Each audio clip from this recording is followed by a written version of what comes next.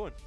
Hello, folks, and welcome to the Le Mans Virtual Series. It's a very unique perspective, this one, though, because yes, you'll notice we're not the main broadcast. We're supporting our lads at Wolves Esports. I am James Kirk. You can also find me on @JustRelic on Twitter, and this guy over here is Adam Stewart. You can find him on @CraftmanRL on Twitter. And Crafters, this is very exciting for you, certainly. It's very exciting for me, but it's very exciting for you. This to be your first sim racing event, and you get to enjoy it in the luxury of these lovely, comfy seats, and supporting a team as well, which is not something that you often get to do as a commentator. Yeah, I mean, just going back to my background, especially through Rocket League, we've had that experience through the team streams last year in the RLCS, but this is proper actual racing. I'm really excited for this afternoon, James. We've got 4 hours of Le Mans coming up. We are starting towards the back of the grid with both cars, but I think the information is just going to be full send it. Le Mans, well, it is certainly the Le Mans Virtual Series, but we are starting with Monza, and actually I think it's best if we get stuck into the action straight away, as the race has just begun. For those who are unaware of where our cars are positioned, well, unfortunately we had some technical issues yesterday, which meant that both cars couldn't qualify. Not only that, but unfortunately one of our cars has picked up a 10-second stop-go penalty right from the off, and so you should be able to see our lovely Wolves GR Esports Porsches somewhere in and amongst the pack. Of course, the main broadcast is going to focus on the LMPs for the opening couple of laps. But here we are, yes! So we are right at the back of this group, which, honestly, Crafters, to me, is great, because it means that if anyone messes up into turn 1, which you can already see some bumping going on, it means that we can just hang back, relax, pick up all the pieces. There we are. There we are. And we're just lovely. And you were doing exactly what you're talking about, just sitting back as everyone goes into turn 1. Turn 1 at Monza is always a disaster. Oh, it's crazy, isn't it? Maybe you see it in Formula 1, it's going to be an absolute chaos. But it looks like everyone is through relatively clean there. And as we can see, we've got cameras. We are here at the Arena Theatre in Wolverhampton. We are, yes. We have both rigs set up in the room next door to us. The drivers set up through there. There's one of them already. That's Chris. That's Chris there. Got Chris McDade in the 87. We've got Adam Maguire starting us off in the 86. Of course, if you want a full look through of all of the different drivers, I understand that you might not necessarily just be interested in Wolves. Head on over to traction.gg. That's where all the news and all the coverage in terms of like mainstream action is going on. In terms of our class, the GTE, Kevin Siggy in the Team Redline car taking the pole position in that one. But I think, honestly, talking to all the guys, and we've got the likes of Nick Foster and Ben Barker, our two real-life professionals, of course. We've got, apart from Chris and Adam, we've got Liam Duvall, we've got Philip Pushka, who's basically coming out of retirement to join Wolves Esports. It's so exciting. I heard you talking about this story earlier. This is fascinating. Yeah, so basically, I mean, I've been in the industry a while, like almost 10 years now, which is wild. I don't understand where the time has gone. And I actually commentated on Philip's first ever sim racing championship win way back. I think it was 2013, 2014 at the time, in open wheelers, basically the equivalent to F2 in one of the grassroots sim racing championships, GPVWC, if you've never heard of it before. Big acronym, I realise. Grand Prix. Do you know, just talking to you today, there's a lot of acronyms in motorsport. There are a lot of acronyms in motorsport, aren't there? You're throwing out, you know, BWC, GTE, LMP2. You know, you can tell that I'm so used to it as well that I'm literally calling it LMVS at this point. LMVS. Le Mans Virtual Series? LMVS, that's the way to go. But yeah, it's wonderful to see all of these guys out here. And of course, it's worth saying, of course, we've got Philip from Germany, we've got Liam from Netherlands, the Dutch land.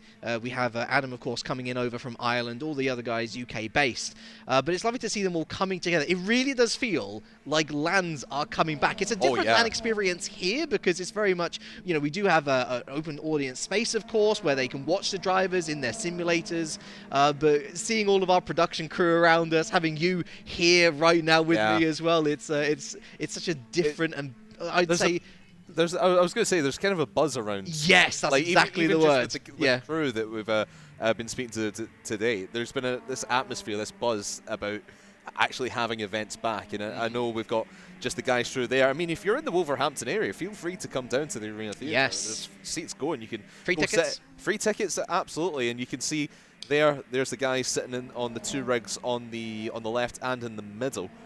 For the next 4 hours, we'll be here covering this exciting, enthralling race at the Autodrome de Nacional Monza. You're very close. I was very close. It came up earlier, and I got it wrong. It's massively wrong. One of my favorite things, which I heard my old French teacher at school tell me, was, James, when it comes to accents, you've got it nailed down, but you probably don't know what you're saying half the time. And I think that applies to basically most because you get a load of different people from a load of different nationalities, and it's different to, say, Rocket League, which is another place where certainly we put our profession into action, and you kind of know what you're talking about there because it's aliases, it's gamer names, whereas sim racing is, I like to call it the most realistic esport because there are so many transferable skills between real life racing and sim racing. If you are not a competitive driver most times out of 10 if you don't use a peripheral of some kind, of wheel, pedals, whatever,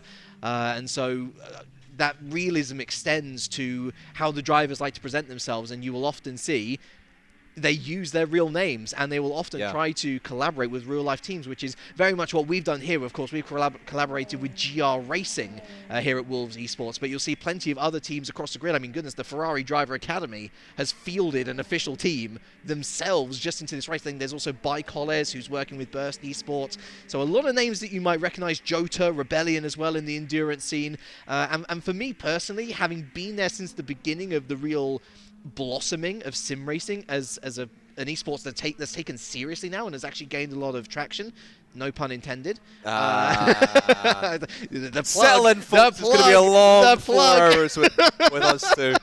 But it's so lovely to see that we have actual teams and actual drivers. I mean, goodness, we have a full list of real-life professional drivers taking part with each of these teams. It's lovely. Yeah, I mean, just looking through the driver list of who is on all the different teams, not just for our teams, the name that jumped out to me straight away was Sergio Tetti-Camera. Yes. Driver in Formula E. If you follow that or any other race series, there's a W Series driver racing this weekend as well. I can't remember who off the top of my head.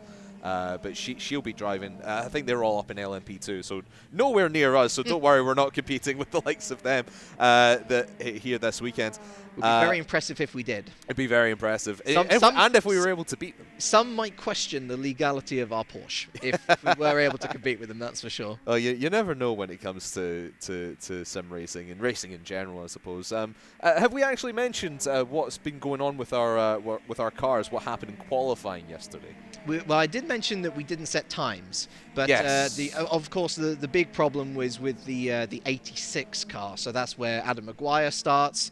He's driving alongside Liam Duval, and I think it's Nick Foster in that car as well. That's right, because Ben Barker's usually in the 86, and he's in the 87 today. That's going to be confusing. It's going to be very confusing, but we'll try and make our way through. And yeah, unfortunately, a 10-second stop go, and it's a weird situation, this one, because ideally the penalty for this is a 45-second time penalty, which you will basically serve at the end of your race or during a pit stop. No, well, it's changed. But it has changed.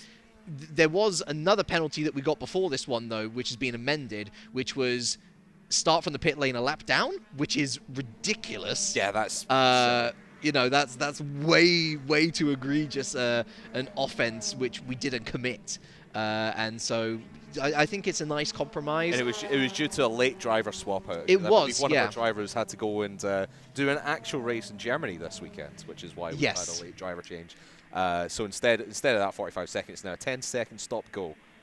Which is honestly, out of all the races this season, which we could get a stop-go penalty, this is the worst one because it's only a 4-hour race. Because it's Monza as well. If it was we got the 8 hours of Nordschleife, we've obviously got the 24 hours of Le Mans. Start of next year, I think it's January 2022 with the Birmingham NEC, of course. Very exciting that we're going to have that big LAN event to close off the season. And yeah, you can go on board here. Ooh, a little wiggle from, I think that's... it's car number 14. No, I think that's 14 laps on board. I think... Who is no, this? Surely that's the car 14. Who is this ahead of us? Is this one of the Porsche? Oh, whoever it is. It's a great pass through Cover Grande. And look at this. I mean, this is one of the things which I was talking to you earlier, where because of the speed of Monza, these LMP cars are already lapping the GTE class. And which you don't have to be worried about. You're only racing your own class. Exactly. You're not looking to go beat the LMP2 cars. That would be ridiculous. But you also don't want to lose time because it is still blue flag regulations. And so you're looking to pick up as much slipstream from these LMP cars as possible, whilst also not losing as much time by letting the LMP cars through. The main broadcast here focusing on the battle between Erhan Yayovsky and Petrovetsky behind, I think it was. Didn't quite catch the name. There's a lot of names that I recognize from across the field, but even in a field like this, where there is a lot of names that I do recognize, there's also a lot of names which you might not recognize. And I also got to have a shout out to the Le Mans Virtual Series team. Worked with them on Series 1. Absolutely brilliant guys over there at Motorsport Games putting this all together, and a fantastic overlay as well, very reminiscent of... Watch this pass. This is going to be incredible. Sorry to cut you off. Yeah, no, go for it. Yeah, who's this? Peterson coming up to turn number 1, getting the slipstream through here. Dives to the left-hand side. Can he get the inside line? No, just barely. Might get the run through Cover Grande, though. It's funny, isn't it? Because we associate Monza as a track where you can easily overtake, but actually, as we've seen with the Formula 1, even as late as this season, it is a lot more difficult than you can give it credit for. And I mean, this is exactly the sort of traffic problem that I was talking about. Total chaos where you don't want to lose time, but at the same time, if you don't give up... Oh, my word! That is 2 cars up in the air. What on earth happened? Someone just got clipped going through... I believe that was through Cover Grande. Oh, and there goes the car. We need to see who that is. When the sand trap at Monza becomes a reincarnation of Swan Lake, you know that something has gone wrong. Let's hope it wasn't one of ours. What's that? Let's hope it wasn't one of ours. Yeah, I hope so. Let's see if hopefully the main broadcast will show us a replay of that, because that looked nasty. That was a huge incident. And I'm like, as someone who's watched a lot of real motorsport, mainly Formula 1. You see that, if you saw that in real life, you'd be like, oh, good God, I hope they're okay. The incident, unless you're fine. It's true. I mean, we don't have to worry. I mean, we worry about their chances later on in the race, but obviously, yeah, they are absolutely fine. And I know there's a lot of people out there who sort of like poo-poo sim racing, saying, oh, there's no danger or anything. But actually, it's the lack of danger that enables people to go for more adventurous overtakes. Let me tell you, Monaco in sim racing is a lot better than Monaco in real life. I can imagine. Don't at me. Or do. I'll fight you on this. Did you not see the Formula E race earlier this year? The Formula E race was great. It was brilliant. It was great. Fantastic. It was an exception to the rule, most certainly. It's certainly better than the Formula 1 race. Yeah, I mean, how many years back do you want to turn? I mean, no. Make sure that argument's relevant. Lance Stroll's replay graphic. Oh, that was the moment. That every time that comes up in F1 now, I just get flashbacks and I'm very scared. But yeah, let's see. Let's pretend like hopefully they're okay in the race in that spin out. Oh well, I mean, there's one of them, I imagine, without the rear wing. The incident it reminds me of is, do you remember Valencia? I think it was 2010. Mark Webber, Heikki Kovalainen. I do not. Please tell. When basically Kovalainen broke a little too early and Webber went straight over the back and went flipping up. I do remember. Like because of the aerodynamics of the car, when the wind catches it at an awkward angle, it literally helps it take off like a plane.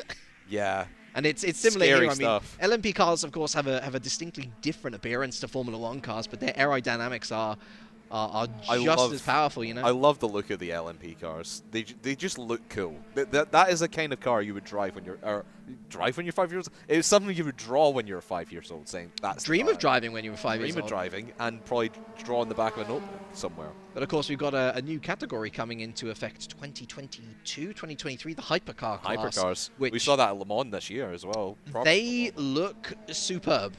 They look wonderful. And who's this? So this is Axel Esports, Nakib Aslan, and Borja Milan for Race Clutch Alpine. Nice little move. That's a nice little move there. Except it wasn't, because it's gone a little bit too wide. And now he's going to have to get the place back. Is he going to have to? Oh, he has been able to keep it. He's been able to keep his foot in, to be fair. Yeah, keeping the foot down. And obviously, Monza being the temple of speed, you want to just flat out as much as you can. I think it's like 70% of the lap. That sounds like a number that's been quoted a lot. Around 70-75% of the lap is flat out. And so, as you can see, this is our lovely area. I mean, that's Adam right there. We likened it to almost boot camping, where everyone's in the same place. They're rocking the Samsung Odyssey screens, which are not just, of course, bendy latitude-wise, but lentitude-wise, they are the most bendy of screens, which is nice because you've only got one screen instead of 3, which is generally what sim racing setup. So you'll notice a third setup, by the way. That's not there just for show. We were hoping to potentially cater to our drivers' needs by having an extra setup, because of course, with peripherals, wheel types, pedal types, each driver has their own preference. Some prefer a softer touch, some prefer a more heavy touch, some would rather have more resistance, so on, so on, so on. I'm sure a lot of you out there know what sim racing is like and how particular these drivers can be with the environment in which they're racing in. Unfortunately, technical difficulties on that setup means that they are restricted to just the 2, but we would certainly hope to see that third setup in use for future rounds, of which we're hoping, not confirmed yet, but we are hoping that we will be able to cover the next 3 rounds in the series. 6 hours of Spa, 8 hours of Nordschleife, and 6 hours of Sebring. 3 fantastic tracks, and your ears were perked at the sound of Nordschleife. Oh, quite a circuit, that one, isn't it? Oh, I'd love to go drive that one day as well. I know it's open to the public, isn't it? Going around Nordschleife. Yeah. I'd love to go to a track, just have a drive around there and try and keep it on the road. Because I try. I'll be the one going like 50 miles an hour while all the Porsches and BMWs are screaming past me. It's one of those circuits which is notorious in my own bank of knowledge, because with a lot of these circuits, I'll remember the names of the corner and I'll remember exactly how each one goes. I can't visualize Nordschleife from start to finish. It's 14 kilometers long. Yeah, it's so big, and there's like you understand certain areas, like you understand the Nürburgring GP circuit, for example, heading on to the actual Green Hell itself, the Döttinger Höhe, which I've been told is the correct pronunciation from a German, the huge long straight that you've got before the end of the lap. Of course, the little jump, of course, midway through the forest as well. But every single corner, no, that's definitely a stretch too far. It takes a great mind to visualize that course, and we have between us probably not. Probably not. Well, tell you what, by Rocket Sim Sport there for past Team Red Line up to P9 in LMP. This one's interesting actually, because Bono House is one of those drivers who's just. He is an alien amongst the aliens. I mean, that's what we call the upper echelon of drivers. And Bono House is someone who just goes into championships and wins everything. So to see him struggling down in P10 is almost like seeing a cat in water. It's not something that you see every day. And if you look at that Rocket Sim Sport livery, you think, oh, hold on a second, that seems familiar. Yes, that's Jensen Button's sim racing team, rocking the classic Brawn GP colours, which, listen, Wolves GR Esports, best livery on the grid. Oh, there's absolutely no doubt. But nice to see the Brawn GP colours. I do love the Brawn GP car. This is on board with one of our drivers and just going right across the Ascari. So this is the 36. So this is, I imagine we've probably served the stop-go penalty either super early or at our first stop. I know that we couldn't serve it on the first lap. I think we had to serve it after 5 laps, I believe. Yes. Was the call on that one. Yeah. So it looks like we are in a. I don't know. I'm trying to see the what position we're in. I don't think we're going to get a good view of this because no, we're not. Like this is raw footage. This is. I think it says 34 out of 38, so we're 34. There we go. So we're not last. We're not last. We're not last. Not dead yet. Not last. But you can see there the perils of having to let those faster cars through, especially if they're romping up onto the back of you at the Ascari chicane, where it's a heavy braking zone. There's a spin with the Red Bull Corvette there. I know a lot of those guys. I think that's Dennis Lynn's car, perhaps. And it's a real shame to see them off into the gravel. Of course, it's a real shame for them. Good for us, because it means more chance to catch up, which is always. And they're probably behind us, so keep it up, boys. Keep spinning out. keep on like, taking each other out and making mistakes. Sure, of course, we do want a nice, clean race, but we also want our boys to do well. You know, this is normal for the first race of the season. You want to make a good start, and I mean, it was unfortunate from qualifying yesterday where we couldn't get one car going, and then we had to take the penalty. I was talking to a couple of guys, and we're saying the pole lap for GT was going to be about 134, 133. Yeah. Sorry, 140. 143, I believe it was. We put in a 142, but then couldn't start that car, unfortunately. Which is, hey, that's racing for you. That is racing. You're just gonna have to deal with it. As we have a look at the order here. It's a lovely scrap here in the GTEs. Yeah. Hey, getting a bit frisky there. Stay in the gravel trap a bit longer, please. I don't think that is gravel. Hey, I think that's us. That was not us spinning out, was it? So this is almost certainly going to be the Porsche Esports sim racing team.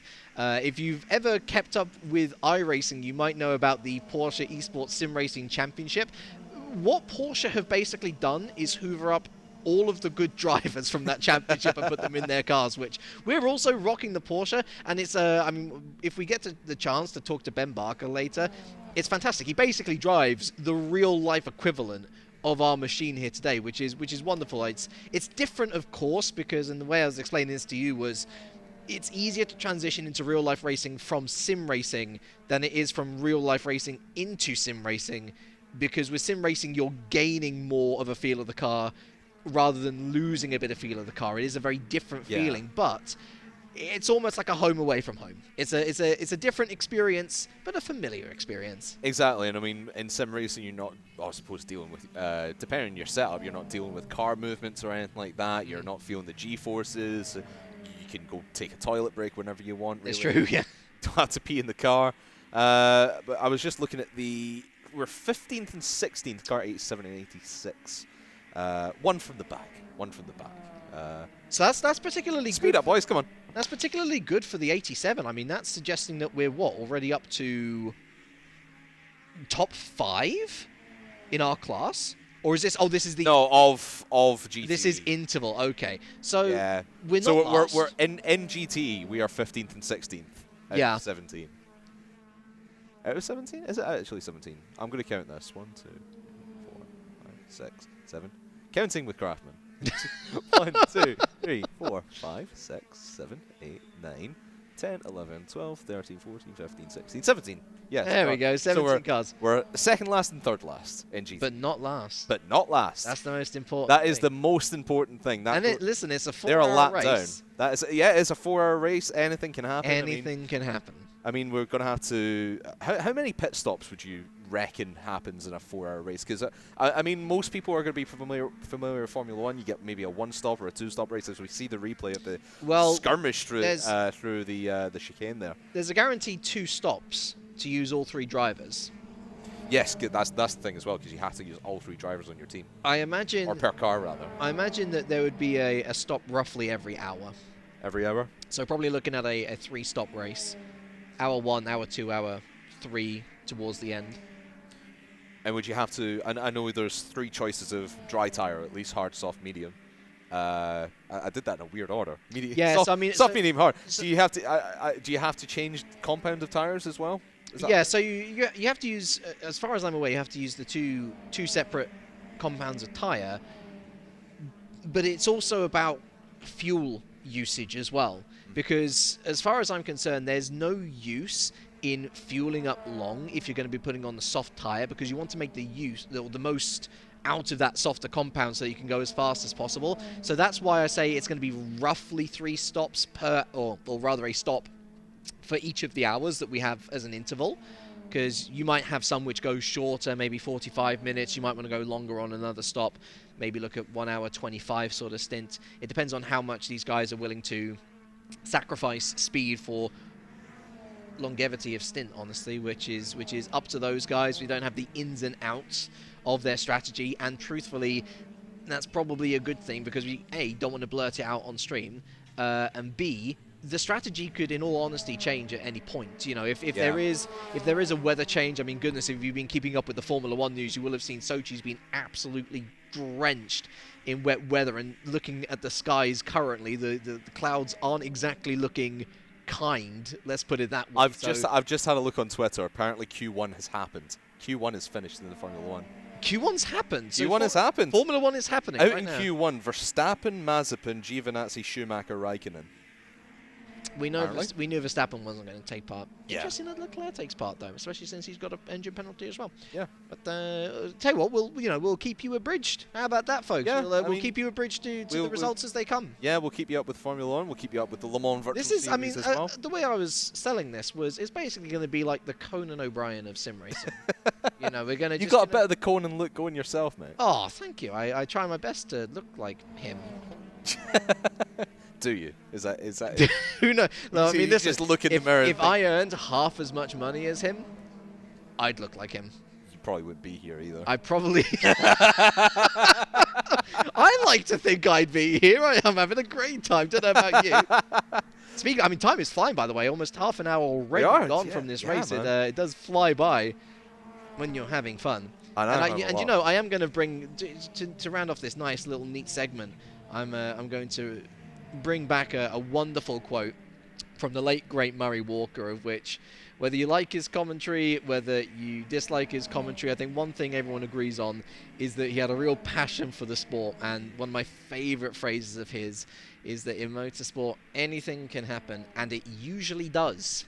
And I really do think in endurance racing, especially when consistency is king, and especially when it really tests your concentration over longer stints. I mean, obviously we do switch between drivers, but even in that of itself, to have a successful pit stop, a successful driver transfer, you need to be on it. Otherwise, you're losing time, or in sim racing in particular, risking technical infringement, which is never a good thing. It's never a good thing. And the thing to remember is we have a look at Adam sitting in the left-hand rig there.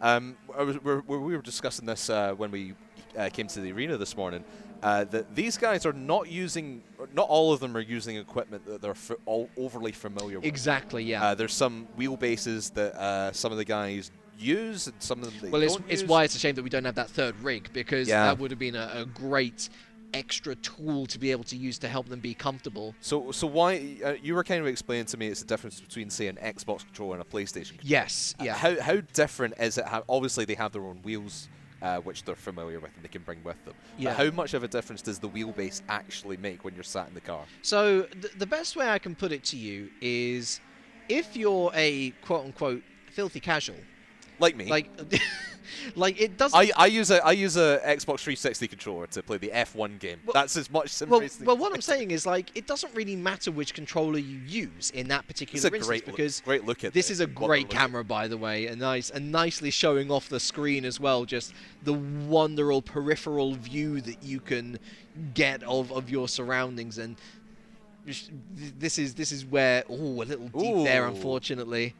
And turn one. Nice save though. Nice save. Just shrug it off. Back on track. Back into the rhythm.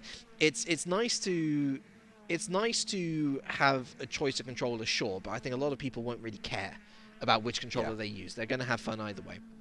But then you get to the next level up where you might say, okay, well, I prefer a PlayStation controller, or I prefer an Xbox controller because of the map layout, or the button layout, or how the sticks feel, or where the sticks are located. And it's a similar sort of ideology going into sim racing. There's a lot of different wheel manufacturers out there. The ones that you'll probably be most familiar with are Logitech and Fanatec.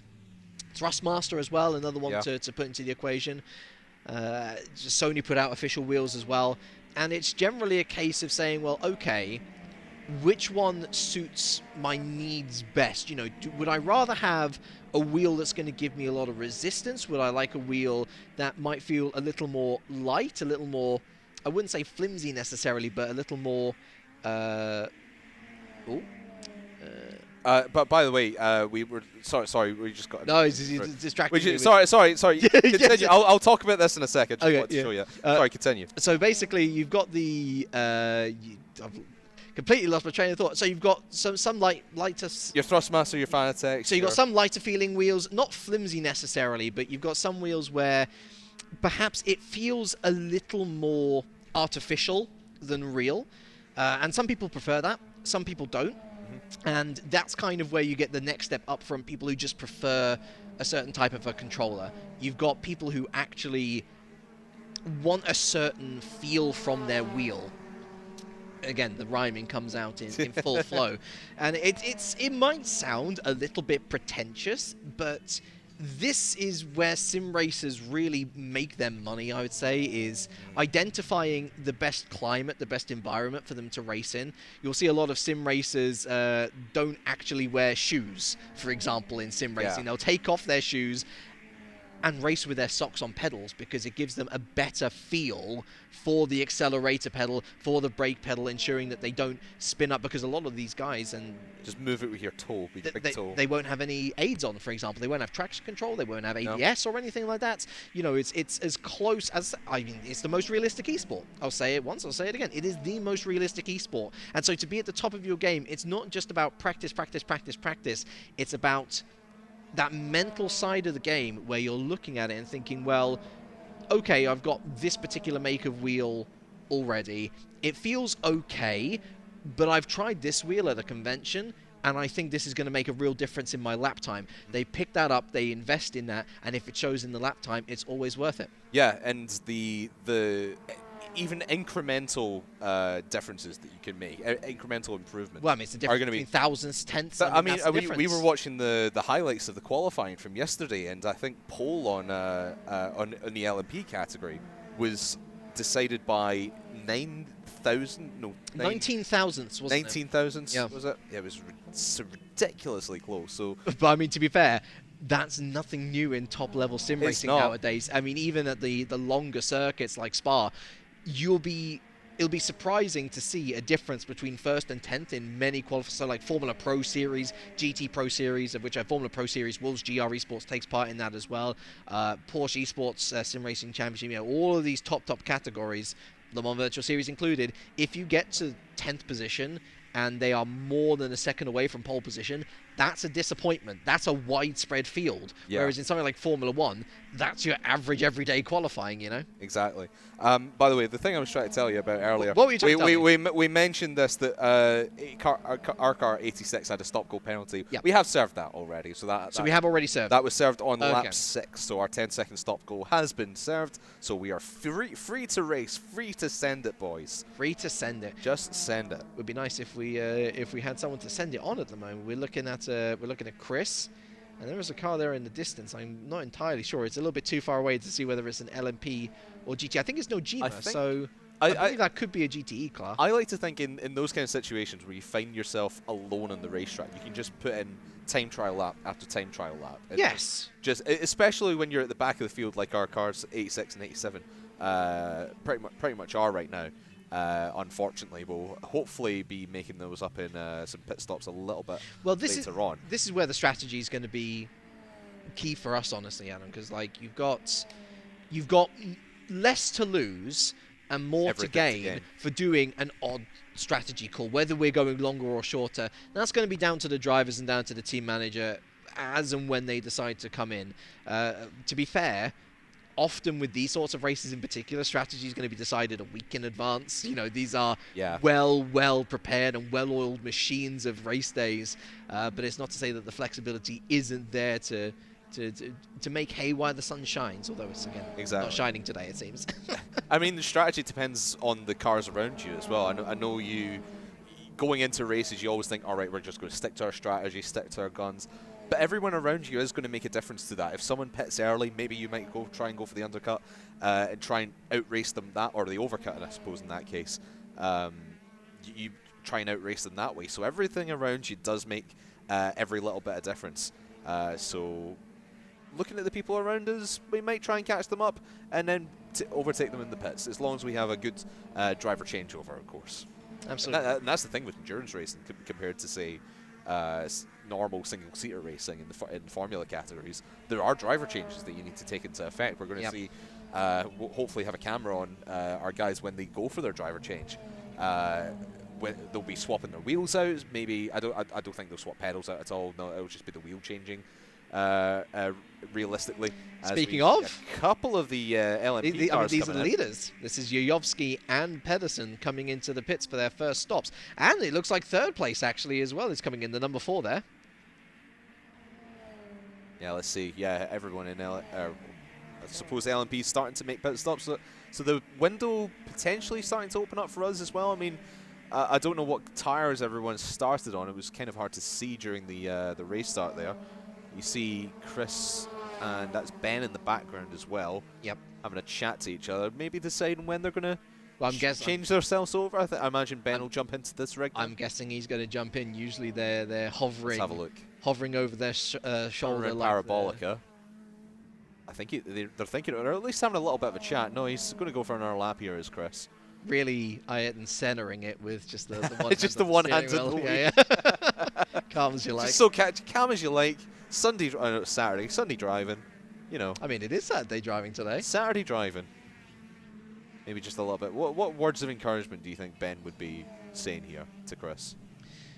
Well, I mean, he's been in the game long enough, Ben Barker, to know that, you know, even if there is nothing to gain from today in terms of position, there's still plenty to gain in terms of learning the car and learning what works and what doesn't. And so it's best just to keep on, you know, throwing the laps together and seeing whether being a little more aggressive here and there might pay some dividends. You know, obviously seeing if the strategy pays off. And I guess, honestly, the car that you can hope to match or beat is the car that's ahead of you. So perhaps feeding through lap time, saying, hey, you know, this is what the guy ahead's doing. Let's try and match them, or let's see whether we can try and beat them in a certain sector or something. And it's incremental gains here and there that starts to build up the confidence. Yeah, I was just having a look at the split times there. I think we're about 50 seconds back from the car in front, and our second car is about 26 seconds back from our first car. Oh no, I was looking back there and it said pit out, and I'm like, wait, we pitted? No, that's back to LMP. Yes. Need to take account to that. Seeing where. Hey, one of our cars is on the stream. Hey, there we are. There we are. Hey, go on, man. Got an applause for that. Yes, that's applause. The chat. Lovely. I know they're looking at the LMP car, but hey, that's us. Love to see it. Going around Parabolica. Are they going to come in this time? The sponsors will be happy. No, they're not coming in. But this is now 20. Well, it's 20. Bit of slipstream. So a little bit of a sip. A little bit of a sip. But 22 laps to the LMP, so I imagine maybe about 20 or maybe 19 laps for the GTEs at this moment in time. Yes, probably. Yeah, because the LMP cars are just that much faster. Because, like I said earlier, we aren't racing these guys. We don't have to bother about these guys. We just let them get on with it. Well, as long as they don't crash into us. As long as they don't crash into. It's so like we don't crash into you. And you don't crash into us. You leave me alone, I leave you alone. Exactly. You know, it's a nice little deal. It's a treaty. It's a little what? Sorry? A treaty. A treaty. I was like, I don't know what you were trying. I don't know what I thought you were going to say. Like an ice cream treaty. An ice cream treaty. How long's this race got left? Oh, still about still a few hours. Yeah. Still a few hours. Strap yourselves in, folks. Oh boy, it is such a shame. We knew this was going to be. Ironically enough, for the shortest race of the season, we kind of had the impression that it was going to be a long one, given where we were starting, given the technical issues, given the penalties. And speaking of penalties, Car 86, one of our boys. We just served a drive-through penalty for corner cutting. I mean, we did see, it must have been Car 86 going straight over the Variante chicane. So, turn 1, turn 2. I don't like to call it corner cutting. I like to call it flamboyant usage of the track. Artistic track making. Artistic track making. Yeah. Come on, listen. If everyone have a problem with that, everyone sticks to the same track. It's boring. Exactly. Make up your own lines, people. Listen, I understand that the stewards have their prerogatives. You know, I understand that the stewards and you know the in-game, you know, penalty system. I understand that they've got a job to do. Let us be. Let the boys race. That's what I say. Let the lads race. Hashtag it. Hashtag let the lads race. Or boys. Either one. Let the boy lads race. Let the boy lads race. Oh, the boy lads. Let's see, GTE, where are we? We're still 15, 16. So I think we did say we're about a minute behind car number 888. No, that's fine. We can find the time. We can find the time. And I mean, they might have a bad pit stop, bad changeover. Exactly. You never know. It's. Well, I mean, literally, if there is a technical problem in a changeover, that can cost you a minute, 2 minutes, 3 minutes. Those are the worst things possible to happen in a sim race. Is a driver changeover going wrong? And just looking at Chris and Ben's body language here, I think they might be getting ready for a bit of a changeover. He's been hunched over like the man from Notre Dame. I was wondering where you were going to go with that. Glad it went that way. It's a very pensive and thoughtful pose. He's got both hands. I thought he had both hands off the wheel there for a second.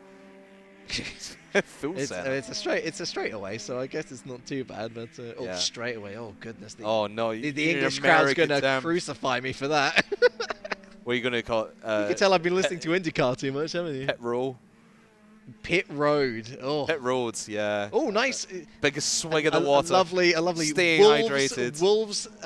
Wolves official water. That is. Wolves official water. Wolves official water. Get it down, you. Get it down, you. Get it down, you. Also, if you're looking for a beverage to enjoy the stream with us, then might I heartily recommend the Monster Energy. Keeps you the can energy recommend up. that all you want. All you want. You speak the praises of In fact, I mean, you might have seen it at the beginning of the show. I think I might crack into mine that. Listen, you think this isn't authentic? Oh, there we go. There it is. Lovely. That's what we want. Lovely. Sticking into a Monster Energy. Beautiful. Lovely stuff. Beautiful. Unleash the beast. Unleash the beast. Get it down. Listen, the sponsors are going to be delighted with this. They are going to be. They're going to be happy. They're going to be loving it. As we're loving this race, to be honest. I mean, even though our guys aren't doing as well, still a great race to watch. There's plenty of close battles all over the place. And honestly, like, again, another part of this is, yes, short term, we can focus on the guys ahead of us, try and match them pace for pace, see where we can improve in the sectors. But we're also looking at other teams and identifying what are they doing right? What are they doing right? What more can we do to not just emulate, but improve upon what these guys are doing? And I'm seeing nice, smooth driving styles. I'm seeing people who are being pretty respectable in battle as well, honestly. And that's something that's going to give us a lot of confidence going forward, because the last thing you want in a grid full of guys who are hungry and ready to fight tooth and nail for every position is guys who are going to go over the edge and put your car at risk because they're so desperate to hold on to their own position or to gain your position. So it's nice to see that everyone's actually being rather respectful. There have been a couple of twists and turns and cars flying up in the air in the opening couple of laps, but aside from that, it's been very respectable, very good, clean racing. That's what we like to see. And I mean, I know we want our boys to just full send it and go balls to the wall and just take everybody out, but at the end of the day, that's not the racing we want to see. We want to see everyone having I'm just going to hold up a sign. I hope they all have fun. Yes. And if we have fun, we all win. And you know what could also be fun is for those out there who are looking to go to university, those who are younger amongst us in and amongst the audience. First of all, welcome to you. Hope you're enjoying yourself.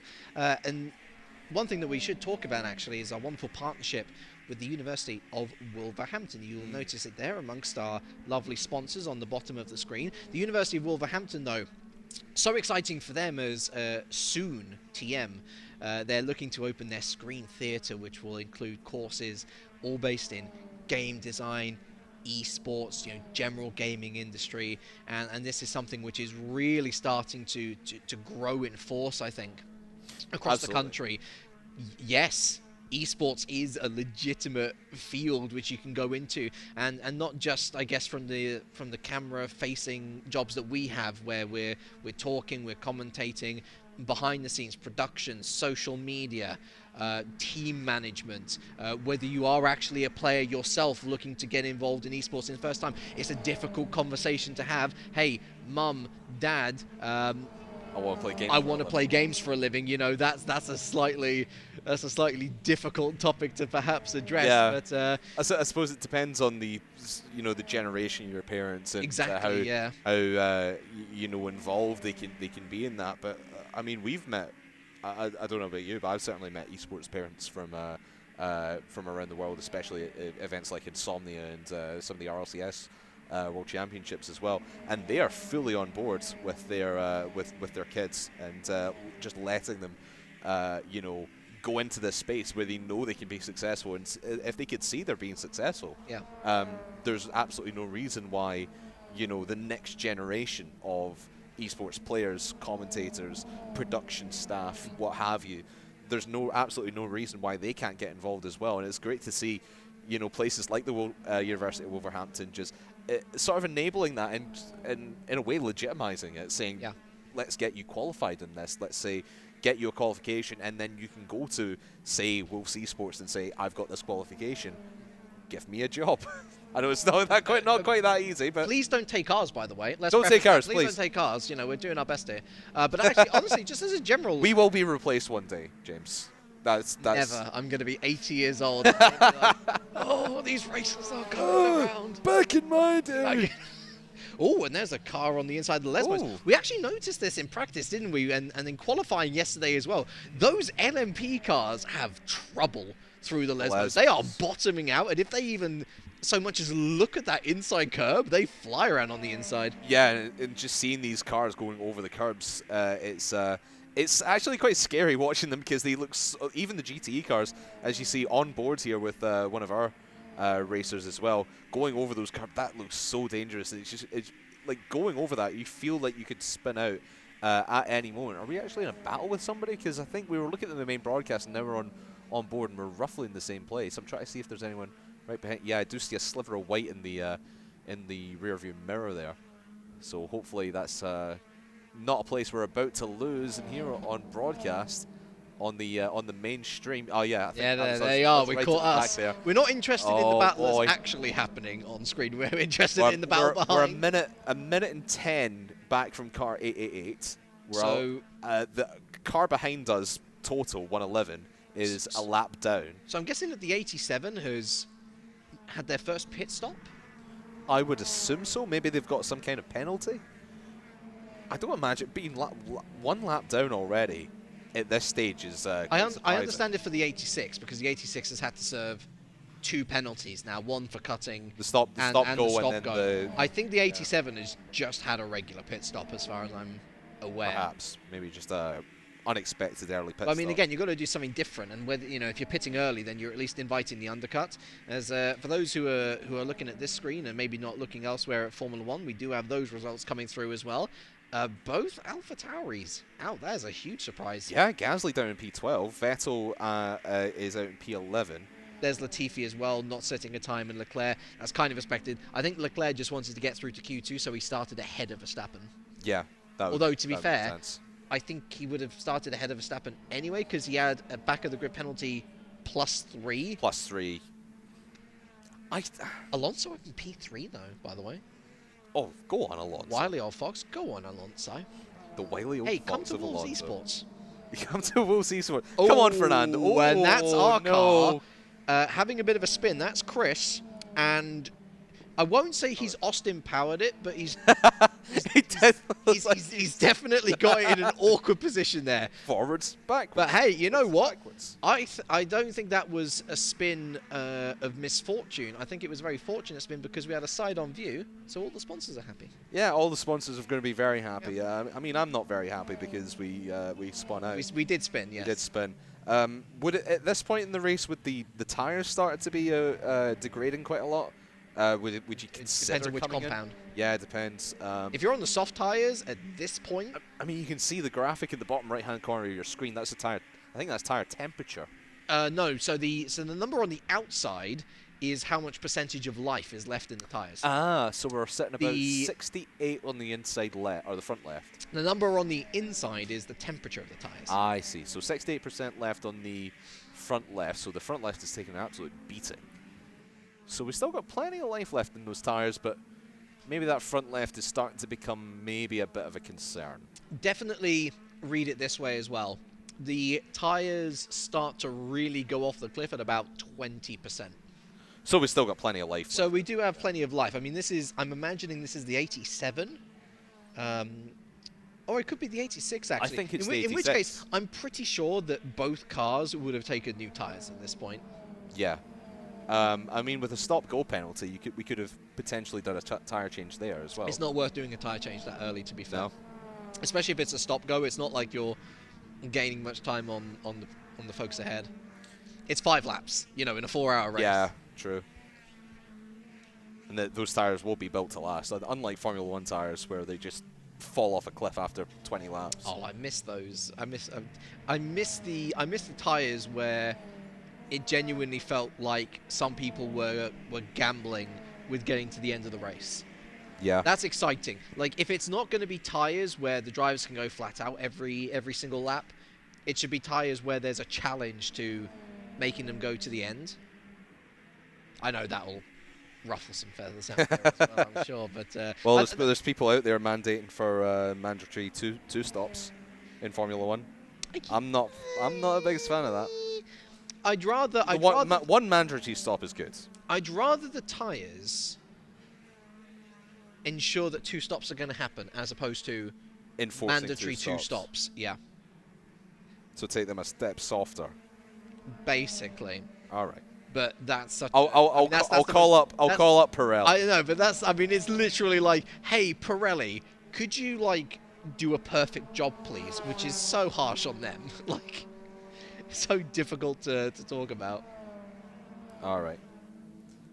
Well, as we sit on board, I'm trying to see what lap we're on as well. I believe. So the lap count 26.5 laps. I think we're coming down to the Ascari chicane just now. You can see that in the info in the top right of the wing mirror, or rear view mirror, I should say. Lap 26 is where we are at just now. Still going strong, I would say. Maybe starting to think about when to come in. You never know, really. And again, like we said, it depends on the people around us and if they feel comfortable enough in the car. I mean, we are coming up. It's now 50 minutes into the race. You were predicting maybe a driver change every hour or so? So the way that they usually do it in a 4-hour race is you have one driver change at 1 hour. So you have one driver do 1 hour, one driver do an hour, one driver do 2 hours, basically. So you're sharing the load relatively evenly. It's about load and of course you said endurance race. It's all about concentration at the end of the day as well. I know you're going to be in the car one person at a time for about an hour at a time. So you need to keep that concentration up. But of course, across the entire 4 hours, you've got to keep all 6 of our drivers concentrated at the same time. Yeah.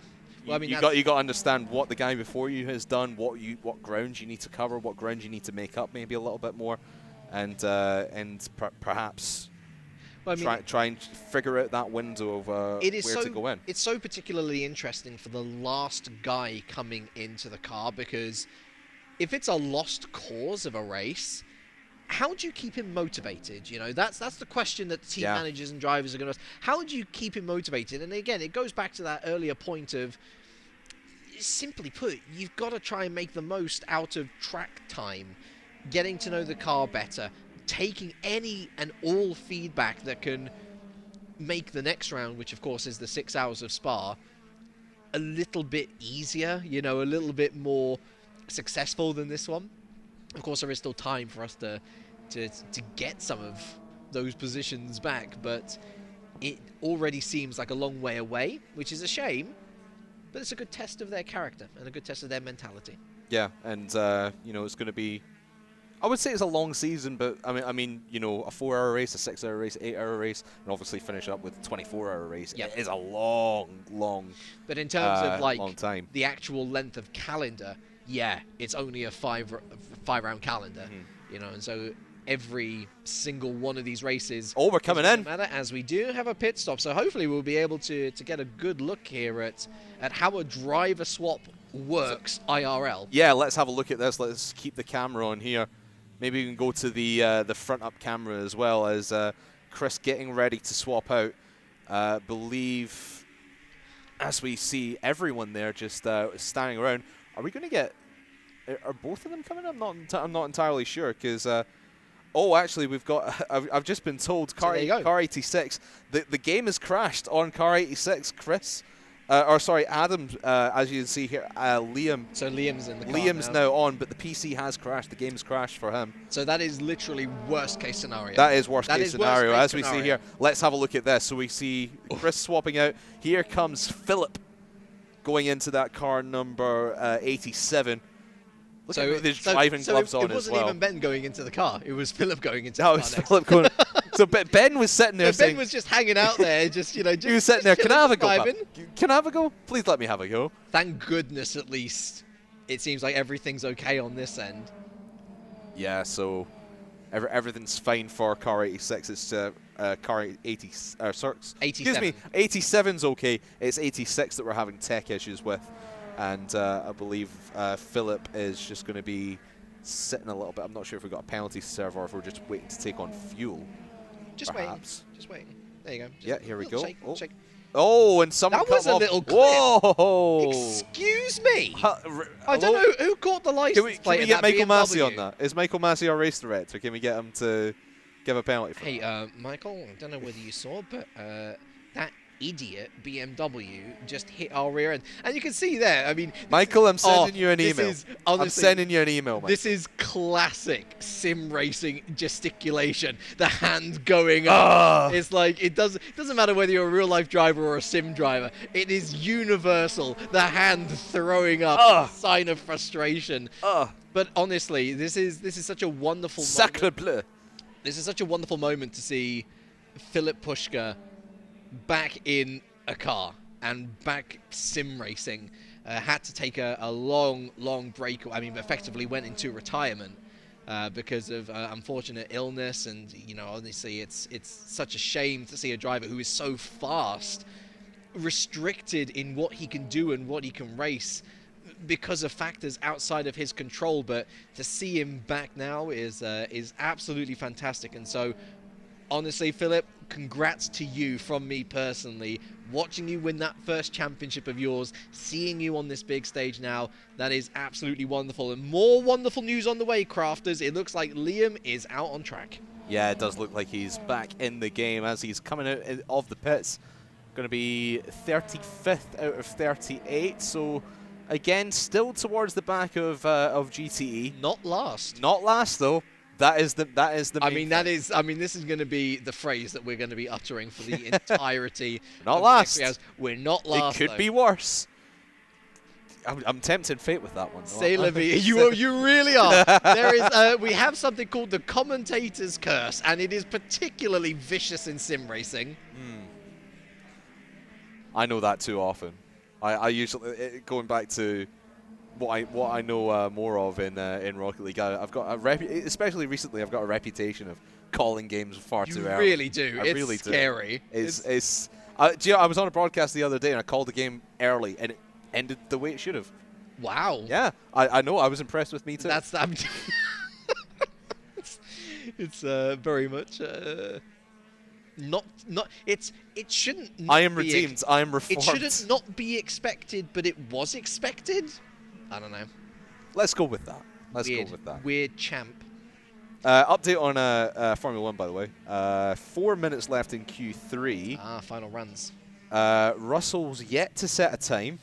Sainz is on an outlap in 9th, as is Ricardo. Then it's Ocon, Stroll, Perez, Alonso, Bottas, Lando P2. That's a broken rear wing. Front wing, I should say. Broken front wing. I believe that is. Is it a 4? Is that Hamilton? Is it a 77? Is it a 4? Was it a 4 or 77? I couldn't quite see. I look like a 44. 44 or 77. We'll have to wait and see. We have another pit stop. Both of the. Oh yeah, so we do. Is this the 80? This is the 86 again. I believe so. Yeah, because they were positioned 35. Yeah, this is the ball. So what are we coming in for? Oh no, this is the 86 coming in. Box. Oh, look at that. So I'm guessing, they've had to take tyres because they've come straight out the garage, and so they've effectively had to do another pit stop. Sorry, this is Hamilton.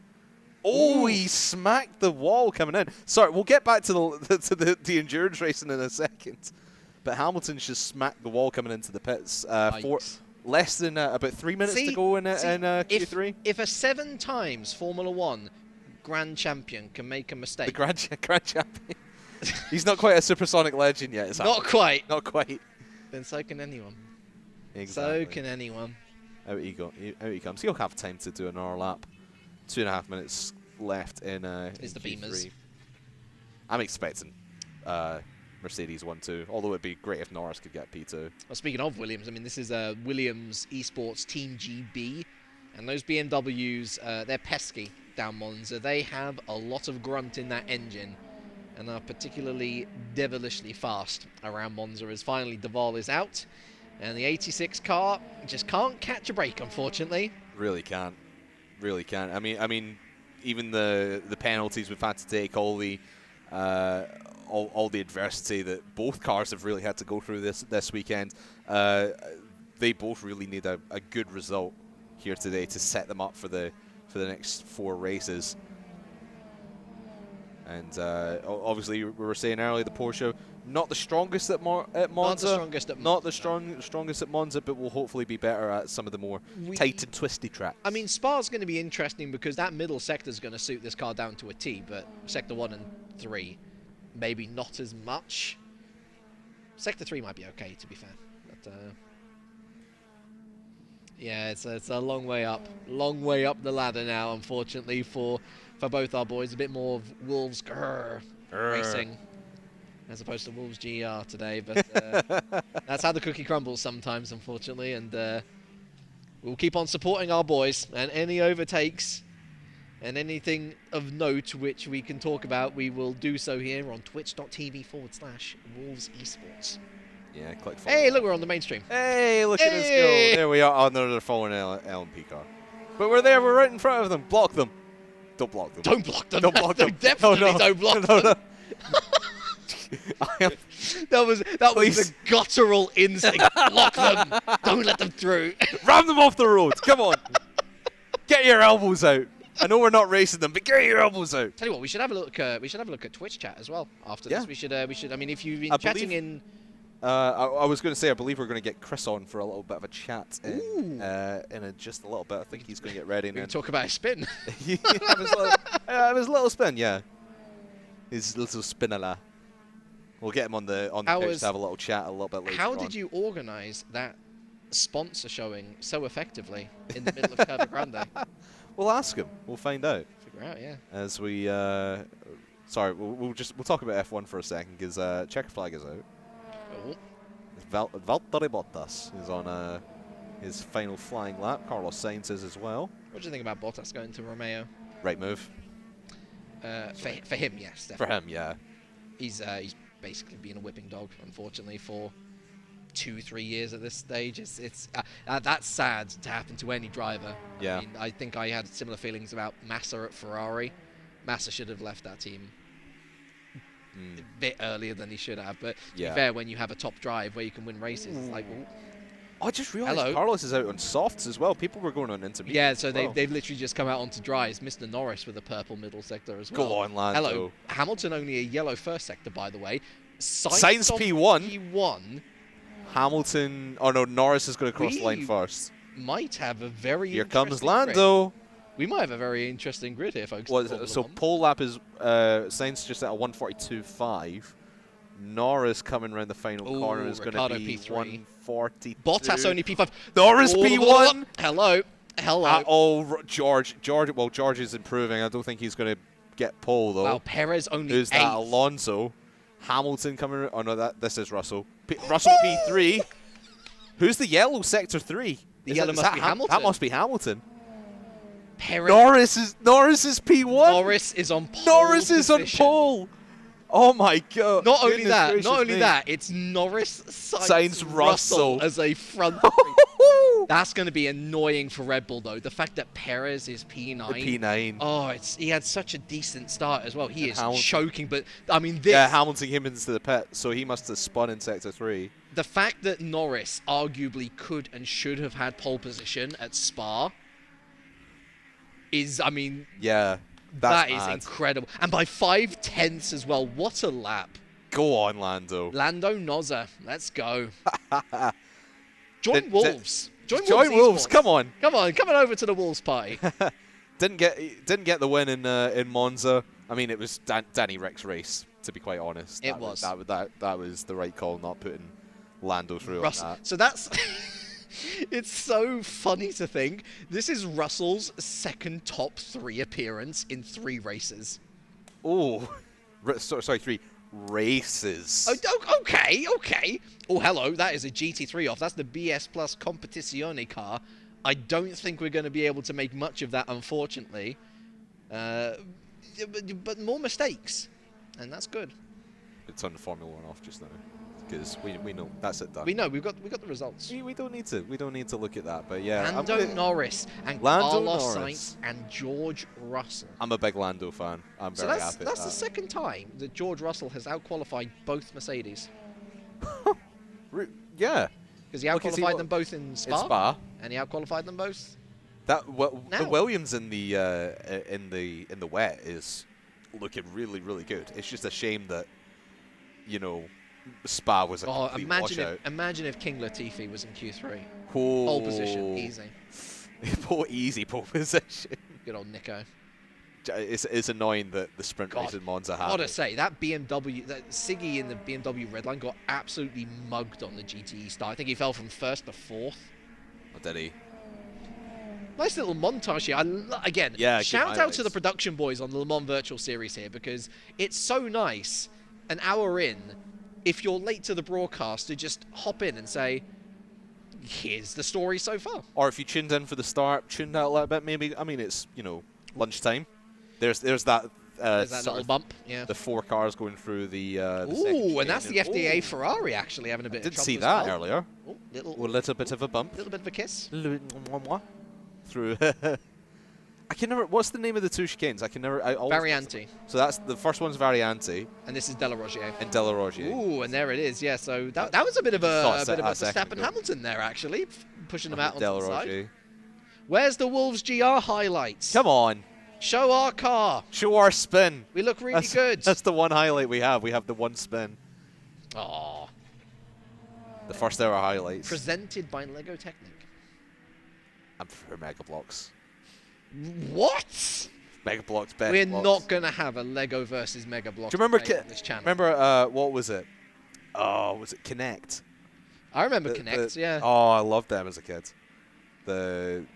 Just connecting everything up, I guess. You know what I enjoyed a bit of? I enjoyed a bit of Bionicle. Not to be confused with Barnacle. Bionicle. Barnacle Bionicles. Now that's a viral trend waiting to happen. So this is actually, I think, the number 777 here, the D-Station racing car, Japan-based, 2 Japanese drivers. Great to see a lot of representation on the grid. I think these are the guys that the number 87 at least was chasing down before the pit stop. I believe it was it not 888 we were looking at? They're up to 10th now.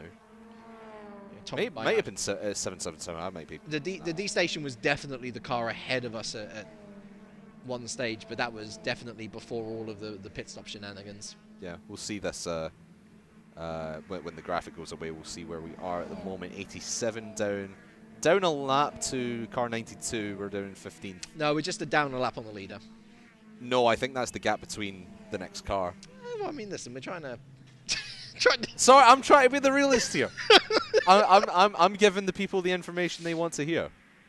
Well, that we're a lap down on the next. We're a lap. Yeah. I know that's what you want to everyone wants to hear. And we are actually last. We are car 86 is last as well. Hey, listen, we've still got 3 hours to make sure that we're not last. We do. Maybe someone else can have a spin. Speaking of spins. Oh wow! Is that really how you're going to? Is that really how you're going to introduce? That is how I'm going to introduce Mr. Chris McDade to the broadcast. How are you doing, Chris? Hello, I'm good, thank you. How was your stint in the first hour? It was interesting, to say the least. You had that one little spin that we saw that in the main broadcast. They did show. It was a nice artistic sponsor show off, wasn't it? It was a sponsor show off. That's what I was going for, actually. So thank you for noticing. No, I mean, listen, it's the detail, right? It's the devil in the detail. Yeah, I just wanted to show the whole car, you know. Exactly. It's a beautiful, it's a beautiful livery, isn't it? And it's got to be shown off. But it's been a difficult start to the season, let's say, for not just the 87, but the 86 as well. How are you guys feeling? Are you just sort of vibing? Are you just trying to enjoy the race for what it is at the moment? We're just trying to take all that we can from the race, learn mostly the pace of the competitors. Right, yeah. So hopefully when we iron out the technical issues and where we should be, we'll be in the mix trying to fight for some points. Yeah, and I mean, James and I were discussing that the Porsche isn't particularly the strongest car around Monza, but going to the more tight and twisty tracks like the Nordschleife, like Spa a little bit later on, hopefully that'll be where we can grab back a few points and show a bit more pace. Yeah, absolutely. I mean, I'm quite new to the game, so I'm not overly sure which car is best on the track, but I'm taking his word for it. If it's not, it's a there you go. The Porsche isn't great, trust me. Not on straights anyway. But actually, I mean, that's a really good point to pick up on, actually, because I think another thing that some newcomers to sim racing might think is it doesn't matter what game you're playing, you're all racing. But actually, the difference between games is pretty pronounced. Oh, between different games, yeah. Oh, absolutely, yeah. I mean, we're racing. What's the? So we're racing R Factor 2. R Factor 2. So what are you more used to then? I play a bit of everything, to be honest. Mostly ACC, Assetto Corsa Competizione. But I've played Project Cars 2, Race Room, iRacing, original Assetto Corsa. So well, that's one of my best skills, is sort of adapting to each sim in a way. Yeah. So I just try and broaden my racing skills. Bit of a jack of all trades, and certainly puts you in good stead when you've got lots of different competitions to take part in. Because I mean, sim racing now compared to a few years ago is wild now with the amount of competitions on display. Yeah. So there's a lot of prize money on the line, certainly. So the more that you can get used to the other sims, I guess the more opportunity for you to earn a bit of sweet cash. That's it, yeah. I was actually at the Nürburgring last week. Sim Racing Expo? Competing on ACC. Yeah. So right. Yeah, there's a jump back here, jump on R Factor, and yeah, it's. I really think that as a team we do have good pace across the whole, all of the drivers. So I'm sure by next race this will all be sorted. And we'll see us. We saw Ben sitting behind you for a little bit, just sort of crouching where you were going around. What was he saying to you? Was he giving you any advice or any tips, or because we thought you were going to go for a driver change with yourself and Ben? He was just getting ready to. He was jump ready. Yeah. He's a race driver. He's always eager to race. Yeah. So what was he saying to you when you were going round, or was he just? We were just talking about how it's not quite as you think it is on the screen, basically. So we're just having to brake a little bit earlier. Okay. I mean, we saw you going around, one hand as well. Yes, center light, yes, center Sunday driving, on a Saturday. On a Saturday. Yeah, it looked quite casual. You look quite comfortable going around, and well, on Monza, there's a lot of time to go around one hand. Yes, that's very true. Yeah, just put your foot down. Just use the other hand for the corners. Most of the time. Exactly. Am I right in saying that you were driving yesterday as well in the SRO Sprint Series?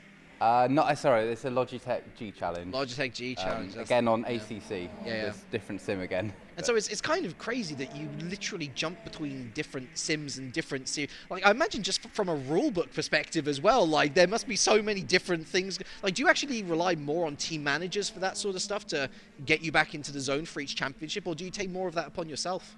I usually take it upon myself, but obviously for this bit, there's a massive involvement with the team, which has been very helpful because, again, like new to the sim, I don't know all these things yet. Sure, yeah. But yeah, we're slowly learning, and obviously there's rule books we can all look at. But the main thing jumping between the sims is obviously the physics, the handling of the car. So if you're practicing for a race, maybe like 10, 15 hours, just on the same track, the same car, you sort of get dialed in to exactly what makes the car tick, sort of thing.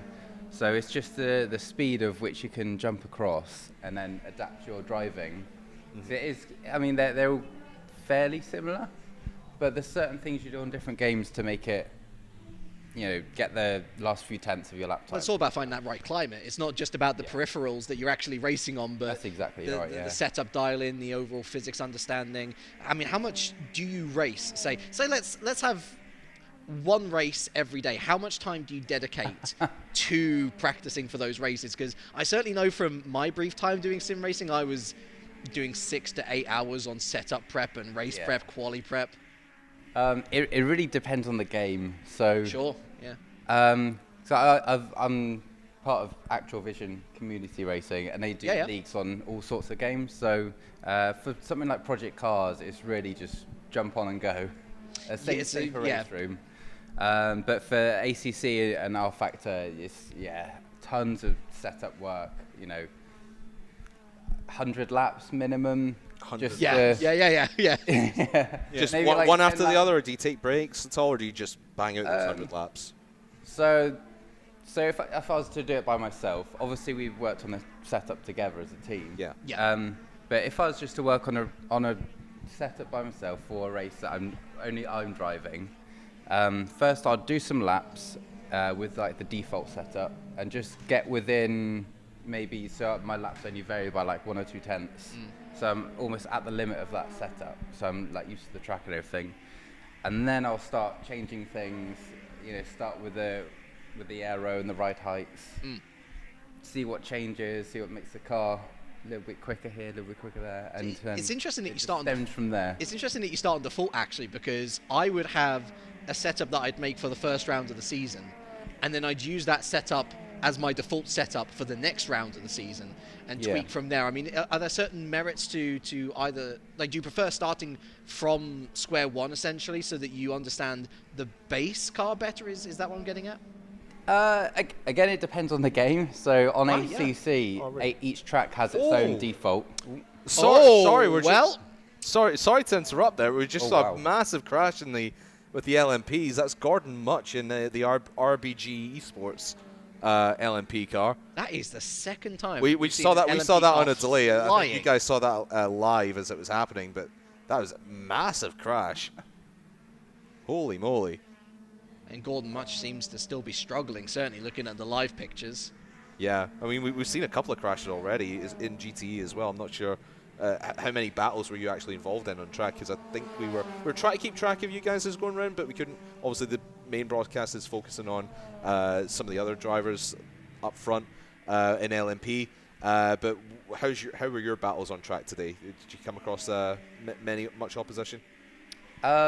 Well, not particularly, because we did drop off the back quite sharpish. I think that's the main thing our thing is struggling with, where there's lots of cars in view. So what do you do in that kind of situation when you're not really round anyone or battle? Do you just put time trial laps in, or or do you just go and manage your race a little bit more?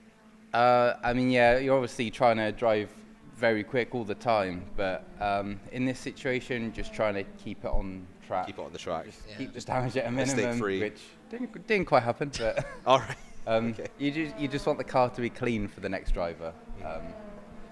Tire management does come into it, but when you got no one in sight, you don't really think about that. You just want to, especially looking at the delta to the car ahead.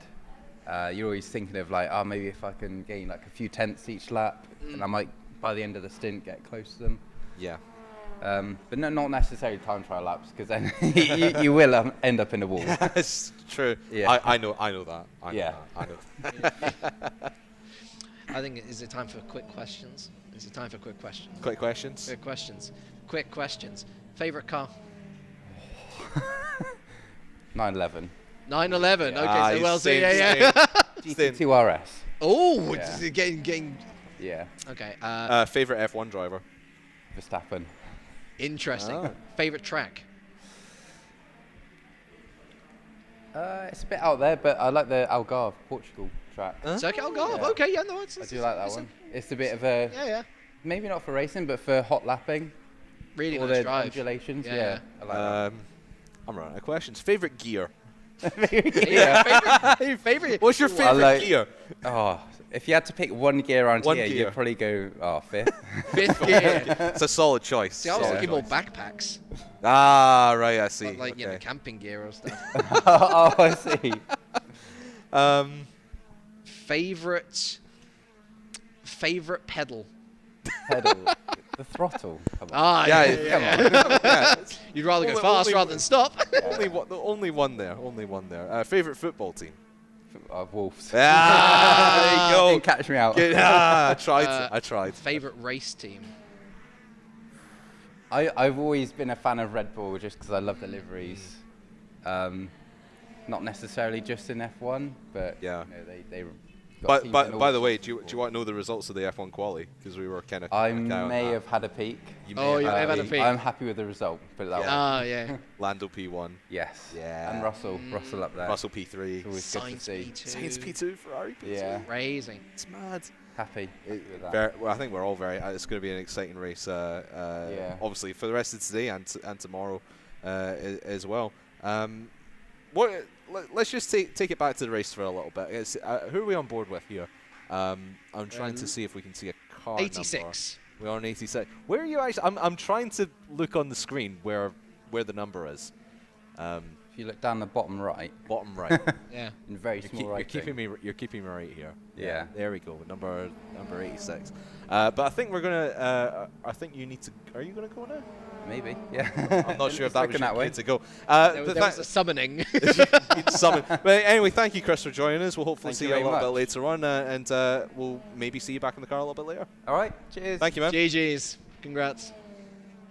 It's good to talk to the drivers after a stint. As I say, the sim racing has come on so much where 5 years ago you wouldn't get a single driver wanting to do any sort of interview. But actually, getting someone on a couch like Chris, who's just lovely, open to talk to, happy to laugh about the mistakes, happy to just be open on his experiences with the team and his experience here, and being able to open up like that, it's lovely to get an insight into the modern sim racing drivers of today, since ultimately there's a lot on their plates nowadays. They do load up those schedules with a lot of different events. Some might be contained to the same sim, but most of the time, you are at least juggling two different ones. Yeah, and I mean, like Chris was talking about just there, I mean, he was in up at the... Oh, no! Was that Who was that? That was the BS Plus competency. Oh, he just took us out. That is outrageous. Boo. That is that. Thank you very much, Le Mans Virtual Series main broadcast, for showing the injustice that has befallen our car. Disgusting behavior. Oh, what were we talking about before? Let's not pay attention to that. Let's move on to something nice. We were talking about as I was saying, like Chris, only a few days ago, he's up at the Nürburgring, competing in ACC. Sim Racing Expo, that was. Sim racing and all these different things they need to take into account. The actual game they're playing, the setups, the cars they're driving. It's a lot to take in and a lot to really be mindful of as they go through their careers, as we see another spin, this time from one of the LMP2. Oh, that's a big accident. Oh, 1, 2, dear. 3, 4.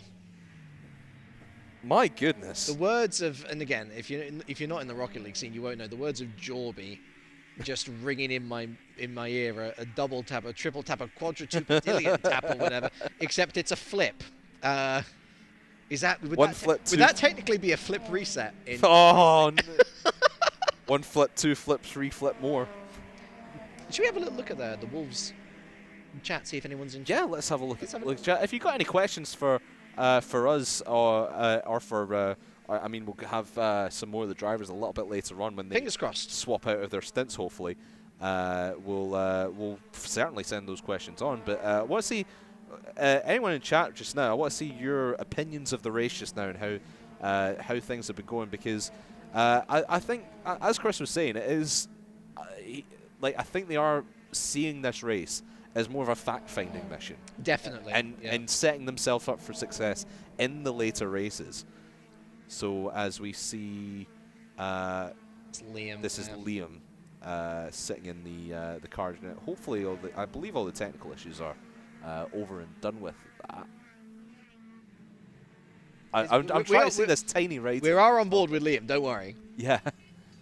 Yeah, car number 86. Yeah, it's the green text in the bottom right there. I was trying to look on the left for some reason, but no, that's actually your position. So we're 35 right now. And not last. Not last. 86 and 87. We're not last times 2. Yeah, we are. But solid racing just now.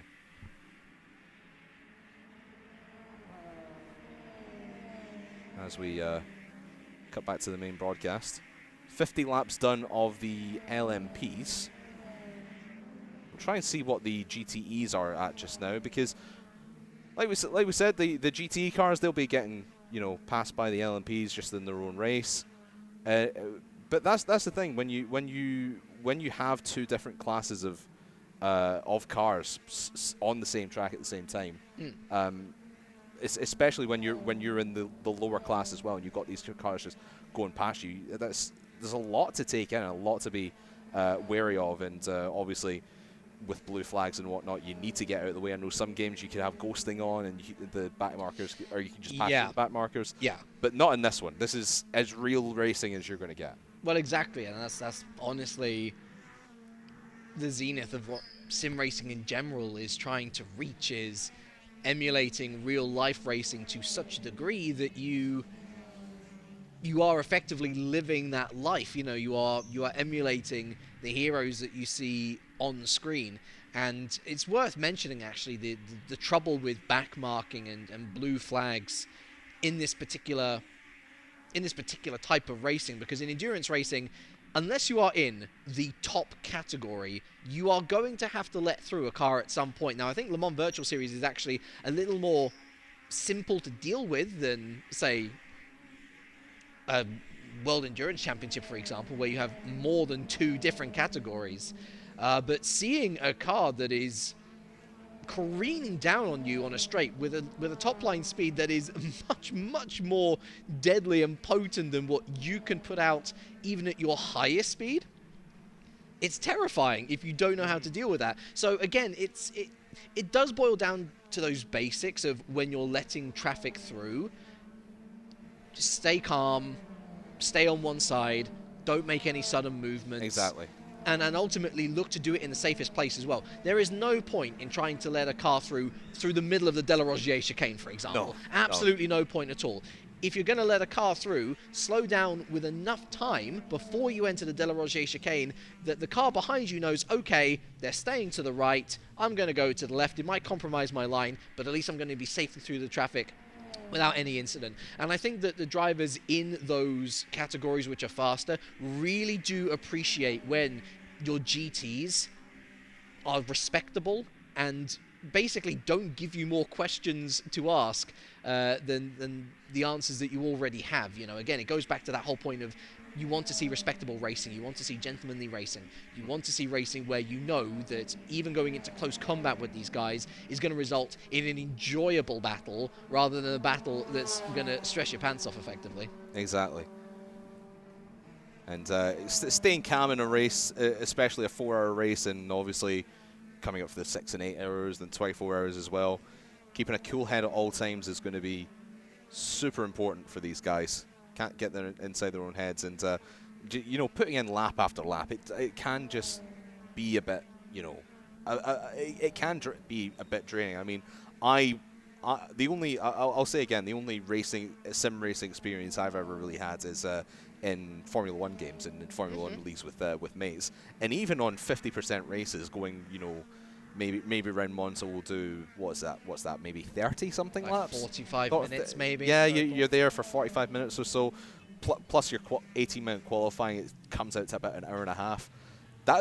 I find that difficult to keep myself concentrated the entire time. I don't know how these guys are able to sit down. Obviously, I know they're swapping in and out for between those 4 hours, but to sit down there and just go round and round and round for 4 hours straight, that would stress me out. But I mean, keep now in mind as well, I mean, going back to what Chris was saying, for stuff like this, you know, you've really got to put in the time to ensure that your setup, your environment is as comfortable as possible, and that's going to make the longer races that much more easy.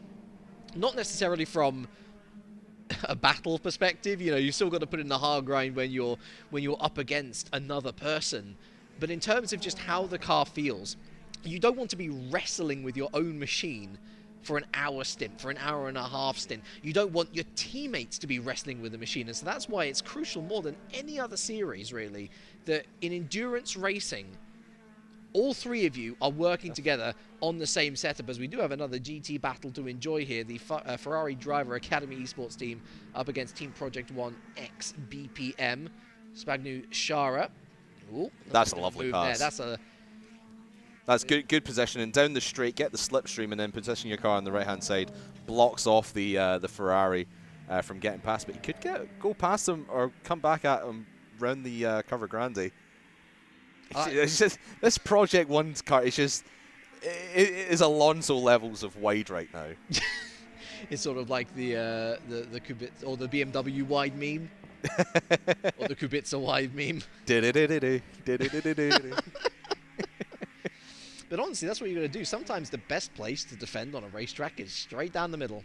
Straight down the middle. Because rather conversely, when it comes to letting traffic or to letting faster cars through, there you don't want to give them questions. You don't want them to have a split-second decision where they've got to go left or right, which could end up in them crashing into you. Here, you want to be asking them as many questions as possible so that they are unsure on which side to go on. Yes, obviously, going down the inside is going to force the issue, but are they really willing to risk their car? In an endurance race as well, it's 4 hours long. You don't have to, defend for your life. It's not going to be over in, 15 laps or so. As one of our cars, number 86, is on its way into the pits. Let's see if we can get a word about why we are going to be pitting here. I don't know. Are we going to go for a driver change? It's only been about half an hour. Yeah, I mean, to be fair, I don't see any drivers present, so I don't think it's a driver change. Don't believe it's a driver change. Well, I'm getting a TBC to be confirmed why we are pitting on that one, but it's a drive-through, I believe, for track cutting. Track limits again. It's artistic interpretation of the track.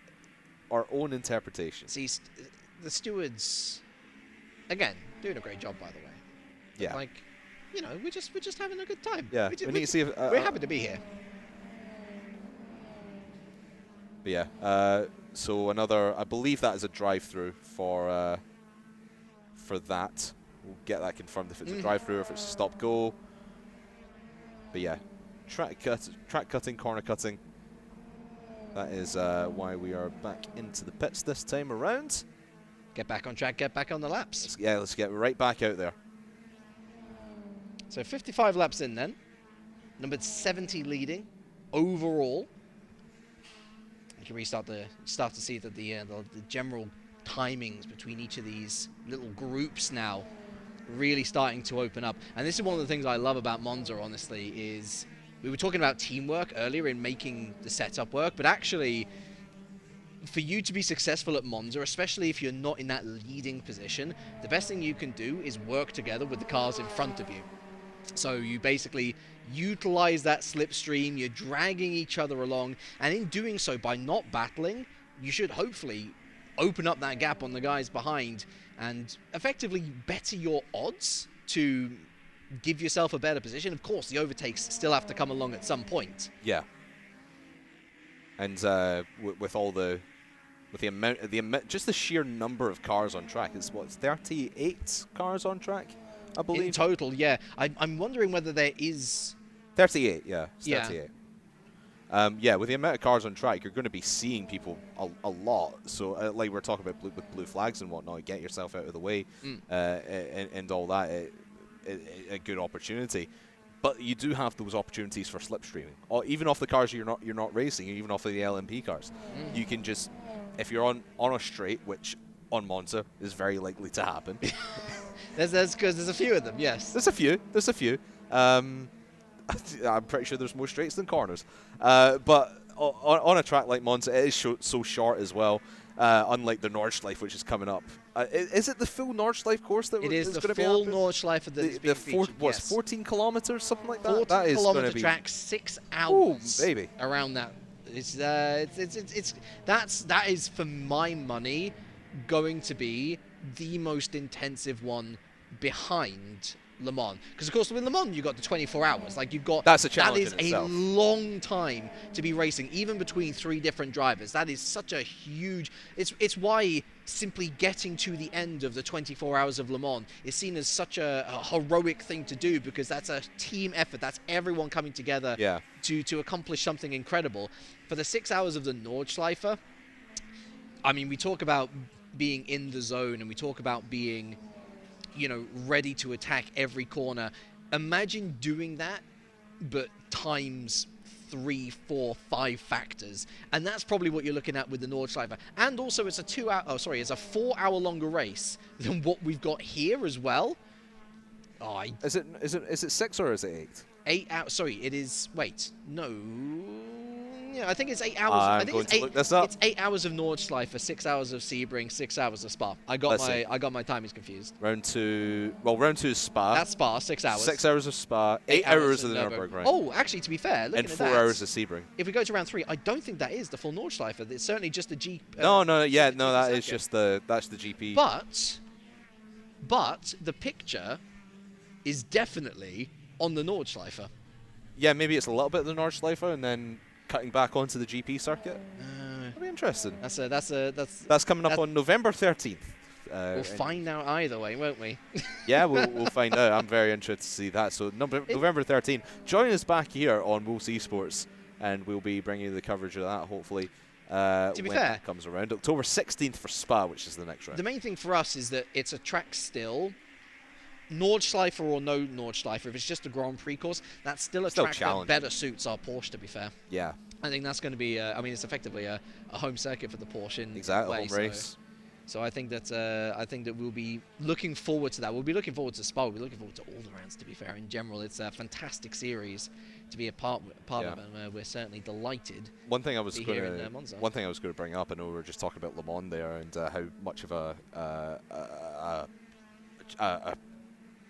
what's the word I'm trying to look for? How much of a to finish it? How much of an achievement it is? There you go. There you go. I found the word eventually. How much of an achievement it is actually to finish Le Mans.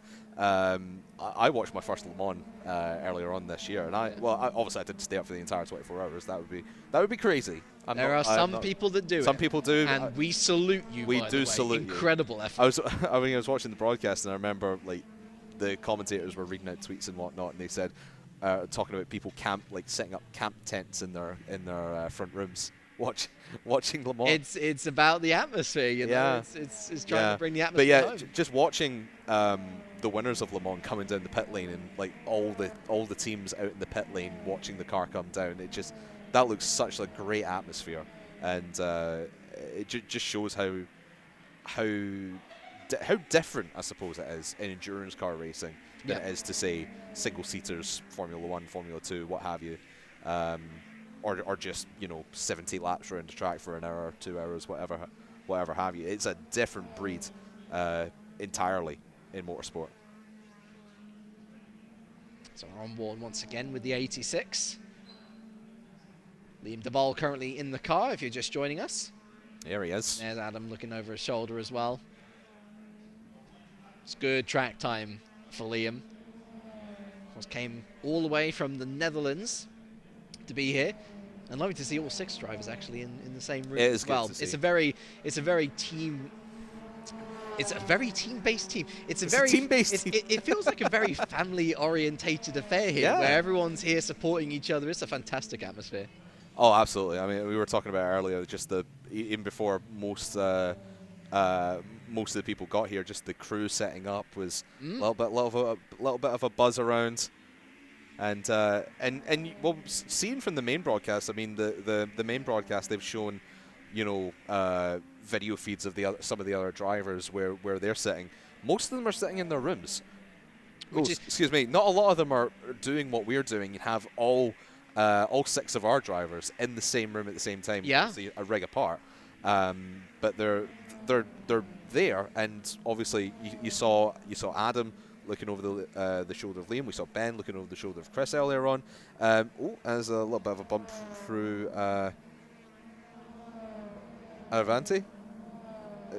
The chicane. Forget the name. The first chicane. The first chicane. Yes. I should write this down probably, or get a track. Well, see, I mean, to be fair, we've got our little laptop.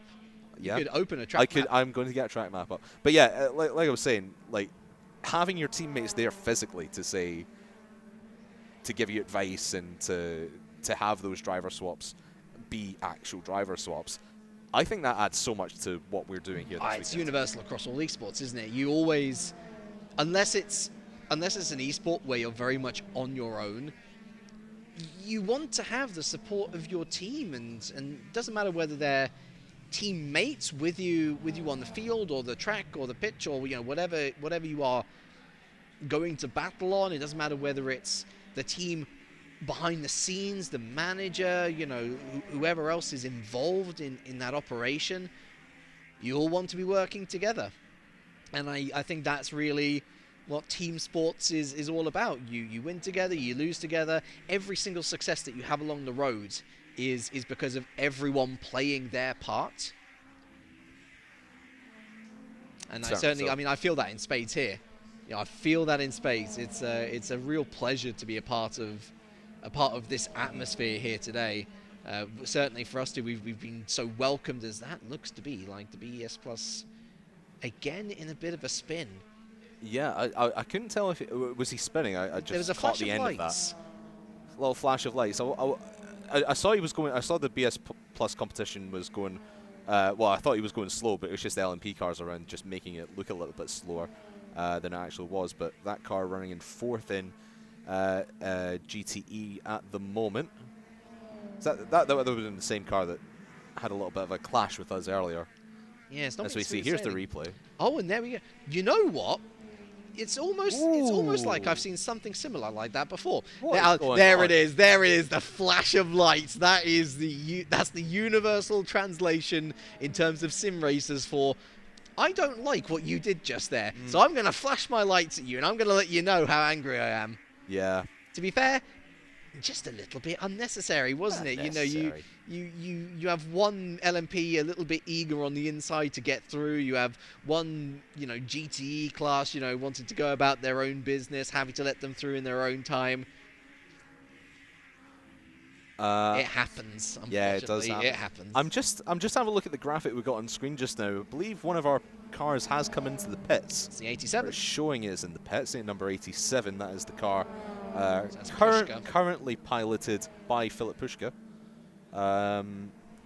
We've got, that is now coming up for, we're 2 hours and 19 minutes left in the race. It's almost halfway there. Almost halfway there. Living on a prayer.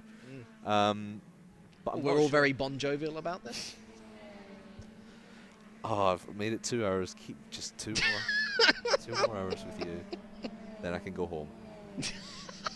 Not going home to tomorrow, but Yeah, you got to survive the night with me. I do need to survive the night. Pray for me, Twitch chat. We'll see what we've. We'll see. There's Philip. There he is coming through.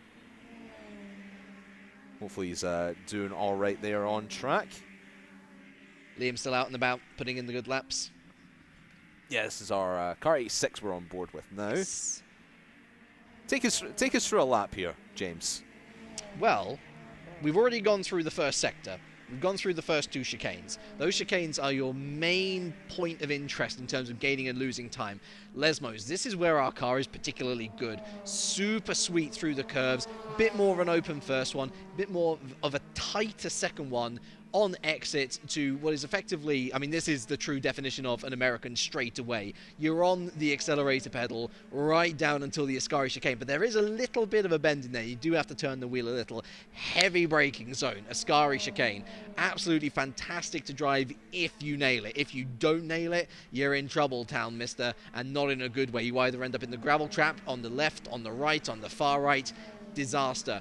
Here's our final straightaway opportunity. Get as much slipstream as you can possibly get. A good exit from Ascari essential to get up to your maximum speed. Heavy braking again into the Alboreto Parabolica, as it's fully named nowadays. such a fine balance of a corner, because you want to get on the power as soon as possible, but obviously you don't want to exceed track limits. Beautifully done by Liam Duval, and across the line. And you can see there, flicking through all of his different settings, there's a lot of information that R-Factor 2 can throw at you if you so want it. And a quick little flick through like that just helps you understand, okay, this is where I'm at here, here, here, and here. Back to the screen that you want to see, and through the first chicane again to get back on another good lap. I mean, the thing is, I'm used, again, I'll say I'm used to Formula 1 where they go through the lap and they're changing stuff like brake balance and stuff like that. Is that something you see in endurance car racing as well? Or is it gosh, yeah. I mean, it's any racing, like, you know, it's... There's a lot more than just changing gears throughout the lap. Yeah, of course, and I think with R-Factor 2, there's a lot more plates to juggle as well, in that you've got tyres that are degrading over the lap. You know, it's a lot more realistic than, say, your Gran Turismos or Forza Motorsports, where it's not just about tire degradation, it's also about like tire heat as well. We were looking at that earlier. And if the tires are overheating, that means that you're going to be losing performance as well. If your tires go cold, then all of a sudden you're going to be squirming around all over the place on the track. And so the brake bias helps along with that as well, not just in terms of generating heat further into the front tires or the rear tires, but if you feel like the car is slightly unbalanced, you can adjust that brake balance to help with your general, I don't know, confidence going into a corner, which I don't know about you, but it doesn't matter if it's Monza or Spa or whatever. You want to know that when you hit the brakes, you're not going to go into a tailspin. Yeah, exactly. And that's why when you look at the wheels that the guys are using as well, there's a lot more than just, you know, your gear levers and whatnot. You're adjusting, you know, throttle, brake balance, yes, all these buttons and gizmos on the steering wheel. They're all there for a reason. And that is why these guys are so skilled at what they do. And about just not only just keeping the car on the road, but making it go around the track as much as possible. Yeah. So we're having a little look back at the LMP2s then. We've got Yifei and Jonathan Aberdine. Just a quick little announcement. We have retired car 87. We've had a fault with the game, so unfortunately car 87 has had to pull out of the race. So only car 86 will be going on. Disappointing, obviously, for us in the first race of the season. But hopefully we'll be able to bounce back come Spa in a few weeks' time. Yeah, that is a real shame. And ultimately, I think there is still a lot learned, certainly. It's a shame that we didn't get all drivers in the car, but it's good experience for Philip. It's good experience for Chris. And hopefully the 87 can bounce back in style at Spa as the 86 soldiers on. So yeah, fingers crossed that things will be looking up once we hit Belgium. Yeah. And we talked about earlier about team spirit and whatnot. The three guys in the car 87, they won't be leaving or anything. They'll stick around for the other guys. They'll be there for support and giving advice and whatnot. So. And like we said, it is a family vibe between all six of the drivers that we have. So it'll be good to see them supporting each other as our one remaining car in this race will be going. These are the sorts of moments which teams are made, you know, which show which teams are made of. You know, it's ultimately a sad moment, not one that we should linger on, I don't think. You know, we should definitely look forward and in a positive way as well. You know, these six guys are all fantastic drivers in their own rights, and they're fantastic personalities, fantastic people. We certainly got a great flavour of Chris when he was on the couch with us, as that is an LMP without a rear wing, and that is going to be incredibly unstable. It looks weird going around without the rear wing. It's got a bit of a shark fin about it, doesn't it? Yeah. Going to be weaving all about the track. Like, you see what I mean? Oh, you see what I mean? And now it's in the middle of the track, and you've got to... You're just on a straight, mate. Just stay still. Just stay still. Or go onto the grass. Oh, yeah, okay. Just get out of the way of everyone coming past you. That is absolutely terrifying. But it just goes to show how much that car is affected when it loses that one piece of metal on the back. You know, it becomes almost uncontrollable because the amount of power that goes through those rear wheels. Do not stay on the inside, good sir. Just stay on the outside, stay off the track if possible. Stay off the racing line. It's literally like driving on ice. That's what it looks like and feels like. Tiptoeing around in that WRT Marco Salpa. Salpa, I believe. I'm going to be butchering names for the. It's okay. It's a learning process. We're all in it together. Process. Are we going to see what was this? We're seeing a replay of. No way! No way! That's what happened? No way! Well, that's incredible. Pit calamities do happen, but I think this again goes back to the sim racing perspective of sims are different. Sims are very different. Sometimes you ghost through other drivers in the pit lane. Sometimes you don't. You certainly don't in R-Factor 2. And a big learning lesson for both drivers there. I think one particular set is going to feel more aggrieved than the other. Yeah, certainly will be. But joining us on the broadcast right now is Dr. Prithpal Sembi from the University of Wolverhampton. How are you doing there, sir? I'm doing okay, thank you. How are you? I'm very well. Have you been watching much of the racing this afternoon? I'm completely addicted. I'm mesmerised by it. If I wasn't even here professionally, I would have been here socially because I love it. Absolutely love it. Excellent. Yeah. That's wonderful. I mean, how long have you been following sim racing in general? Not very long, if I'm really honest. Yeah? I've been a Twitch subscriber for a long time, so I've done a lot of online sort of watching. But actually racing and that's fairly new to me. Yeah. But I absolutely love it. I just love the atmosphere. I love. Yeah, we've been talking about it a lot, and I suppose obviously the last year and a half or so, just not having events like this. How good is it to come back into a space like this and have an event like this, especially here at the Arena Theatre in the University of Wolverhampton? Yeah, absolutely. How nice to see real people, not just digital avatars. Yeah. Playing digital games. But yeah, it's really, really nice and really, really good to see. And for me, I'm really excited about it, if I'm really honest. Yeah, really, really excited. And so how excited are you about not just the University of Wolverhampton, not just, Wolves? I mean, it feels like the entire town is lighting up with esports. I mean, of course, this being the first ever live esports event to be held here, do you feel like Wolverhampton can really kick on and become a central hub for esports? Well, that's what we would hope, and that's what our intention would be, and it's something that we really want to work towards as part of what our Screen School project is. Yeah. So, as you know, sorry to preempt the question here, but I'm jumping. Caught me well. I think I'm doing your job here. Sorry. I think what we're trying to do really with the Screen School is make these partnerships and connect up with people such as yourselves. Yeah. So we've got the Screen School project that we're working on as part of the University of Wolverhampton, and apologies if it was ready, we would have been doing it over there. But our second choice of space is still amazing, as you can see. This is still a great space. Oh, it's amazing. It's amazing. I still teach here as well as part of my job. So it's a superb space.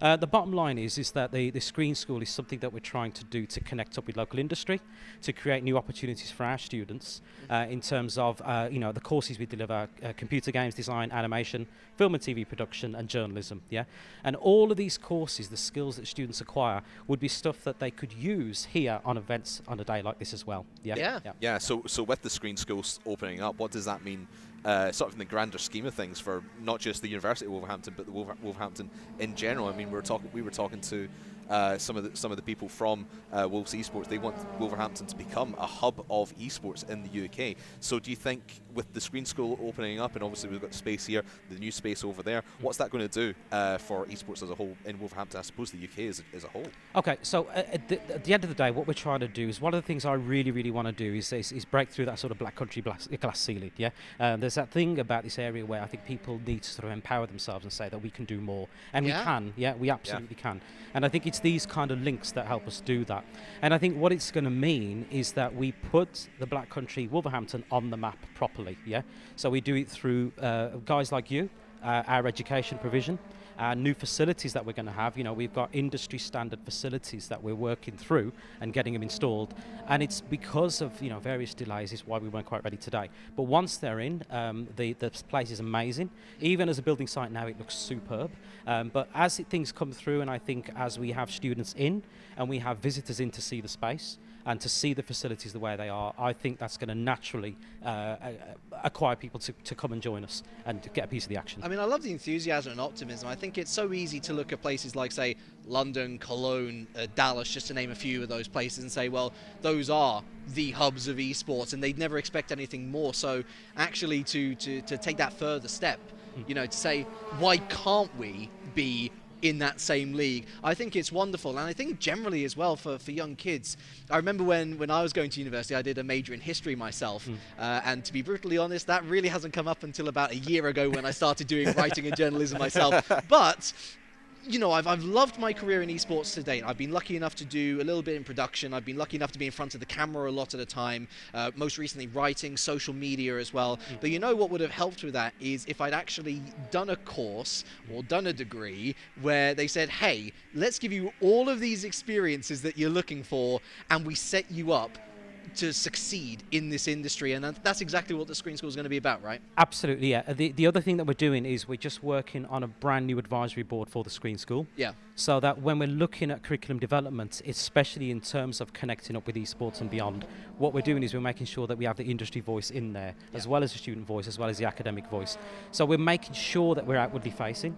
We're making sure it's dynamic, and we're making sure it's fit for purpose going forward. Because, you know, our students will join a course, and in 3 to 5 years' time, they'll be looking for either work in the industry or setting up on their own. And we want to make sure they're set up exactly for the opportunities that are on the horizon. And I think for, we were talking about this a little bit earlier, James, about sort of legitimizing esports in the grand scheme of things. I think really, you know, opening a course in it at the university and the new space that we're going to have, that is going to really cement esports as a legitimate career path, and obviously not just in front of the camera but behind the camera as well. Yeah, just for a point of accuracy, we haven't got an esports course yet, but it's something we're looking at. That's fine, it's something we're looking at, and we're looking at getting that sort of that within the various courses we've got. So absolutely, I mean, we absolutely believe that making a career out of these industries is key, and we want to make sure that it's something that people feel empowered enough to say, and it's something that people see as a viable career path. And I think seeing things like events like this today,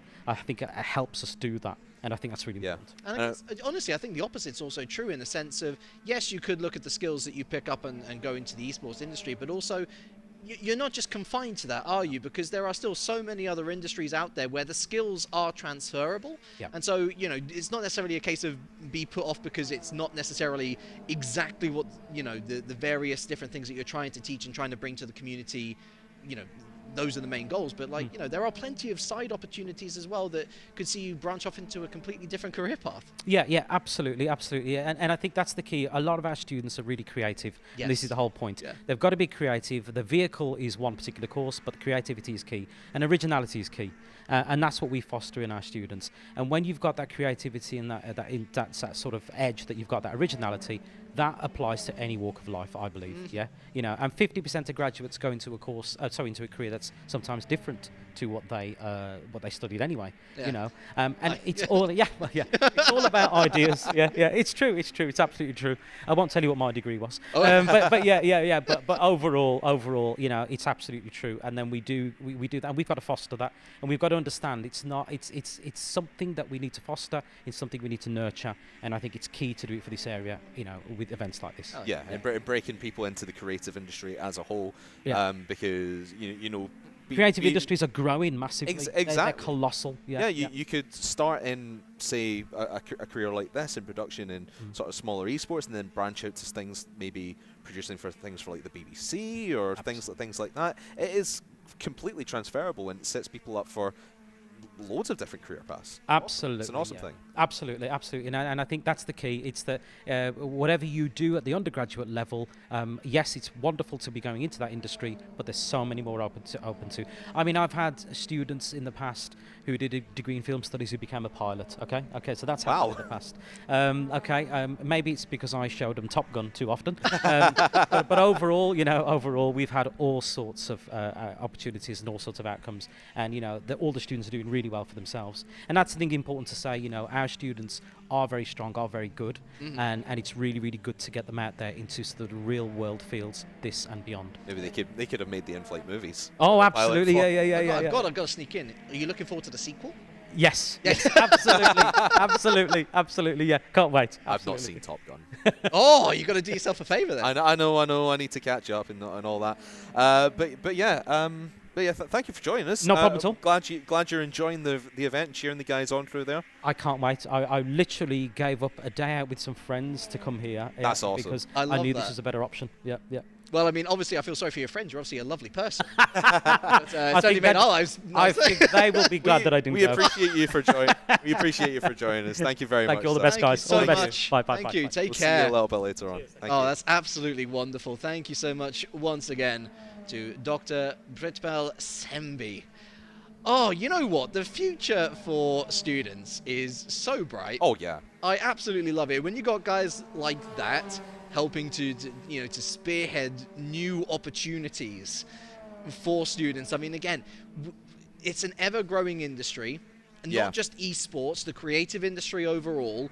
So much room to expand, so much room to grow, so many new ideas and thoughts to bring to the table, and to see Wolverhampton look to strive and really be a spearhead here to grow into a new hub of creativity. Yeah, it's inspiring. It's awesome to see, and obviously we need more people in creative industries like the media and in esports and what have you, because if you don't have those people, if we don't find the next Ant and Dec, I know we're trying to be that tonight or this afternoon. Who's Ant and who's Dec? Well, who's got the bigger forehead? That's what I'm Vote in the chat now. Voting, that is the weirdest chat vote I've ever heard of in my life. But yeah, if you don't find those next people, who's going to be entertaining people for years to come? Exactly. So if you are interested, certainly look up University of Wolverhampton if you are at all interested. I know that we're starting up with the new school season, so to speak, with the new semester schedule.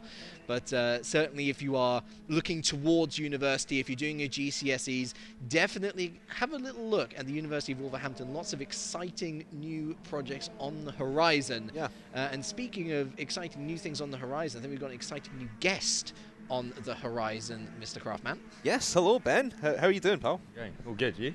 No, not too bad. Yeah, we're enjoying the race. We're sitting back, sort of more relaxed atmosphere through here.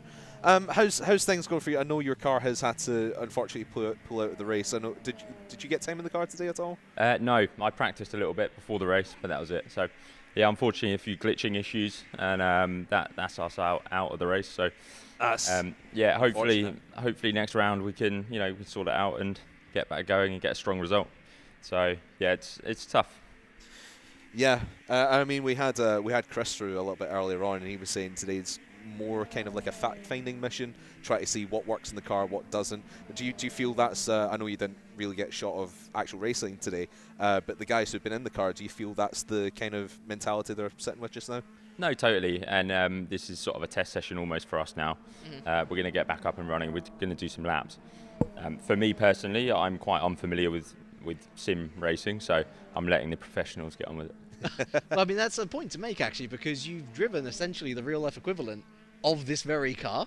And so, I guess from your early experiences, what is different as a real-life racing driver going into the sim? Because the feedback that I've gotten from other guys like yourself who are trying this is you lose actually a lot of just general feel for the actual machinery. It is a virtual setting, and actually it might be a little easier to go from sim racing into real life racing because you're gaining more. Yeah, from a lap time point of view, I disagree. Okay. I think, yeah, it's hard for a sim guy to come into the real thing and deal with the G-forces and to be up to pace. For example, I haven't got a lot of experience.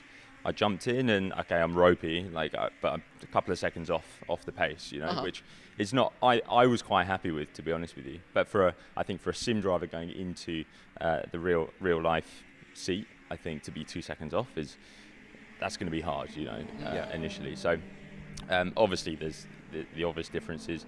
You haven't got the G-forces in the sim, but you get lured into this false sense of commitment for me personally. So because the track model's so good, and the graphics are very good as well, I'm like, I know my references from real life immediately, and I drive to them. But then the car feels a bit different, and you haven't got the G-load, so I end up making mistakes. So there's a lot of adjusting to the simulator and to what you feel through the steering, through the pedal box, really. Yeah, exactly. We were talking about the equipment earlier on and the different setups that you have through there. And I mean, like just looking ahead, actually, let's look past this race a little bit. Spa in a few weeks' time. or is it Nürburgring? I forget. Spa next. Is it Spa? Spa is next. Yeah. What? Obviously, completely different challenge to what Monza is. What adjustments do you make as a driver from track to track, and especially going from Monza to Spa?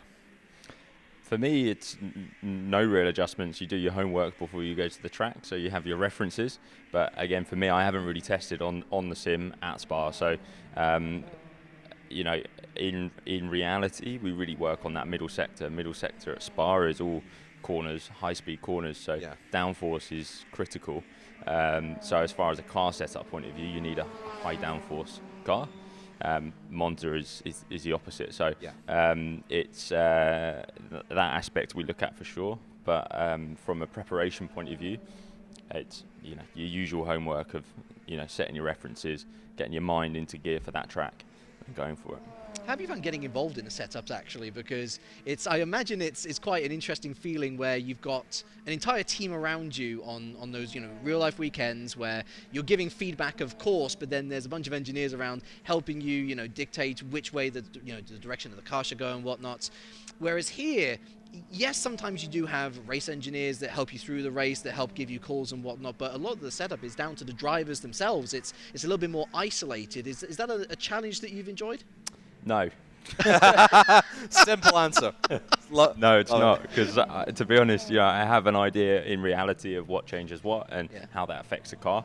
From all the debriefs with the real life engineers I've had over 12 years of racing cars, on the sim, how that relays as far as what change, I'm really unfamiliar with, to be honest. So. For me, it's a bit of a challenge. I'm first just getting used to getting around the lap without spinning, and then I can kind of give some feedback off of that. So, I leave it to the sort of professional sim guys as they're just on it all the time. They're doing lap after lap, every day of the week. Yeah, so we were saying, Chris said he's doing 100 laps a day at least, or at least, just hammering it around the track, getting the ideal setup. It's just these guys not have jobs. Well, because their jobs. It's I mean, it's certainly like 5-10 years ago. I mean, I think that's a fair comment. There's been a huge eruption of interest in sim racing, especially last year with the pandemic. And I think that's really where a lot of this interest has come, is racing couldn't happen for so long, and then all of a sudden, well, you can just do the racing at home. You can travel to all these fantastical circuits. I mean, I'm sure you'll see in learning these individual tracks, you can focus on these tracks that you know and love well, but you can also take a Porsche around, I don't know, like Nutstop Park or something, or fictional circuits even. It gives you so many different opportunities to just try new things. I think it's fantastic, for the industry to be growing as it is. Yeah. And giving a new light and opportunity and just more awareness for motorsport in general. It's bringing a whole different world into motor racing, into endurance racing as well. Obviously, Formula One is massive. Yeah. Everyone knows about Formula One. Not everyone knows about WEC. And endurance racing in general. So I think it's a great way and platform for people, for younger generations to come in and see what it's all about. So, and let's take it back to the real life driving for a little bit. What is your favourite sort of series to drive in? Would you say? Do you drive single seaters? Do you drive endurance? What's your speciality? I started in single seaters, karting originally. And then did Formula Ford, and then there's a big shunt there. Ooh. Or was that a replay? I think that's that's a highlight from earlier. That's a replay from earlier. No, that's a highlight from earlier. We're not showing our stream anyway. That's not the first time we've seen that happen either. There's been a couple of them, So, I started in single seaters, did sprint racing, did Porsche Carrera Cup, and then Porsche Super Cup for 4 years, which runs with the Formula One, which is really intense because it's only 30 minutes, so it's quite a condensed, intense period of time, and then got into endurance. And to be honest with you, I'm more favourable to endurance racing, so racing over the distance, settling into a stint and being very consistent on lap time. That's more me than doing a one-off lap time in qualifier and going as hard as I can in a sprint race. I enjoy racing and I do race hard, but endurance for me, that aspect is and the involvement in the team as well. Everyone's got a role, a physical role of changing a wheel, or so everyone gets into it a little bit more. I suppose with endurance car racing, we kind of touched on this a little bit earlier on, but when you're just going lap after lap after lap and say, you know, an hour and a half stint, what have you, you need to be completely dialed in and essentially not be making any mistakes. Whereas, say in Formula One, obviously you've got that, you still have to do that, but it's a shorter period of time. Would you then say that is a bigger challenge to keep that up for a longer stint, for a longer period of time, even though it's you would say it's a not as fast a car as Formula One? Yeah, it's a different challenge, you know, for sure. And the intensity of a shorter race, every single apex counts. Don't get me wrong, Le Mans 24 Hours is now a sprint race. Like with the cars the way they are and the reliability of the machinery, you can drive a qualify lap pretty much for every lap you do in Le Mans. So to be honest, it's merged more towards kind of what sprint racing is in a way, but you know you've got such a lot, you know, you've got such a long way to go that you have to settle into it. You can't have that pent up energy, but like you would in a 30-minute race for 24 hours, because you just keel over. So I guess one of the biggest disruptions to that would be battles in of themselves. If you've got close competition, I mean, obviously the start is where you're going to see a lot of that, as opposed to further on in the race. But how disruptive an influence can another driver be? I mean, we're not just talking about drivers within class necessarily, but also we've been talking about, you know, the lapping of traffic, for example, and the intricacies of being able to not lose as much time as, say, you know, other drivers around you, and that's how you gain time in the battles there. No, for sure, it's a challenge, and that's something that you've got to learn as an endurance driver, is to sometimes give away a bit of time to then gain it elsewhere. And I think in sprint racing, obviously, when it's one class, you don't want to be giving away any time because you don't need to, essentially. So that's a real skill in itself, is to know, okay, I've got a trade of prototypes coming up, brake a bit earlier so they don't ruin me mid-corner. Yeah. And then at least I can get the exit, you know, so... Yeah, so I know motorsport is one of the most difficult sports for younger people to break into because of the amount of costs that come with it. But what would you say is for anyone wanting to get into motorsport, what is the starting point? Is it just go to your local karting track every week? For sure, get involved in the community. You know, it's a community-based industry. So get to a racetrack, start talking to people, teams, and other drivers as well, and try and get as much knowledge as possible. And as long as you're passionate and you love it and you keep that communication going, then that's the way to forward your career, you know. So you know, and there's plenty of places online now with social media and all sorts where you can seek advice and ask questions, and you know, you'll always get the answers. So it's tough because it involves money, you know, ultimately, but it's definitely not impossible, and I think things are getting better for motorsport, for youngsters getting into it and having an opportunity. Well, I mean, piggybacking off that, I think sim racing is certainly expanding on how to get into this. I mean, certainly we've seen a lot of drivers switch over, whether it's just one-day experiences. I mean, Kevin Sigur's taken part today. He's had experience in a Formula E car, in a Mercedes GT4 car. We've seen the likes of Alex Dorneyden switch to GT4 class. Moritz Lerner is a recent addition to the DTM trophy field, I think, as well. So he's literally gone from sim racing to a full-on racing career in a matter of months. I mean, obviously the money aspect is still prevalent, but do you think that sim racing is going to open up more avenues for, say, team bosses to maybe look to invest in some young talents? Yeah, I think so, honestly, and it's proven.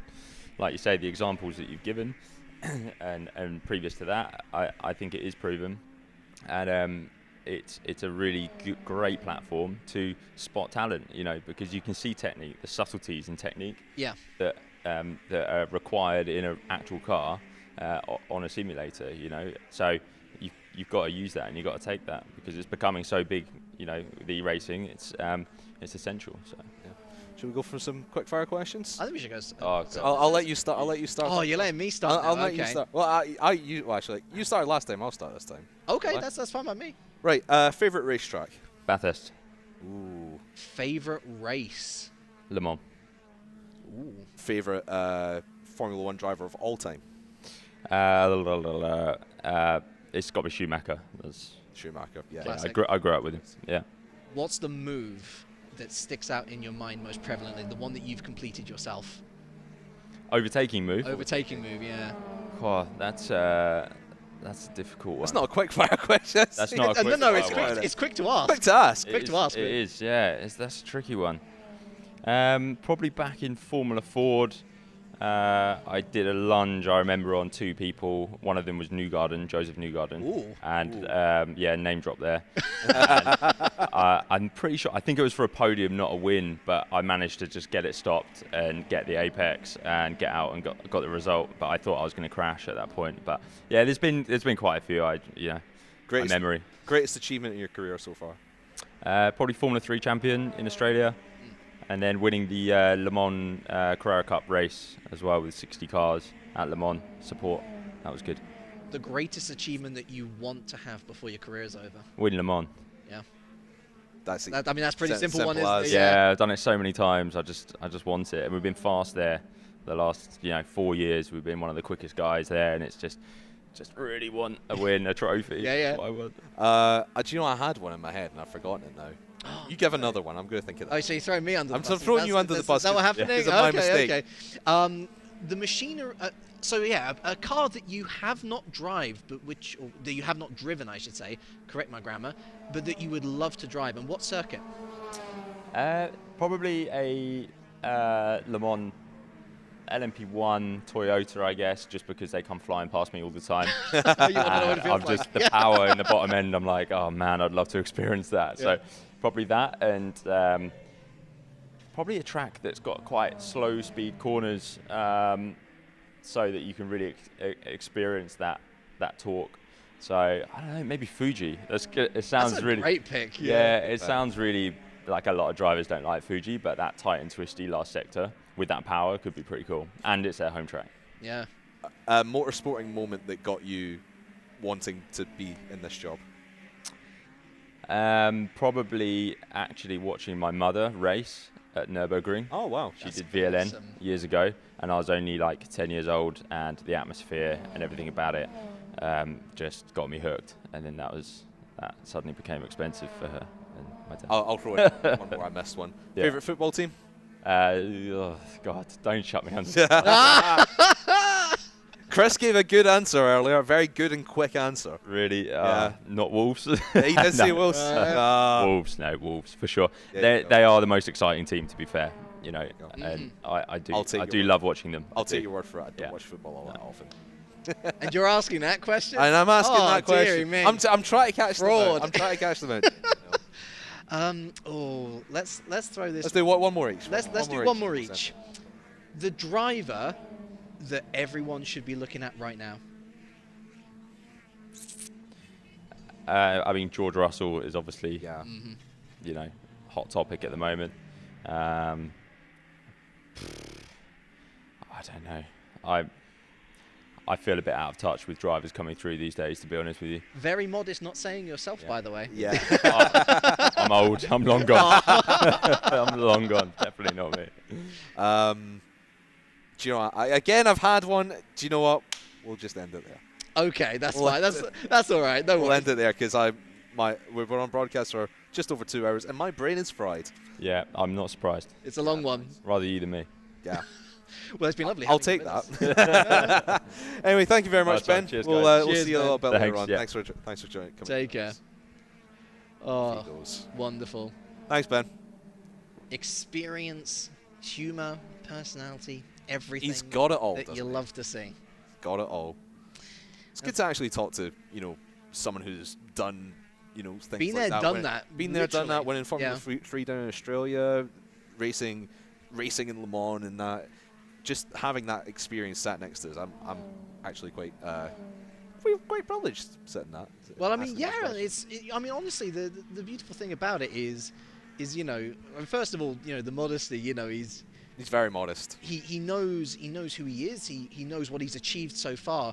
But there's still the hunger there as well to go on and do even more. And I could only wish him the best. I hope that he gets that opportunity to win Le Mans, especially when, as he said, you've had pace for so many years in a row, and you see so many drivers who have similar stories and who never make it. So I genuinely hope that he is someone who goes on and really does lives the dream quite literally. Exactly. And I like what he was mentioning earlier about everyone knows about Formula One. Some people a little bit more people know. Well, everyone heard of Le Mans, obviously, but no one really else. Like actually knowing about WEC itself. People don't really follow. A lot of people don't follow WEC as much as they watch Le Mans every year, say. Yeah. But it just shows the opportunity. It's like obviously Formula 1 is the ultimate. That's what most people will aspire to be. They want to be the next, the next Schumacher, the next Hamilton, what have you. But there's so many options throughout motorsport. You can go into endurance racing in WEC. You can go to things like DTM and other single seaters and obviously rallying as well. It's such a broad and diverse space in the world of sport, and even in esports as well, in virtual racing. There's so many opportunities and so many different career paths that you could take in your world of motorsport. Well, I think sim racing is lovely in that it brings all of these disciplines together into a nice little broadcast package. Almost every week you get something different every day. But I couldn't agree with you more. So my local circuit is Brands Hatch. I'm sure it's familiar with a lot of people. Very familiar. Previous holder of the British Grand Prix.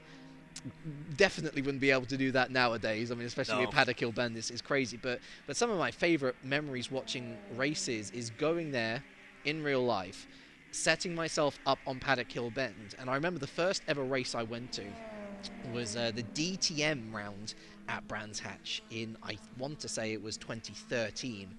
And I got to meet Jenson Button, who was there. Oh, wow. Just doing some media stuff. I got to meet Timo Glock, who had recently left Marussia at the time as well. And being there on Paddock Hill Bend, they were running these shorter configurations, so they didn't use the Grand Prix circuit or anything. They literally just used Paddock Hill Bend, down, around, use the bottom straight, and then you're straight back onto the main bit. So literally, sitting where I was, I had a view of the entire track. There wasn't there wasn't much in regards of overtaking, but being there, listening to the noise of it, feeling every moment of it. And it was very similar when I went there to watch British Touring Car Championship as well a year later. It just gives you something that you can't replicate. And so, to have that feeling brought to your television screen or to your internet screen or whatever they're calling it nowadays. The internet. Pretty much every single day, no matter what your flavor of car or discipline you might like. Yeah. There is a real beauty to that, Yeah, there's something for everyone. And I think that's esports in a nutshell as well. There's something on every single day. There's something different for everyone, whether you're into your sim racing or from what we know in Rocket League or, Counter-Strikes, Valorant, that kind of thing. There's some for everyone. And it's a great space to get yourself immersed in. And when the traditional sports, when they're not on during the week, when they're only on the weekend, stick some esports on during the week, because you've got that to keep you entertained any time of any day. As what's this battle we're having a look at on the main stream? We've got Tesla RBG and Team Project X in this. Oh, the Red Bull goes through the runoff area in turn 1 and 2. And I believe, is he going to have to give the position? I'm not sure if he's actually racing. Well, he's got to give the position up in the sense of he's got to make it competitive, but on the Curva Grande, if you are off the accelerator at any point early on, you're giving the position up, unfortunately. So we're now back on board with number 86, still plugging away, and we are loving to see it. And still attacking those curbs so hard through the Della Rogier. Fantastic to see, and great to see the boys still putting in a lovely effort, letting through the LMP there on the inside. Yeah, and as the guy said, they're just using this as a test session, trying to get themselves more familiar with the car as a whole as they go through the rest of the season. And good to see them still sticking out with the one car. If you are just joining us, we have lost one car out of the two that we have in this race. Some technical issues with the setup that we were using for our second car, so we had to retire that one. So we've still got this one car running. The number 86 is the one still running with this is Nick Foster. Yeah, this is Nick Foster. Nick Foster. We've got this lineup consists of Nick Foster, Adam Maguire, and Liam Duval. I think we've seen Adam and we've seen Liam in the car, and this is Nick Foster having his turn. Nice young gun going for it. And ultimately, again, gaining more experience in the car going to be so crucial looking towards the 6 hours of Belgium. And hopefully we will be able to bring that to you, because that is going to be a super, super exciting race. Yeah. When was that? I saw October 16th. October 16th, so it is only 3 weeks away. 1, 2, yeah, 3 weeks. 3 weeks from today is when we will be bringing you the 6 hours of Spa-Francorchamps. Oh, very nice. Very nice. Lovely. I practiced that one. 1 hour 37 remaining in this race, and it's still car number. Overall, we've got car 22, 86 laps done, with probably about maybe 16 laps. Would you say more for the LMPs? I'm blown away that there's only 97 minutes left, to be honest. It's gone quite quick. It's gone very quickly. I mean, listen, we've had lovely guests on the couch with us to whisk us away to it's been good to lands of knowledge. Good to talk to Ben. Good to talk to Chris earlier. It's good to talk to Dr. Sembi as well. That was a very interesting conversation we had with the good doctor, and just seeing how we'll see sports, and even the University of Wolverhampton is moving this this industry forward in the city of Wolverhampton. Number of pitters up in the LMP categories as well. As any view of our Wolves car will be most welcome, certainly at this point. We would love to see more of Nick in the car, and going on board with him now. In the Parabolica. Maybe get a slipstream off of this. There's another Porsche in front of us, I believe. Oh no, I believe, just looking back at the mainstream, I believe that's the Ferrari that's right in front of us as we're coming down the FDA. Yeah, coming down the main street. In fact, we are on the mainstream. We are just tucked in behind the Porsche, which is behind again the main viewer here. Yeah, you're absolutely correct there. Yeah, hi. Sorry, I was like, where were we? Where were we? Where were we? So hang on, sorry. So you see this Porsche? So I haven't seen the Porsche. We were right, but I was behind. No, you'll see this. Those two that just came around the Curva Grande. Yeah, okay. I see where we are. Okay, sorry. I'm misinterpreting that. Okay, we're in the back. Yes, I see where we are. See, I thought we were following this car that we're following on the mainstream as well. You know what? Which I was very confused about, so I've got that cleared up now. This isn't just a great opportunity to learn about the car in general, though. I mean, this particular scenario that we're in, we're going to be testing the car in dirty air. We're going to be testing the car in essentially a combat situation where we do have the opportunity to overtake if we do have the pace to be able to do so. And obviously, some of the tracks coming up will suit us a little bit more. So, well, yeah. I mean, if we look immediately ahead of Spa, Sector 2 should just. This car should absolutely love it around there. I can't imagine how beautiful it will be to nail Pouhon, for example, in this particular car. I mean, Ben was just saying that when you set out for Spa, you set out for Sector 2. Yeah. Because the lap is won and lost in Sector 2. Because it is so tight and twisty, you can mess up a corner or what have you, and you just lose a ton of time. Yeah, the only reason you should ever be looking to shed downforce at Spa is if you know that you're going to be back in mid-pack and where that ability to overtake is going to be useful. You want to make sure, especially if you're going to be at the sharp end of things, if you've got that more downforce, you're going to be able to pull away naturally. You won't need to overtake effectively. And to be fair, actually, in endurance racing, it is less likely that you're going to need to lose downforce, since you can gain time through the pit stops as well. There's more opportunity to overtake and more opportunity to use the strategy to your advantage. And then Nürburgring as well. I mean, for a start, just being bigger tracks physically. Sure. As well, just spread the field out a little bit more. Strategy will play so much more of a part in a longer, tight, twistier track than it will do at Monza. Well, longer times as well. Longer times. Longer times. I mean, goodness, if you're a car that's 10 seconds, 20 seconds down, or conversely, if you're a car that's 10 seconds, 20 seconds up the road, you have the ability to gain that back time or throw that time away just through the pit stops alone. If things go wrong, if things go particularly right, if you find yourself in a good bout of traffic, if you find yourself in clean air, all of these different factors play together into endurance racing so beautifully well.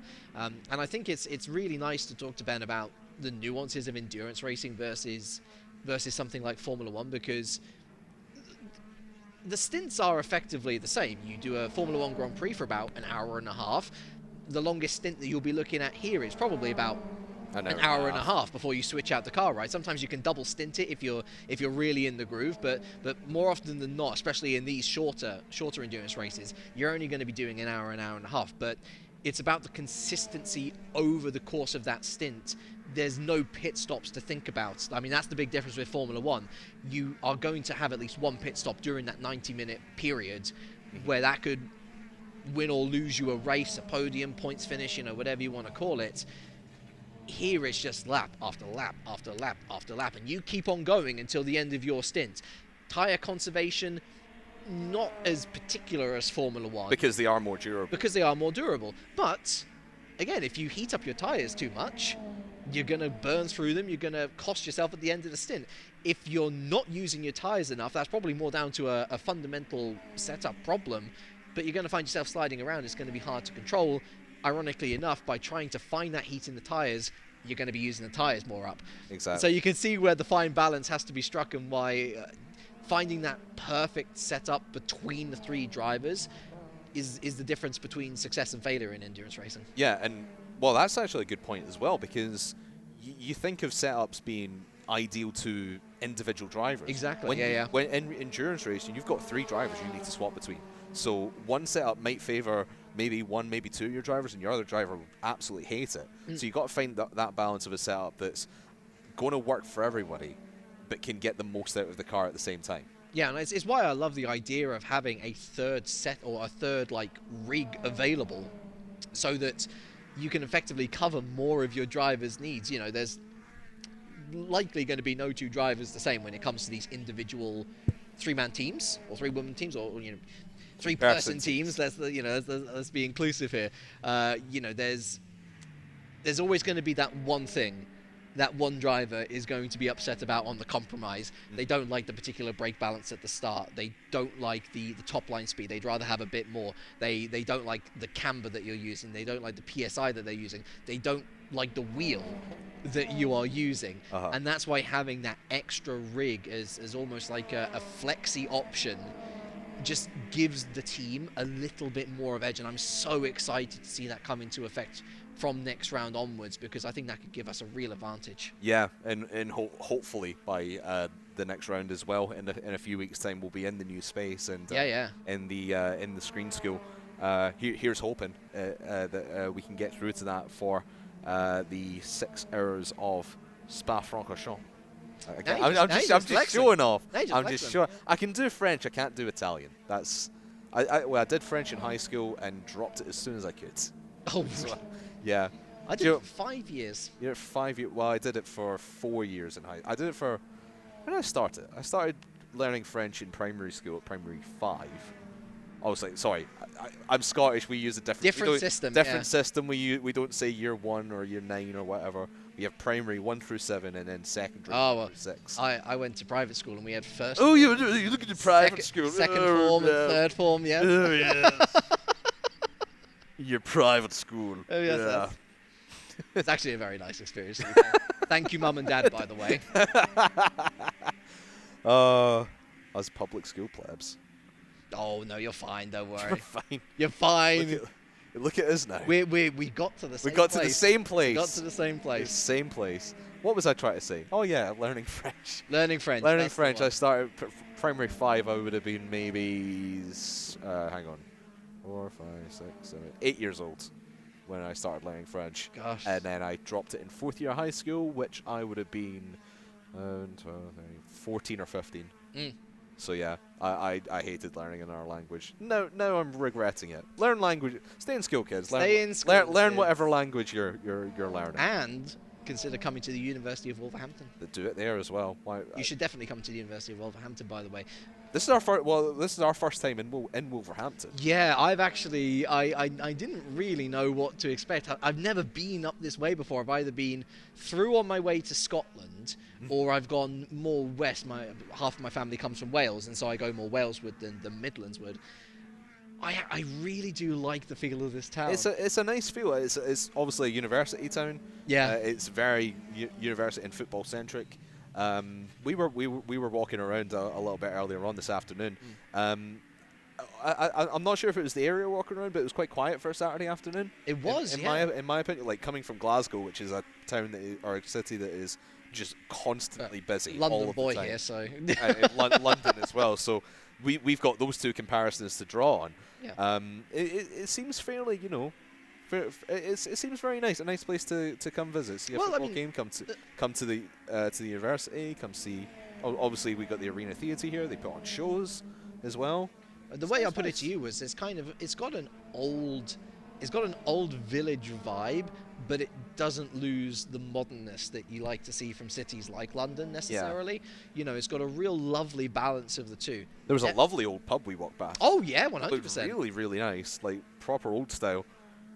As we see here, this is our driver, Project 1. Philip in the car just now, and he is. Oh, is Philip in the car now? Oh no, sorry, I was looking at the other car. Is Nick in the car? This is Nick Foster. Yeah. Sorry, my apologies. This is Nick Foster. Sorry, I had the other car's drivers. To be fair, I'm gonna highlight them. The full list is long. It's a long list. There's a lot of names in there. A lot. You got easy to get lost. Louis Delatraz, Cedric Camera. What are the other names that I think we've gone over? Well, Will Stevens, ex-Formula 1 driver. I think there was Danny Hunkadea as well. Let me have a look. Let me find the article I was having a look at the other day on traction.gg.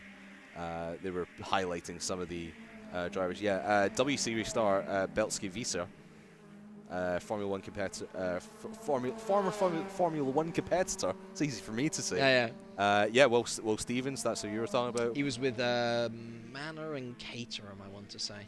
2019 World Rallycross champion Timmy Hansen, and WTCR race winner Nestor Bebu Girolami. That I got it right. Or Bebu. Yeah. Bebu. Yeah, there you go, Bebu. So yeah, he's from my neck of the woods. I love myself some esports WTCR. But yeah, it's good to have, like, in a series like this, having professional racing drivers participate in things like this as well. It does really lend itself, and as Ben was saying, it is a completely different challenge, but it sort of brings obviously a little bit of name value, but it poses a challenge to these, I don't want to use the term proper racing drivers, but people who actually go out and race real cars rather than just sim racers. Well, one of my favorite responses there from interviewing Ben was how he absolutely did not like the fact that he had to be.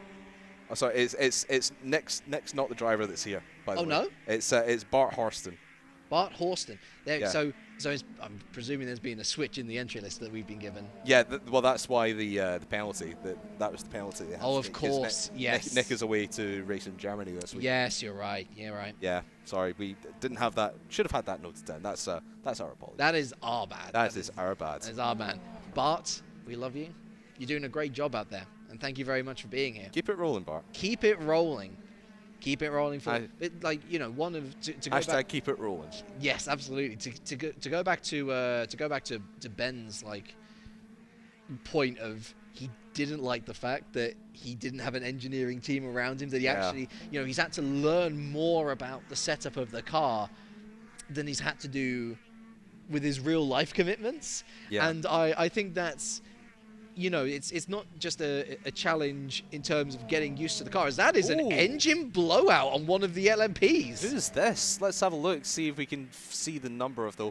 Throw up a graphic to see who that is. Wow. That's car number 31 in LMP.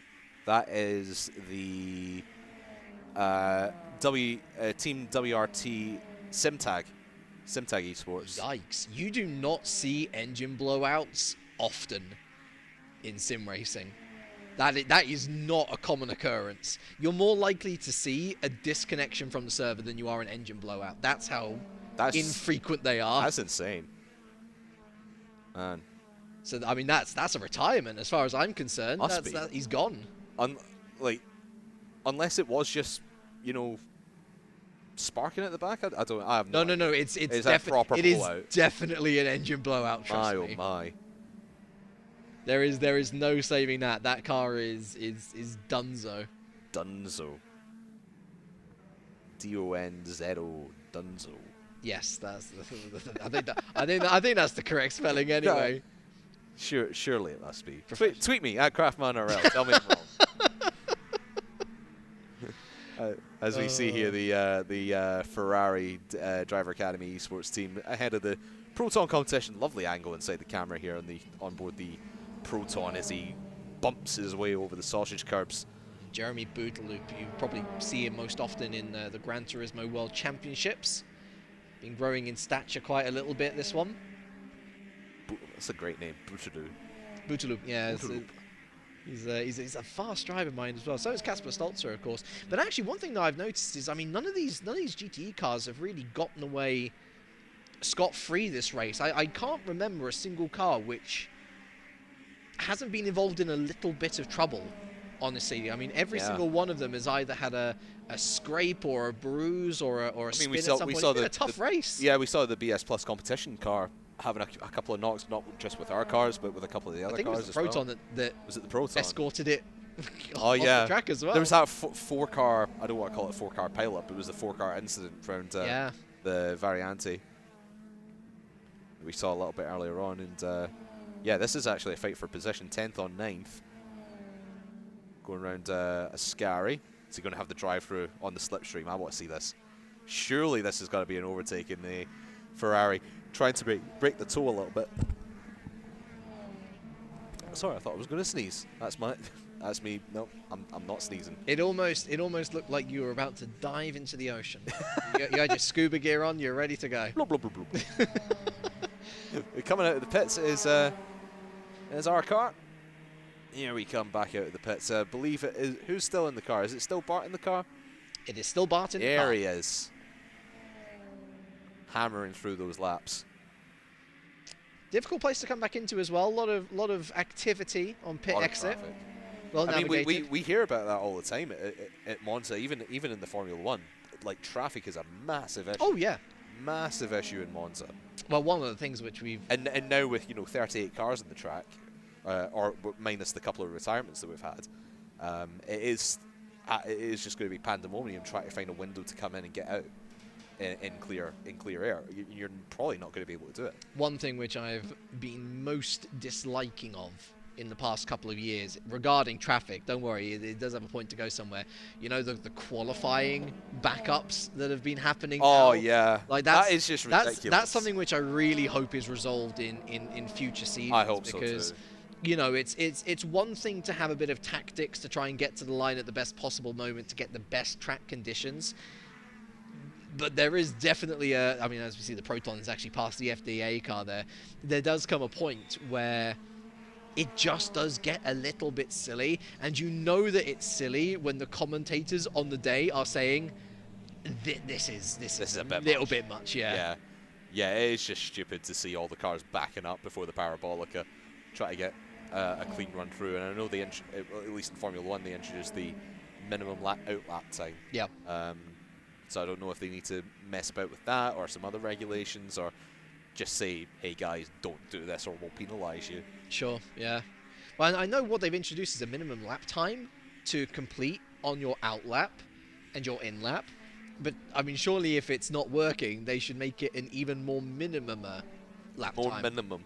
Yeah. Here we go, we're pitting again. I believe this is going to be a driver change. Bart is going to hop himself out of the car. Liam is going to be into the car next. Liam Van de Vol. Liam Van de Vol? With Liam de Vol, no Van. He's not driving a van, he's driving a Porsche. He's driving a lovely Porsche. A lovely Porsche. Let's have a look, see how this driver change goes as Bart. Nice and calm.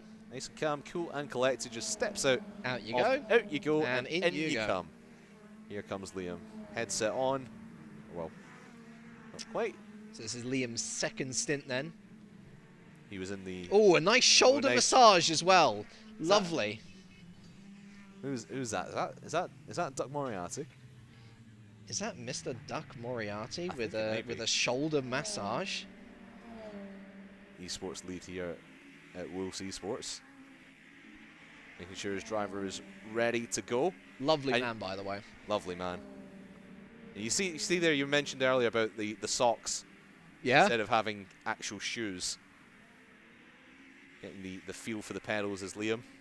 Some people out and racing in no time at all. Some people do invest in racer shoes, but you'll never see someone like in my Cuban heels going into a simulator, because you just don't get that same sensitivity, you know, as yeah. And it is, again, you don't realize how heavy your foot movement can be on a pedal until you've tried it in a shoe. And it was Doug. It is Doug giving him a little shoulder rub, making sure he's all right. Sorry to interrupt there. No, it's okay. I mean, listen, Doug Moriarty is a lovely human being, and he deserves his shout-outs. He does indeed. And very accommodating for, at least for me, who got here last night. How was last night? It's all right. Yeah? Not bad at all. We won't discuss that on stream. So this is it's a discussion for another time. I was thinking more like, you know, was dinner okay? You know, was dinner okay? Did I have anything to eat when I got here? I don't think I did. You didn't eat? No, I had something on the train down. Oh wow, interesting. I mean, it was quite a weird experience for me overnight, because I got wrapped up with some social media work literally Friday evening. Set up a tweet for the following day, and then I was straight into bed at like 10 p.m. Well, you woke up at what, 4:30? I woke up at 4:30 this morning. Oh dear. 2.5 hour trip up from south of London to Wolverhampton station. Was a really nice train journey, actually. It was really nice and calm. Free Wi-Fi. Nice. Always a bonus. Always free Wi-Fi. Always a bonus, as Liam is making his way out of the pits. Right behind one of the Protons. Right behind the Protons. That might even be the same Proton we've been looking at. I'm thinking, but the Ferrari's nowhere in sight, so I'm not sure if it's maybe the other Proton. We shall see. Back out goes Liam onto the track. And to be fair, I think this might be the final stop, actually. Yeah, with hour 15 left, you would think this is final stint. Yeah, this is going to be us for the rest of the race. Maybe we'll have someone feed us through the information to let us know. Yeah, perhaps. What do you think is the goal now? I know the guys have said it's just basically testing session now. Well, what's the goal now for Liam as he goes out? It's all about information and feeding back to the team. Where's the car feeling strongest? Where are elements, you know, where the car could potentially improve? And ultimately just trying to match and better the lap times of the folks ahead of us. You know, there's nothing wrong with just enjoying your time out there and building more confidence in the car. Like I say, there's a lot, although Monza and Spa are different tracks, there is still a lot to be learned. I mean, you know, we reference back to Ben again, talking about setting up for Sector 2 in Spa. Sure, but, you know, straight line speed is something that this car doesn't excel at, and so we need to find the answer to the question, what's better, compromising the setup for Spa where we're able to be competitive on the straights, or going all out for that Sector 2 time and hopefully making up overall lap time where we can qualify well for that Spa race, because I think qualifying is going to be a crucial element of that overall weekend. If we start near the front of that GTE field, we find ourselves in a much more advantageous position. Honestly, if we find ourselves second, third, fourth in that GTE field, we find ourselves with slipstreaming, which again negates the point of even having to compromise on the setup. Because we were talking earlier that we do have a lot of pace in both cars. I mean, if it was despite the penalties, we would have probably been towards the front of the GTE fields for this race. So there's a lot of hope going into Spa for I'll call it next weekend. I know it's not next weekend. For the next race in a few weeks' time. There is a lot to look forward to and a lot to be excited for both of these cars. Easy for me to say. It's been 3 hours. I'm starting to lose the will to talk. Oh no, it's okay. Okay, maybe not that bad, but brain's doing back. It's a long broadcast. It's a long broadcast. Let me. How have you done this for 10 years? Let me ask you this, Craftman. You've come from the Rocket League scene. Yes. Where broadcasts do tend to go on 4 to 6 hours long sometimes even longer than that. Mm-hmm. But actually, Rocket League commentators only tend to get a piece of that pie, so to speak. You get maybe 1, 2, 3 series, which in general lasts... You get maybe, 30 to... An hour, 90 minutes at longest. But that's the thing, 30 to 45 minutes at a time as well. Exactly, yeah, there are breaks, yeah. So this is a very different experience for you coming in where you are on mic, basically, for 4 the hours. Entire race. And this is the shortest one of the season. I don't mean that. It's an endurance trial, isn't it? I mean, these guys are endurance racing. We're endurance commentators. It's true, yeah. I'm trying to endure you as well. Oh wow, okay. just fire the shot before I've even had a chance to put the shields up. Goodness me. Good little battle between the Beamers here as well. We've got Trojan in the BMW Team GB. We've got Enzo Benito in the BMW Team Redline. That Redline is a nice car.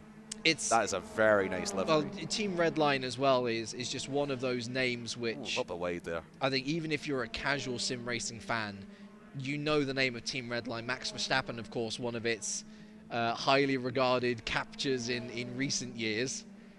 And they do have a strong talent pool. We believe that our pool is certainly as good, if not better, than theirs. We will love to put the challenge to them at Spa-Francorchamps. But they are a very well-oiled organisation, Team Redline. The Redline there on track, getting a little bit close. This is actually the battle for second. So keep in mind, that Redline was on pole position as well, so it's actually going to be quite disappointing for them. Yeah, need to get back past their similar competition in the BMW Team GB in front of them. There goes the Red Bull LMP. And we appear to be just behind the battle that is on screen here. I think there might be a slight delay in the feed that we're seeing from the mainstream. And you can see them, they're just down the road. Yeah, like it's ever so slightly delayed. Obviously, we're seeing this as live as you can get. Yes. We're going to have maybe a slight delay from the feed from the main broadcast. But yeah, there they go. As you can see, the red line is past the Team GB. Finally, I think that was out of the first chicane, and now around the Curva Grande will have the advantage. Can Team GB BMW get back at it as they go into the Variante Alta? Who's the leader there, the 91? Number 91, let's have a look. Yeah, Redline will stay ahead. Number 91 in GT at the moment is the Porsche Esports team, and that is the car consisting of... Backham and Cronky. I'm going to give a crack at all three of these names. Oh, Mitchell de Jong. I was going to try. Mitchell de Jong. Mitchell de Jong. Mitchell de Jong. That's Mac Backham. Yep. And Martin Cronky. Okay, that wasn't that bad. All three of those partake in the Porsche Sim Racing Esports Championship, which, again, going back to my point, Porsche's basically said, hey, all of the best drivers in our championship, we'd like you to be part of our Porsche Esports team, please. And they're doing pretty well, are they not? I mean, I know that particular championship takes place on iRacing, but they are doing a fantastic job, actually, in leading and showing that when we were expecting the BMWs overall to be a little more of a stronger package here today, and certainly pole position for the red line would suggest that, but the Porsche Esports team showing a great turn of speed. Certainly so. And you saw the lap count there. I think it was about 92, 93 laps. It's a lot of laps. For the GTE, 104 for the LMP, so you can see how much quicker that these higher class of cars are lapping around this short Monza track. As we have another look at Liam in the sim rig. They're great sim rig setups out as well. I love it. Do you know, I've not actually had a go in... No, actually, no, that's untrue. I have had a go in a sim rig. before, but it was with a VR headset instead of the monitor. Oh, there are a couple of drivers who've picked up a VR headset. Very interesting to look at. I'm not sure if I would like it, honestly, because that is a weight on your head, which that will build up over, especially if you're doing 60 endurance to 90-minute stints. Yeah. I mean the one I went to, which is in local to me, we were doing 20-minute, just 2 20-minute sessions, and that was a lot. Yeah. I'll tell you, taking Formula 1 style cars around Monaco with a VR headset, no, thank you. That was stomach churning, let's say. Especially because the place I went to, what they have is, obviously they've got the full sim rig set up. I can't remember if the seat moves or not. I don't think it does, but what they do have is fans on the dashboard, so the faster you go, the fans will spin up and blow air in your face. Oh, that's cool. It's a cool feeling. Quite literally. Yeah. But I would not recommend going to that place and doing Monaco on F1 cars. Oh gosh. Yeah. No, it was that was not fun. I mean, just driving Monaco isn't fun anyway. So it is for some people. So some people, those people I think are. I'll refine the thought, because I agree. I think we're in agreement on racing in Monaco. Racing in Monaco isn't great. No. Driving Monaco on your own is a great challenge. I can imagine in the right car. I would want to do it in the right car. Do it in maybe in one of these. These cars might be a little bit too wide, actually. I think it'd be fun in the LMP. In the LMPs? Yeah. Fast downforce. They're still massive cars, though, to get through there. Are these? Are they? The turn in will work for you better. Yeah. I was thinking more like, I don't know, sort of small hatchback racing cars. So like a little Fiat 500, like a little Clio or a Fiat, or a Golf GTI. Yeah, that could be fun. I think that'd be really fun. I think hatchback racing around like Monaco. a little Suzuki Swift, little dinky car running a race. I get them all out in smart cars. That'd be fun. Good little battle going on here, actually, that we're watching, where we've got a BMW up against a not too often seen Aston in the field. And in the midst of all that is the LMP trying to scythe his way through. Oh, God. Just about gets away with that, actually, as we we're seeing that on stream now through Parabolica. And that was around the outside of the Parabolica Alboreto there for the BMW.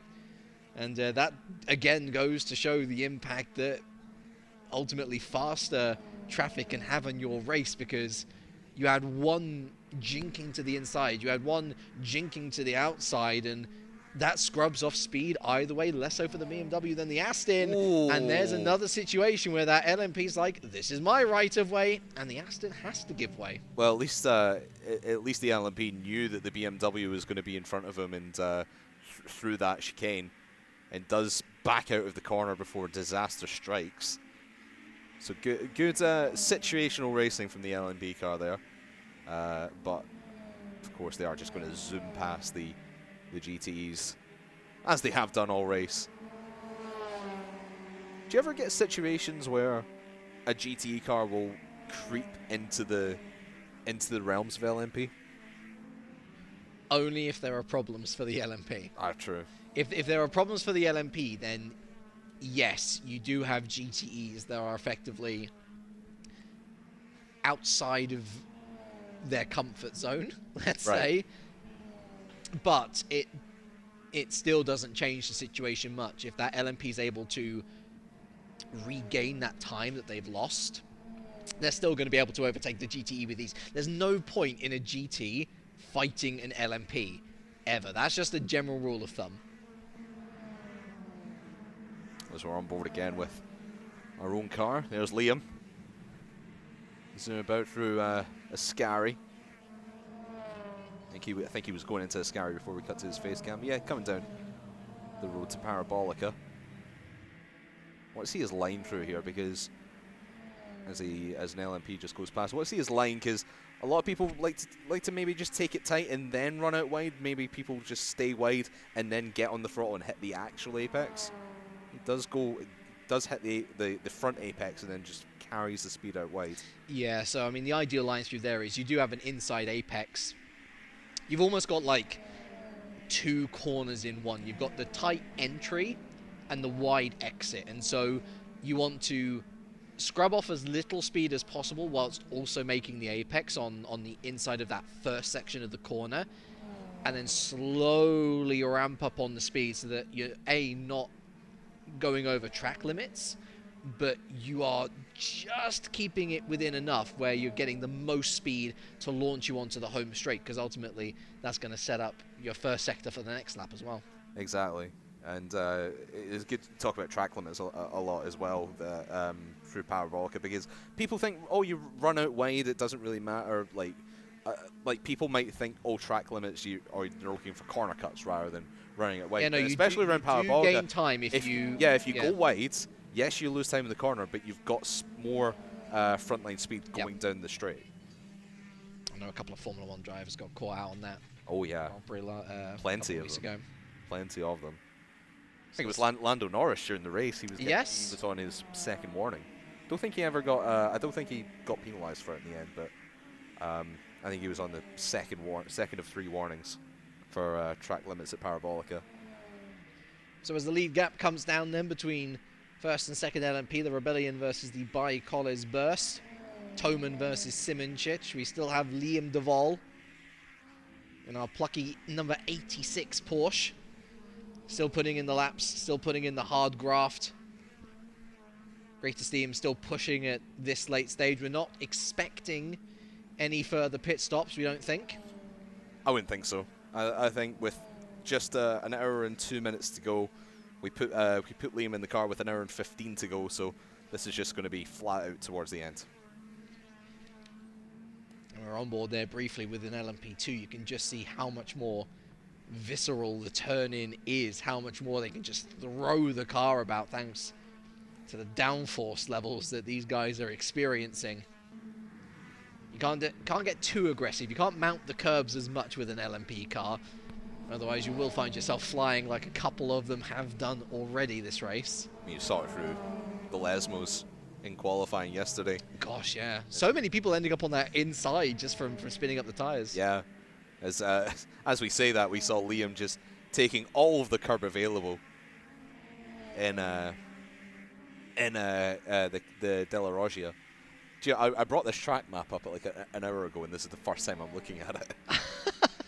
It's good to learn. Yeah, it's the Rettifilio, and then the Della Roggia. Yes, the second one. Okay. Curva Grande, Lesmos, Ascari, Parabolica.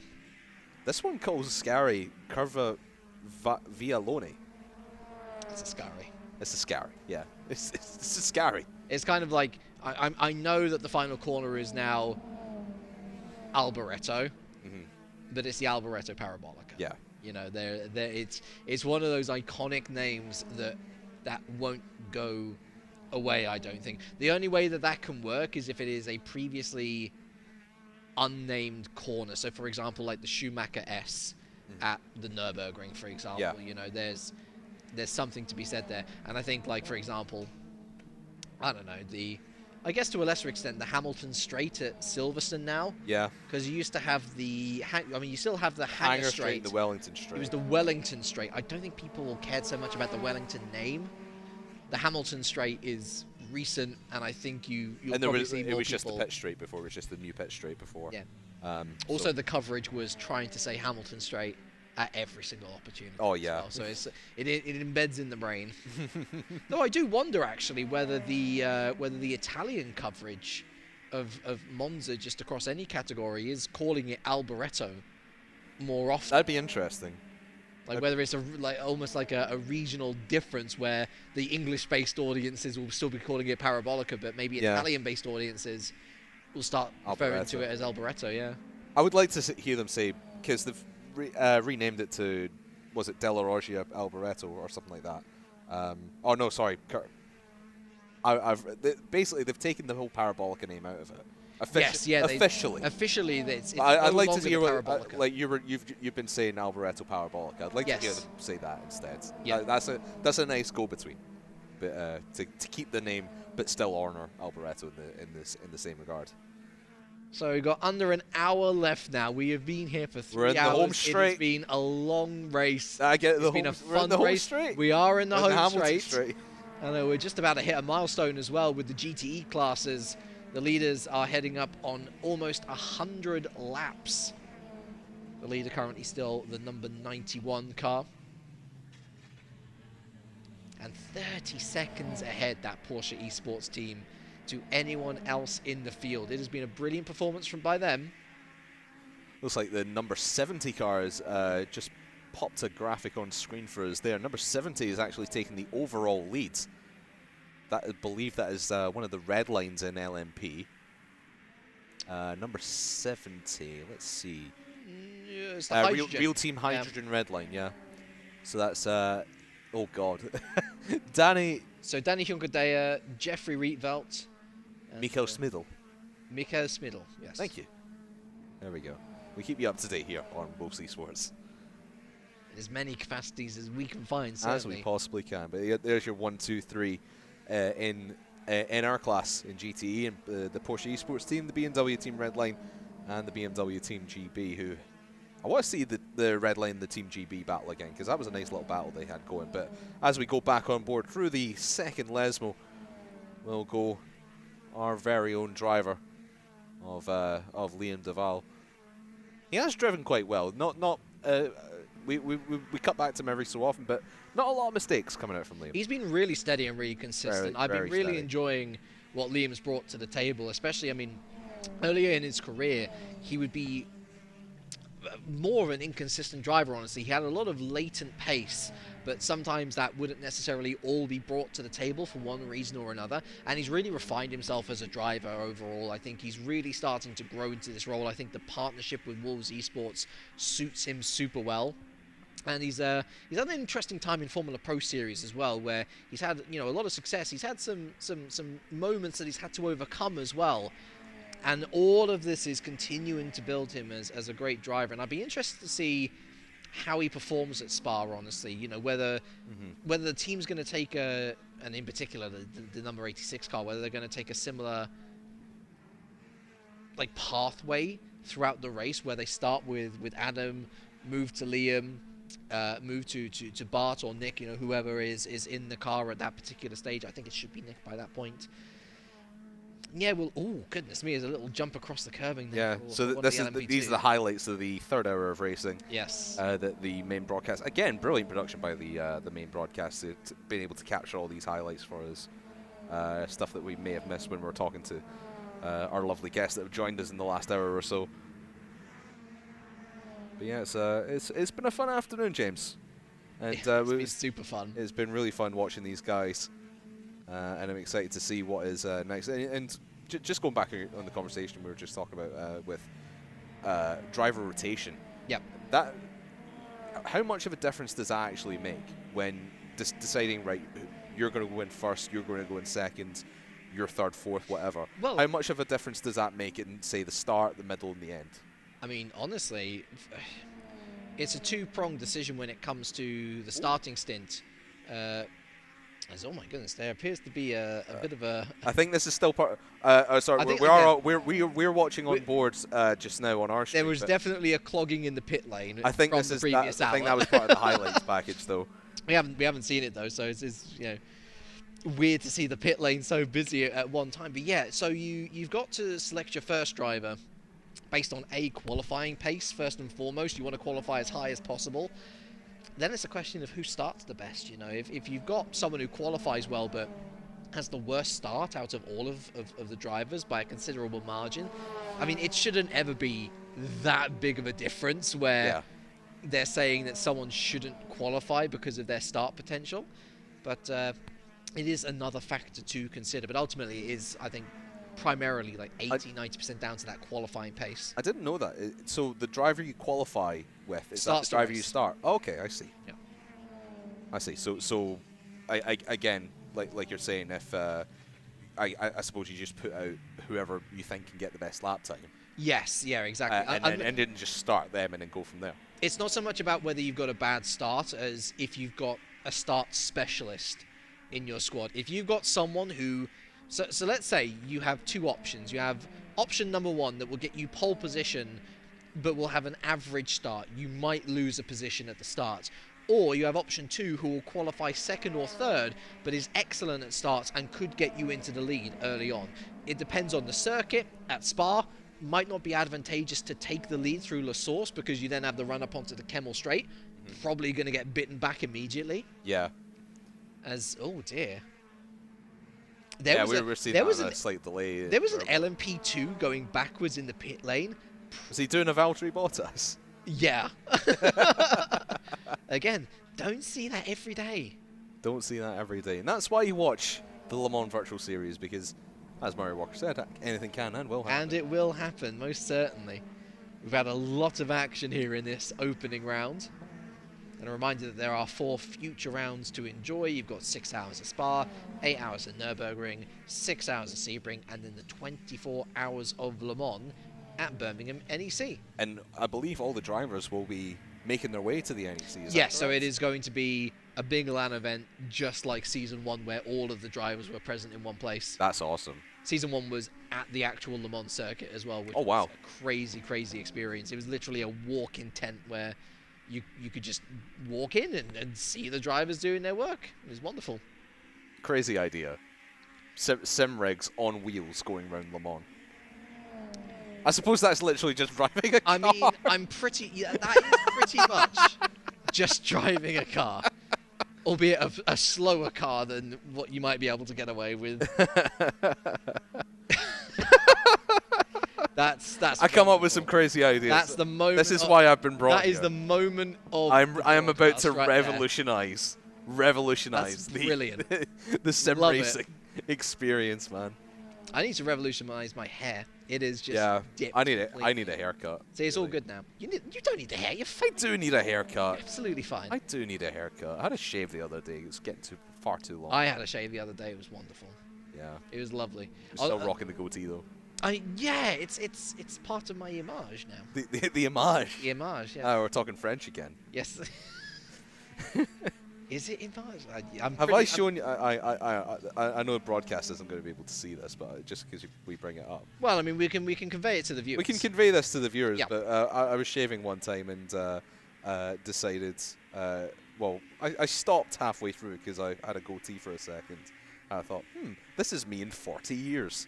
Oh, is that a good or a bad thing? Well, I'm going to let you decide if it's a good or a bad. Don't worry. If I can actually find it. Viewers, I will convey my thoughts to you. Don't worry. You can trust me on this. You can. I've actually got a really funny question after this. You can ask it now if you want. Okay. Well, I'm looking for a brand new hairstyle or beard style is developed in the year 2030. Right. And it's named after a car manufacturer. What do you think the coolest name would be? The Mustang. That's pretty great. Isn't there? If you say a style already cool? Well, actually, no. Probably. Let's go for cars. I mean, the Mustang sounds pretty cool. But isn't there a beard style already called the Mustang? Maybe. What about the Tesla? The Tesla. That sounds like it's based off Nick Tesla. True. But I mean, aren't Teslas based off a name anyway? Yes. So there you go. I'm just sharing thoughts. They're coming at me real quick, and I'm sharing them. What about the Swift? The Swift. I think the Swift sounds quite interesting, actually. It does sound interesting. How about? I mean, I think dipping into Italian heritage might be good here. The Huracan. Ooh, the Huracan. Or another Lamborghini to potentially use, the Murcielago. Ooh, the Murcielago. That does sound like. You turn up to a fancy dinner with a hair or beard style called the Murcielago. Free drinks on the house. Absolutely.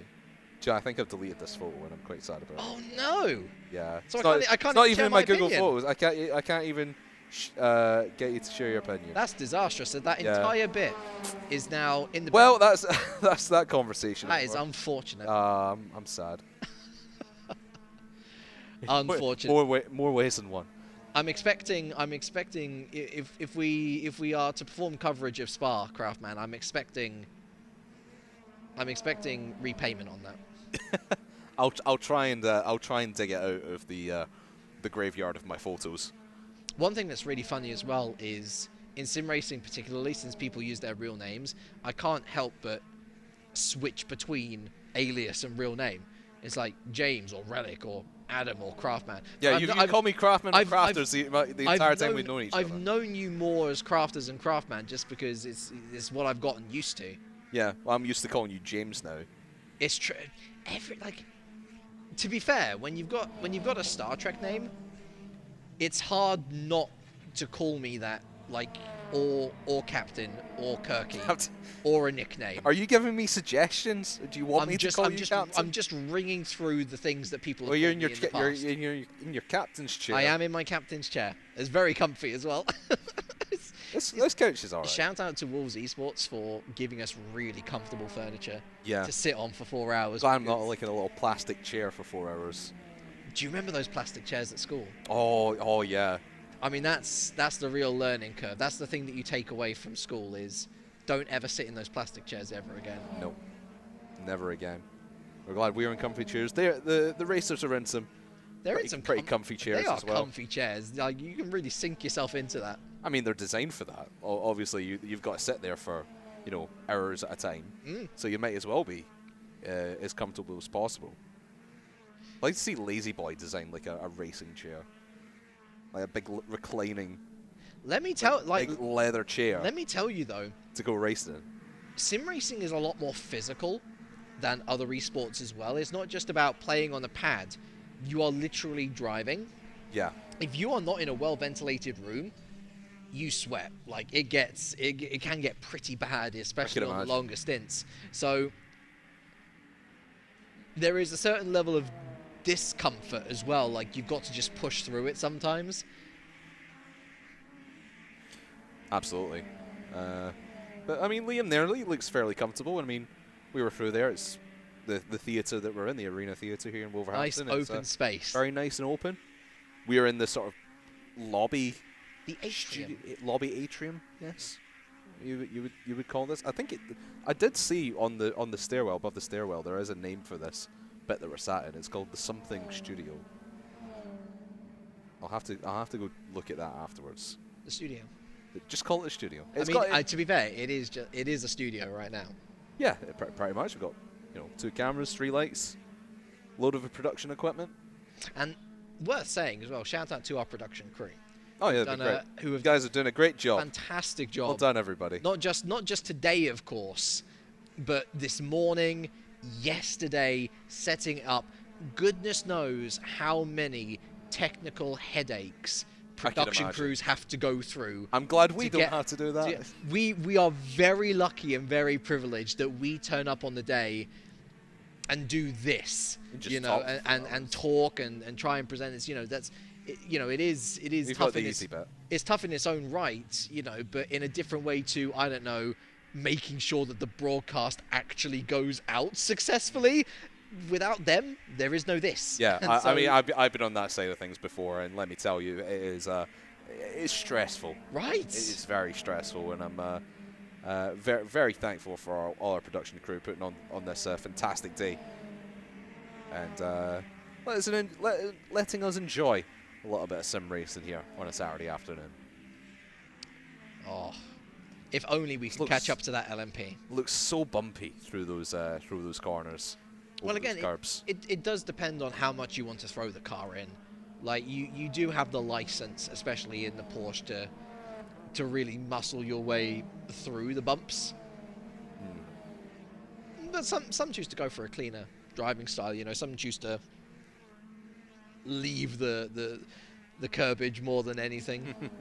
It does save the tires sometimes. I think it's not as critical at Monza. Yeah.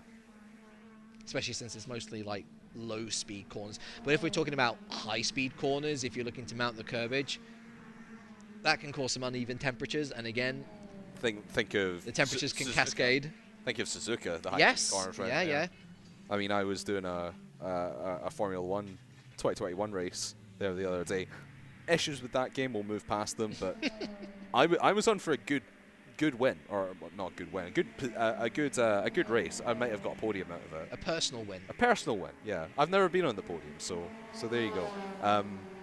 But I lost it twice going round the first corner. Just touch one wheel on the inside curb, and it just spins you like that. It's annoying. But Liam come into into the pit box here. We thought we were going to be done with one more stop. One with the pit stops, but I believe we are actually having a driver change. Well, again, it's good practice. You know, you might as well get that final change in, get a fresh set of boots on as well. I noticed the tire change as Adam hops on into the car. It's been a long wait since his stint. I mean, he's been out the car for, what was it, like 3 hours? 3 hours at this point? Yeah, 2.5 hours. Well, yeah, he would have changed. Both drivers changed about an hour in. Yes, yeah. And it's now 43 minutes to go. So he's been out of the rig for 2 hours and 15 minutes. You know what? Roughly. You know what he could go for? Fastest lap. Oh, put new tires on. Could we have a cheeky fastest lap? Cheeky fastest lap for GT. Could potentially. Just a statement to the rest of the field. Yeah, I mean, we talked earlier about the pace that we have, and these the drivers in our cars. Do have our qualifier in the car again? Do have our qualifier. So he does have the pace and the skill to bang in a fastest lap as he goes back out on track and round the Retifilio. Switched to my track map that time. I did. I saw. Gotta say as well, further up the field, this is a very juicy battle for the podium, about to explode, I imagine as well. You got that red line car has not escaped the Team GB cars as much as. No, to be fair, the Team GB car they've pitted actually, so that potential three-way battle has changed face a little bit. Robbed us. But that Proton is showing some good speed. Very good speed. You just think of the other drivers in our category, and how much we're going to have to fight with them. It's a throughout the rest tough of the season. Field. It's a very tough field. It is a stacked field. Again, we have a great team, and I think we've got a really, really good chance of making good on the rest of the season. I think we've got some real good talent ready to pick up some great positions in later races, but like. It is going to be tough. There is no other way around it. Every single team, no matter which way you look, has race winners in different categories. And that's A, to say, look how big the world of sim racing is nowadays, especially the top tier of it. And B, look how many top tier drivers are within each of those different categories. It is a smorgasbord of aliens, the Le Mans Virtual Series, and we're lucky that we have as many as we do. Very lucky. To field 2 cars, no less, Yeah. And there are some teams in this field that are only, putting up one team. I mean, the Ferrari Drivers Academy, yes, 3 great drivers, but that's the only team that they're fielding in this, not just in GTE, but in LMP as well. Speaking of LMPs, is this a battle for position? Between 14th and 15th, the Axel Esports and the RBG Esports. Coming down towards Ascari in the RBG. Oh, he switches back to the inside. Oh, I thought he was going to get past there. Yeah. I thought he might have had the overspeed, but get a good run out of Ascari down to Parabolic, and you get him on the into the run to the Retifilio. Mohammed Alif versus Hani Al Sabdi. I always find that abbreviation funny as well, because technically it's the Roman 8 Grosjean Esports team. Oh, I thought that was a B. It's an R8G. I've been saying Grosjean's driver number is number 8. Yes. But it does sound funny because it's like, who is this man Roman and why did he eat Grosjean? It doesn't make sense. Roman ate Grosjean. Well, it does make sense to me as an overtake. Look at this. Side by side between the two. It's all about late breaking. Oh, no! Oh, Adam, we love your face. We love seeing you, but we wanted to see the climax of that battle. Oh, there we go. It's the R8G car out ahead. Brilliant scrap. But you know what? I love seeing Adam's face. He's got a good face. He's got a lovely face. He's got a lovely face. He's got a face of concentration. We do hope to see some fast lap times coming in from our number 86 car.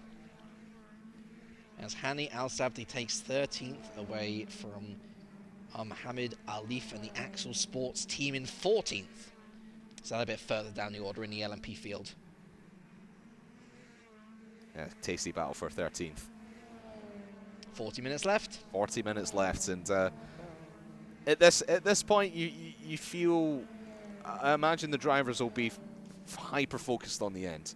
They'll be just looking at the clock ticking down, saying, right, how many laps have I got to go? How much do I actually need to manage my tires? Yeah. Or can I just go completely flat out to the end. And I mean, with the driver change, I imagine we changed tires as well. Yes, we did. We can definitely go flat out towards the end, and like you said, maybe punch in a fastest lap. This is where a concentration lapse is so deadly. It can really bite you at this stage of the race, because a lot of these guys are now into their final stints. Certainly we are. And you don't want to have an unnecessary final pit stop. You just want to go straight to the end, like you say, and really focus in on that. And focus on not damaging the car. I mean, exactly. Throughout a 4-hour race, I imagine quite a lot of the cars maybe picking up bits of damage here and there. Might have been repaired in pit stops, maybe not. But you don't want to give yourself... don't want to take yourself out of the race at this stage as well. I mean, we've seen... some incidents, not just on track, but in the pit lane as well. Well, I mean, do you remember that guy who got his rear wing taken off in the pit lane? In the pits, he was stood still, and someone rammed into the back of him. That was extraordinary.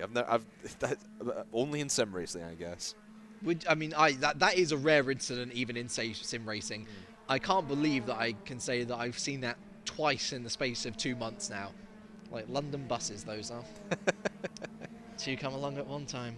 Exactly. I mean, you have to imagine as well, first race of the season, there's going to be some, some slips and spills every now and again, and these drivers getting used to. I mean, talking to the guys earlier, some of the guys that we have today aren't overly familiar with the sim that we're using today. Yeah. You could say that's probably the same throughout the field as well. Yeah. Well, I mean, someone like Kevin Siggy, for example. Literally, I mean, let's take yesterday, for example. He did Le Mans Virtual Series qualifying and then jumped into a different sim. So he went from R Factor 2 to Assetto Corsa Competizione to compete in the SRO Sprint Championship. Okay. Completely different. Like, you're going from a qualifying session to a completely different qualifying session in a different sim to then race for an hour. And that's just one day.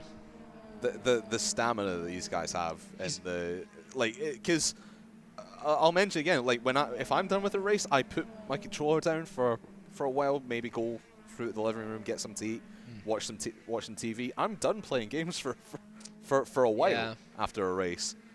So good on these guys for going through the grind and getting right back into a different series. This is a living for a lot of these guys now.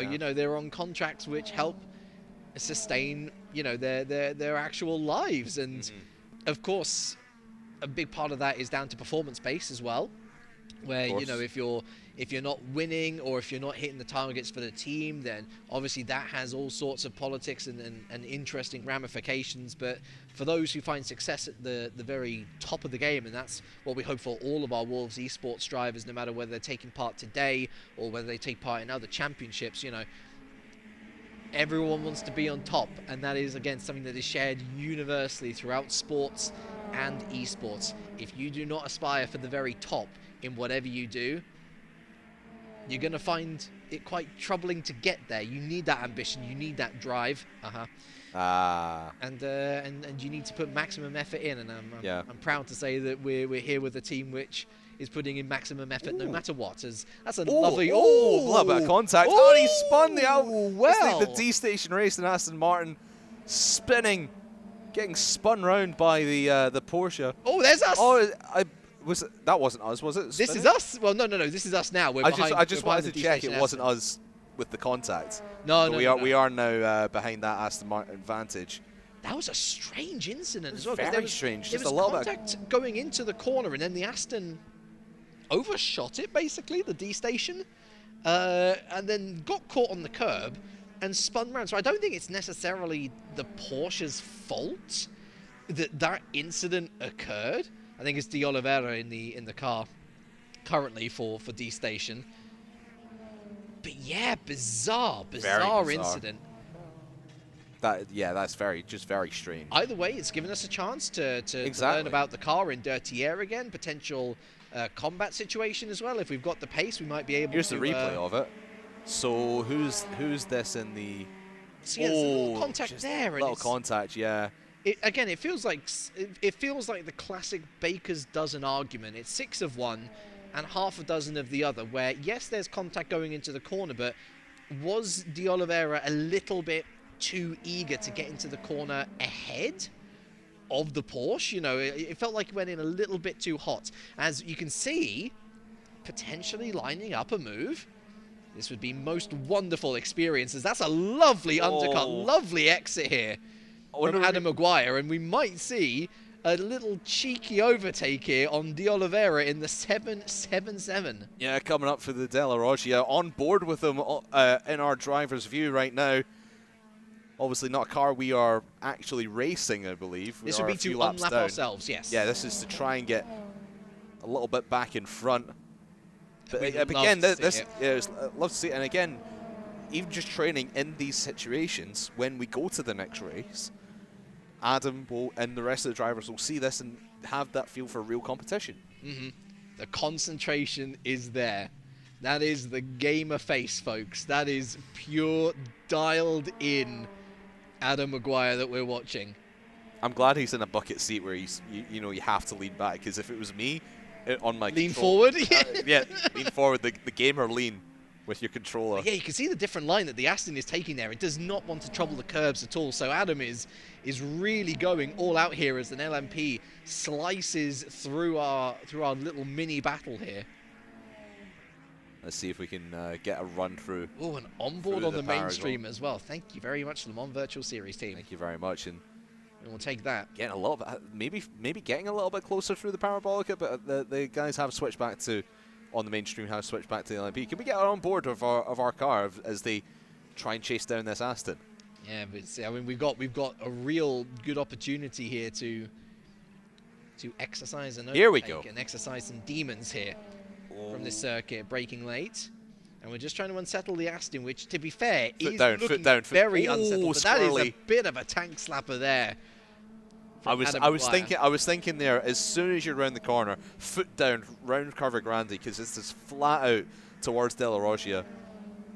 Can't take your foot off the gas as of now. Maybe laying up a pass in here, obviously. And Adam's really good on the brakes. Yeah, very. I mean, look at the ground gained. Yeah. That is really positive here from Adam Maguire. Yeah, if you can keep this close through the Lesmos and then down the following straight, you could line up a move through a Scary. As see there again, just the face of concentration and keeping. He went far wide through the exit of Lesmo 2, and all the work that he's done through Curva Grande, just a little bit squandered there, but back on track. Game face on. We go again. He's looking faster than the D station car, and I think that's the most important thing for me is, yeah, it's a little mistake, but we can find that time again, and we can put them under a little pressure again, and maybe just make them think twice towards the end of this race. We've got 30 minutes to find the time again.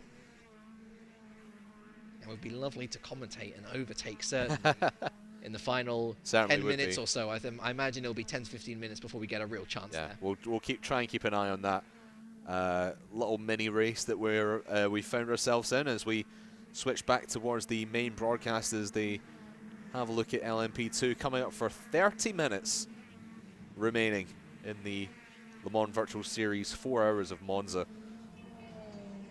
Car number 22.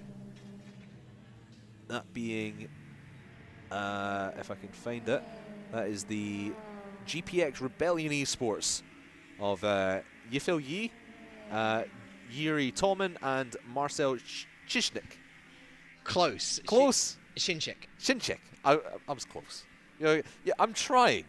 Jim. You are definitely trying, and I've been very impressed with a lot of your pronunciation. Another little mistake. No. And see this. I mean, again, the braking is something which you can identify as something to look forward to with Belgium, because there are a couple of situations there over the last couple of laps where we look at that and we say, wow, we are gaining so much time under braking, but then it has snapped on Adam a couple of times as well. So further refining the setup to help us into Belgium. And there are a lot of hairpins, of course, heavy braking zones in Spa. The thing with Spa as well, compared to Monza, as Ben was talking about earlier, it's going to be a heavy downforce track as well. It is, yeah. So that will help with the aerodynamics going into those corners and the setup. Look how quickly we've been able to catch up again. Is that is that the Aston Martin again? That is the same car. That's the same car. So that's a sort of saw the ground that we lost going. We've had 2 offs and we're still this close. Yeah. That's how much. I wonder if that Aston Martin has a bit of damage from the spinny too. I think Adam's just really quick, honestly. That too. That too. Just absolutely planted through Ascari, these cars. Oh, it's me. It's brilliant to watch. They're just stuck like glue through the entirety of this Monza track. It must be so good to drive on as well. Not just in sim racing, but in real life through these cars, I imagine as well. Again, there we are. On you board. Can see how close we are once more.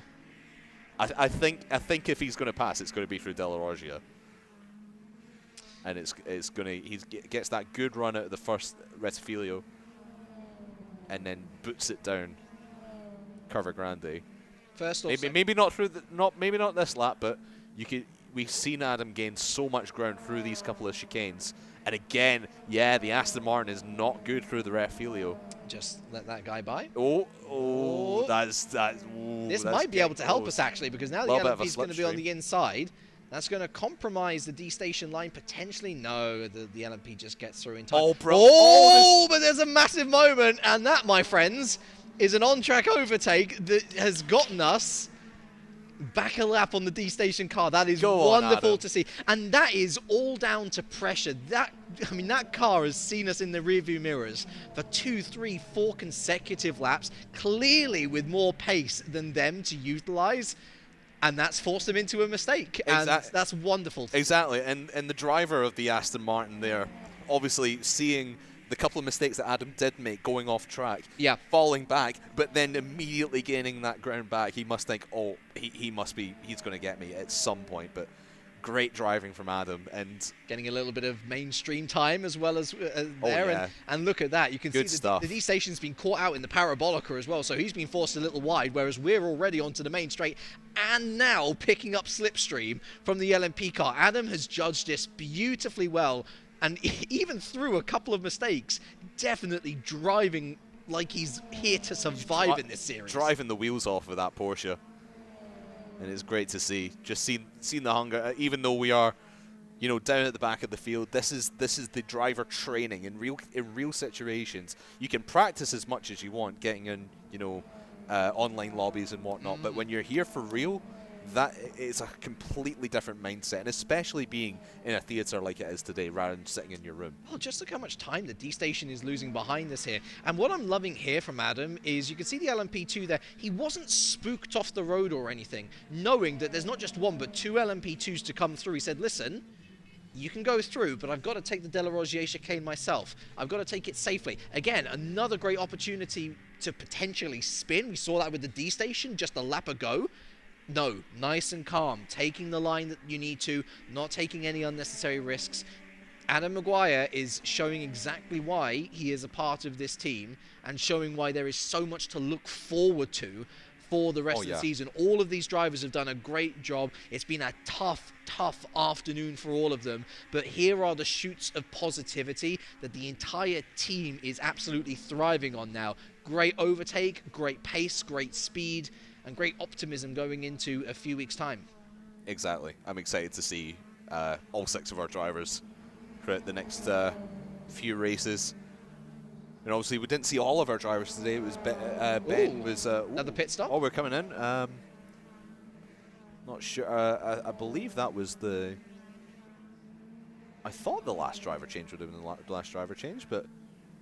We'll see. It's definitely the last driver change. This will be, if this is a driver change, this is definitely the last driver change. Go for another fastest lap, maybe?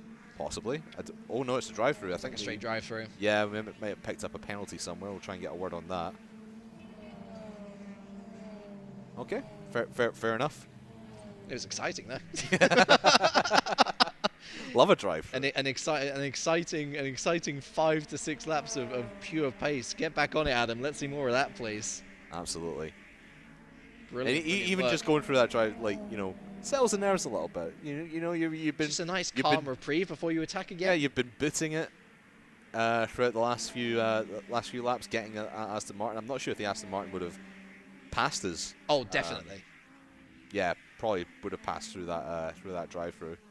There's another lead change at the front of the fields with. But look at everyone gathered around him. Yeah, everyone's wonderful. Maybe he just wants to go for the overtake again. The challenge, the ultimate challenge. Electric challenge. Boogaloo time. Yeah, everyone gathered around, supporting Adam throughout this last 23 minutes or so of the 4 hour of Monza, the Mon Virtual Series, first race of the season. It's been a thriller to watch. Trips and spills throughout the field, and a great drive from our car number 86. Shame about our 87 car. Had to retire with technical problems a little bit earlier on, but all three of the guys on 86 have put in a nice little drive for an afternoon. It would be nice to see Ben Barker get in the car. Yeah, well. I was gonna get onto this. We've only seen 5 out of the 6 drivers. Yep. Actually, 5 out of the 7 drivers, because technically, yes. Yeah, because Mr. Foster. Yeah, Nick Foster isn't here this weekend, so we'll see if he gets in the car for Spa or at least one of the following races. It honestly, I'd almost. And Ben as well. I'd almost feel like it takes the pressure off Ben. He gets another few weeks of pure practice. Okay, it's not in a race situation, but he gets to learn more, embed himself more in the team. Mm-hmm. Makes him all the more prepared. Exactly. For that debut in Spa. Preparation is going to be absolutely key when it comes to Spa. There's a smile on Adam's face. Good to see him sort of just enjoying himself in the car. I mean, if you're not enjoying yourself in the car, what is the point in What racing? is the point? Agreed. Yeah. Got to enjoy it, and good to see him going through. Get some more main broadcast time. Exactly. As the obviously the LMPs heading as already. the LMPs go whizzing past on the main broadcast, we're having a look. I believe that is we're looking at one of the leaders of GT. Yeah, that's the red line. So the red line. So that's the leader of class. So that's Mac Backham in the Porsche Esports team car. Yep. And that'll be the red line in second place. I believe it is. Yeah, pit out. The red line was coming out of the pits when we saw it a minute ago. Enzo Benito back in that particular car, only 2 seconds behind. So that gap a little bit closer than perhaps I was anticipating. What was it, 30 minutes ago? You can tell when the pit stop phase is well out of joint, because you then get to this stage of the race where it's clear no one else is going to make a pit stop, and you're like, oh wow, you're a lot closer than I. So many moving parts of endurance racing. It's hard to keep up with all the strategies and all of the different variations on what you can do and which category is close and who's going for one less stop or going for a longer stint. It all ends up in this final 20-minute period where the picture has never been more clearer, with the exception perhaps than the very start of the race, when everyone is together and you can see everyone. Yeah, and we didn't see absolute chaos at turn 1 this time, as we sometimes do. It was very well behaved. It was very well behaved. I think most people have been quite well behaved. There's been a couple of let's say questionable incidents throughout the fields. There's been a couple of flying LMP cars. Just taking off. They got their downforce set the wrong way. Upforce. Upforce? Upforce.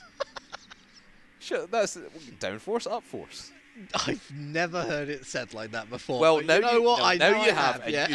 You take that and run. I will. You can have that one for free, pal. Oh wow, upforce. Upforce. Excellent. That's how planes work. Upforce. Upforce. Not left. Upforce.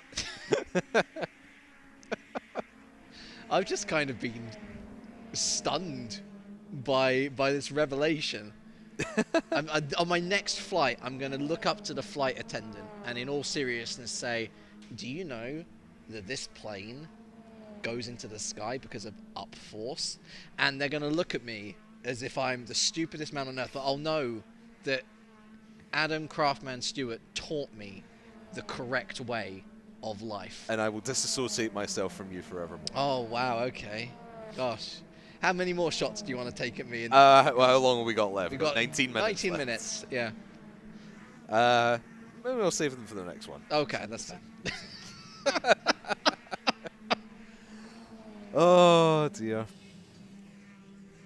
We're almost there. Oh, it's been a fun time. It's been a fun I hope that all of you guys at home have been enjoying this. If you've come along to see it in person, to you guys as well, thank you so much for your time. It's been so wonderful. I guess being able to just support a team. You know, like we don't often get this opportunity. It's usually just like a bigger look at the overall meta of the situation, or meta, depending on how you want to say it. Meta. So he'll always go at me on that one. But yeah, it's so. You know what? It evokes that football vibe.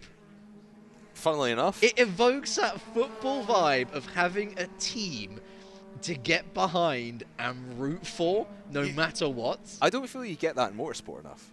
Obviously, coming from a Rocket League background, we've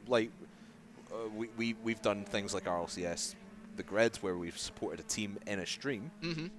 But you don't get that in motorsport a lot. And I imagine you don't get it in sim racing all that much as well. Where, well, I suppose Ferrari in Italy, I suppose that's... Well, I mean, I think at Formula 1 level... Formula 1 Formula 1 level, you have your Ferrari fans, you know, you have your Red Bull or McLaren or Mercedes fans, you know, I think... You say Red Bull fans, it's just Max fans. the Orange Army... Stunned in silence. The Orange Army does come out in force. Yeah. For Max Verstappen, there is no doubting that there. Max, Super Max. But for the rest of the motorsport world, actually, you're right. There isn't. It's kind of like, for example, I love Wolverhampton, right? I love Wolverhampton Wanderers, but you know there are some people who will look to support other Premier League teams, Championship teams potentially as well. Mm-hmm. The equivalent of those Championship teams in sim racing, they don't really get as much coverage, and I think it's similar with real racing as well.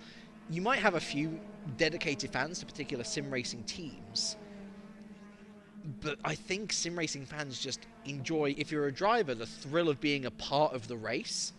If you're a race engineer, the thrill of nailing a strategy and really just, you know, you're helping, encouraging the driver that you're working with onto a good result.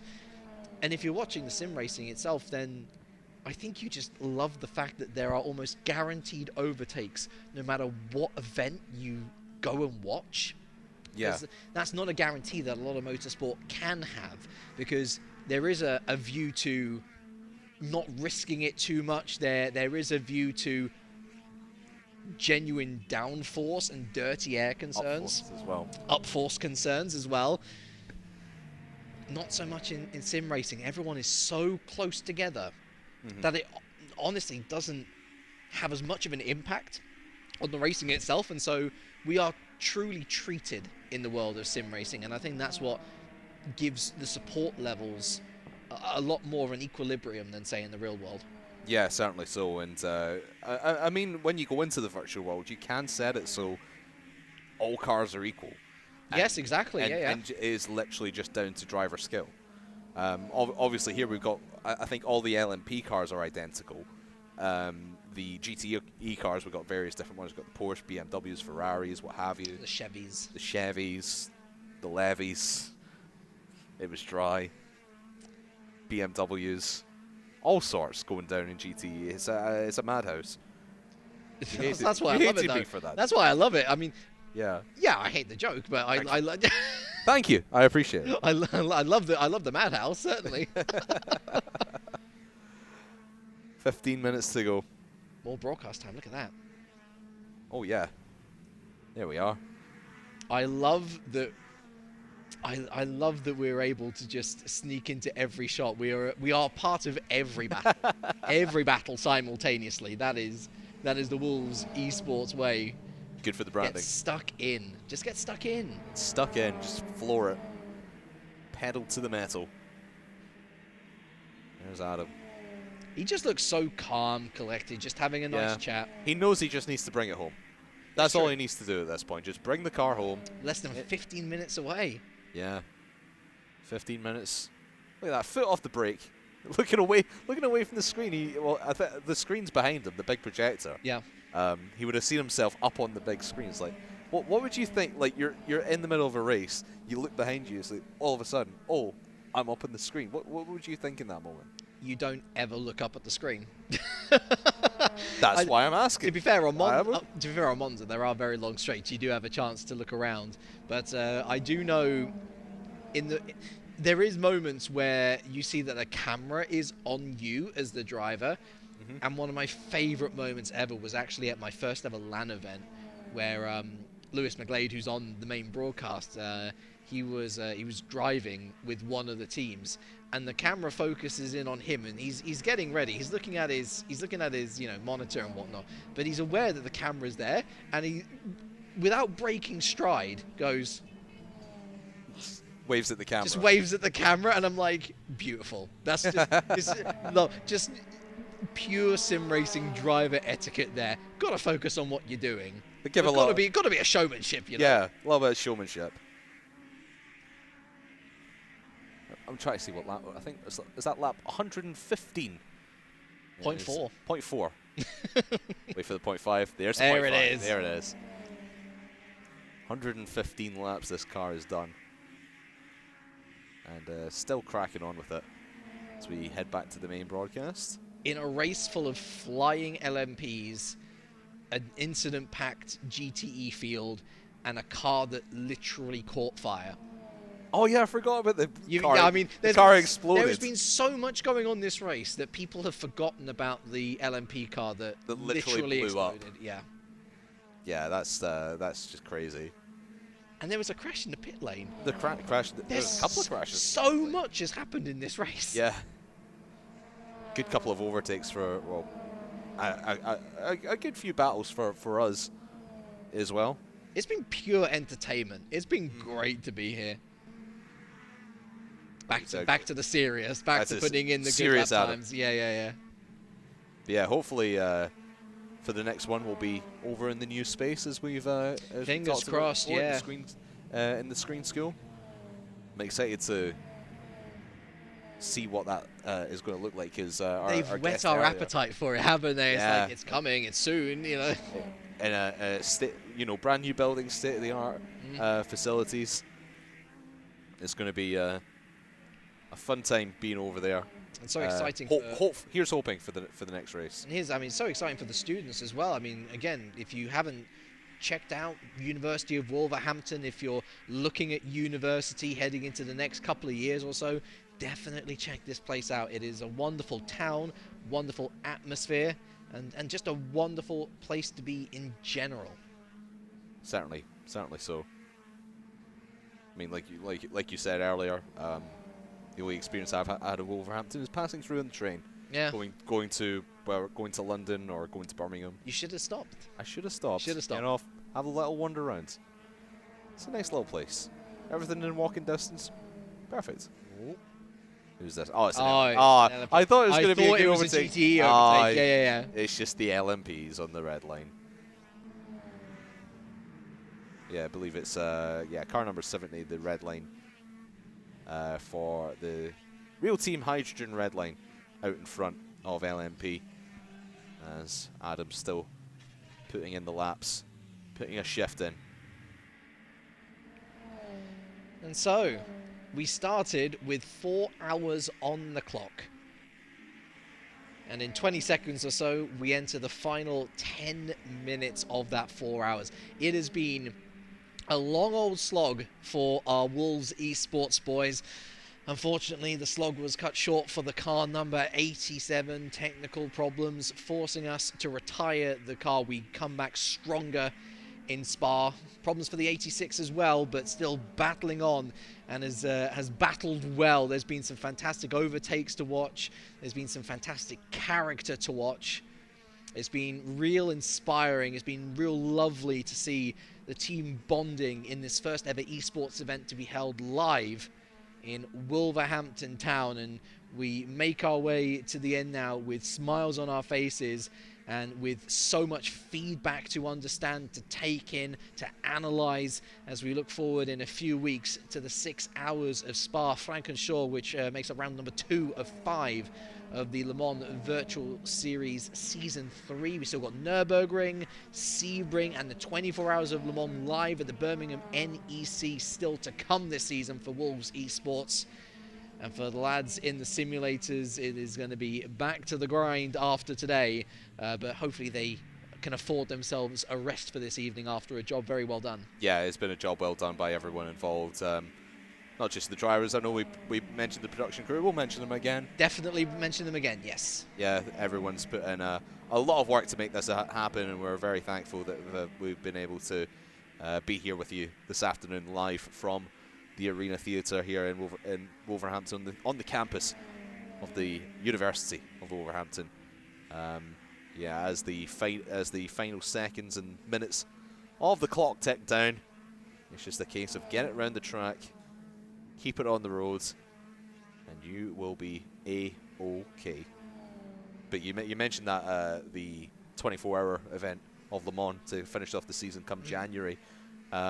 I can't wait for that, especially when you get all the drivers into the NEC, into the same building together. Yeah. That is going to be... Well, you were telling me about events that you've been to before where all the drivers have been in the same room, and sometimes some incidents might happen. Yeah, it's a different atmosphere. Oh, I love a snap there. Back on the road, all good to go. Yeah, it is. It's a very different situation to be in, where instead of having a team versus team atmosphere, which is the case with a lot of esports, and even in the case of 1v1 esports like, say, Street Fighter or Tekken or stuff along those lines, it's 1v1. There's only so much you can do. Mm-hmm. With the amount of factors that you can discover, and sometimes to a good effect, sometimes to a bad effect in racing, it gets a little more personal. It's not just about the inter-team battle, it's about how you do individually as a competitor. And if another competitor ruins your race, you feel annoyed and angry at them specifically. And so, I mean, I don't know whether you remember the classic, like, Schumacher scowl at Spa, actually, where he walks towards the garage with just like a face of thunder. I think it was David Coulthard, wasn't it? Yeah, it was Coulthard. Just completely and utterly become with rage. We call it the red mist descending. And I'm not saying that there's been a punch-up or anything at any land, which, I mean, that would probably require the police or something. But, you feel the tension. You feel the iciness sometimes between drivers, and not just between drivers necessarily, but there's live stewards at these events with sim racing, where these guys are under pressure to do a great job, and they do a great job. But it's not, I mean, listen, a driver who's angry isn't going to care about whether they've made the right decision or not. They're going to care about, why was I given a penalty? Yeah. So tempers can flare. But to be fair, I mean, I was at the first LAN event for Le Mans Virtual Series, and it was actually really nice and wonderful. I was able to go around all the teams, and everyone was very happy and very supportive of each other, actually, hoping that everyone would make it to the end of the race. You had some folks sleeping in one side of the tent because it was a 24-hour event, and I imagine that the Birmingham NEC will be a little more easy to deal with that sort of situation. There's hotels nearby, so I imagine if some of the folks want to get some respite, then they'll be able to hop on over to the hotel and have a nice mattress to sleep on. I know we've seen, in this one, obviously changing from 4 hours to 24 hours is a massive difference, almost 20 hours. 20 hours. 20 hours exactly. Yeah.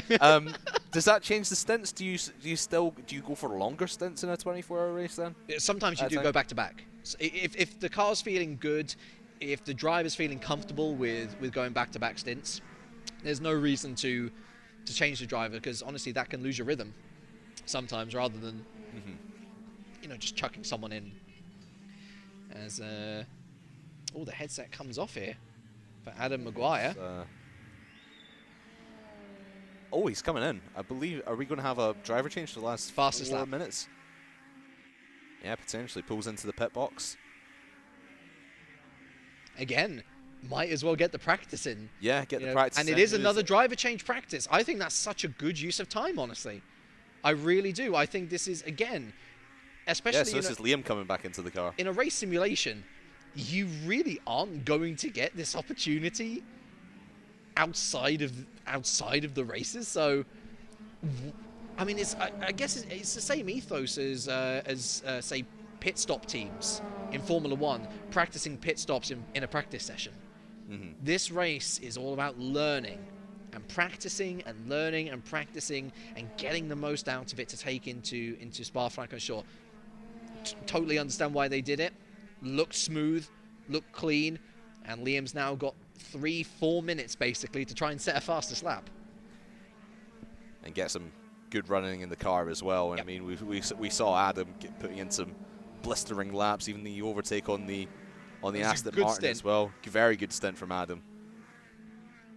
We'll see how Liam gets on in these closing minutes and seconds of the first race of the Le Mans Virtual Series. Back on board through the... See there a little adjustment to brake bias?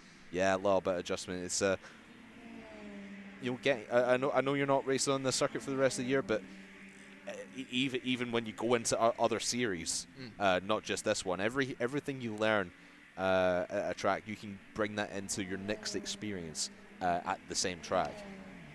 So it's always learning, big learning process, and make sure you get the right setup for the car. As I believe this is still Liam's outlap.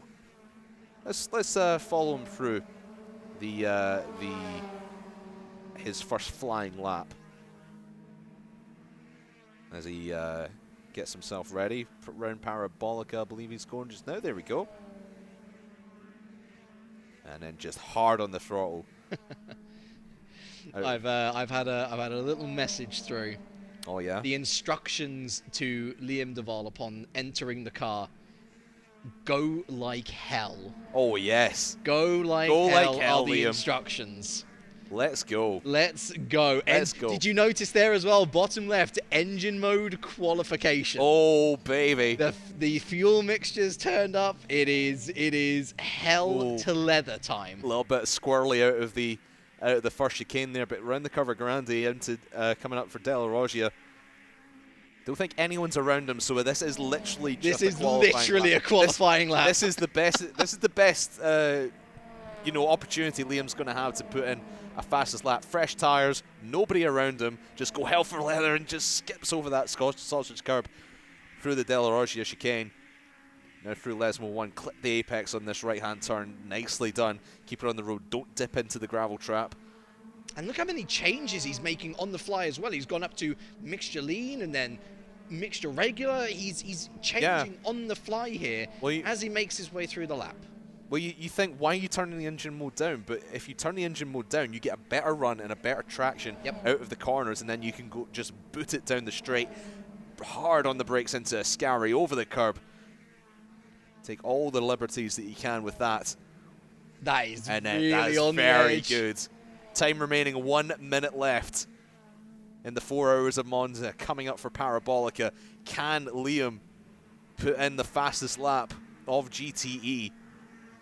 On the brakes, nicely through Parabolica, hitting that early apex, let it run a little bit wide, and then just on hard on the gas, right down towards the line, shortest route to the line, and... So it was a 1:45.9 his fastest lap. 1:45.9. And let's see, no improvement. He might be going for it again this lap, actually. Yeah, you still can put in the final lap, and it has come up on the broadcast final lap, so this will be the final lap. Oh, he got cut off by an LMP. That's, oh dear. I mean, he has to let the LMP through. He has to let the LMP through. But that was. It doesn't make it any less disappointing. It's just it's such an awkward spot to let someone pass though as well. And the LMP is the faster car. There is the faster car. Rules, so. They are playing by the rules. Still, he's going for... Oh, my goodness me. That is chucking it into the second half. Talk about attacking the chicane, man. Oh, my goodness me. That is full on taking a bite out of it. Round Lesmo 1. Liam's just having fun with this. Yeah, it's just having fun. Another LMP comes through. That's close. Very close indeed. too close for comfort, that one, but keeps it out of the gravel. Let's see what he can do down to Ascari.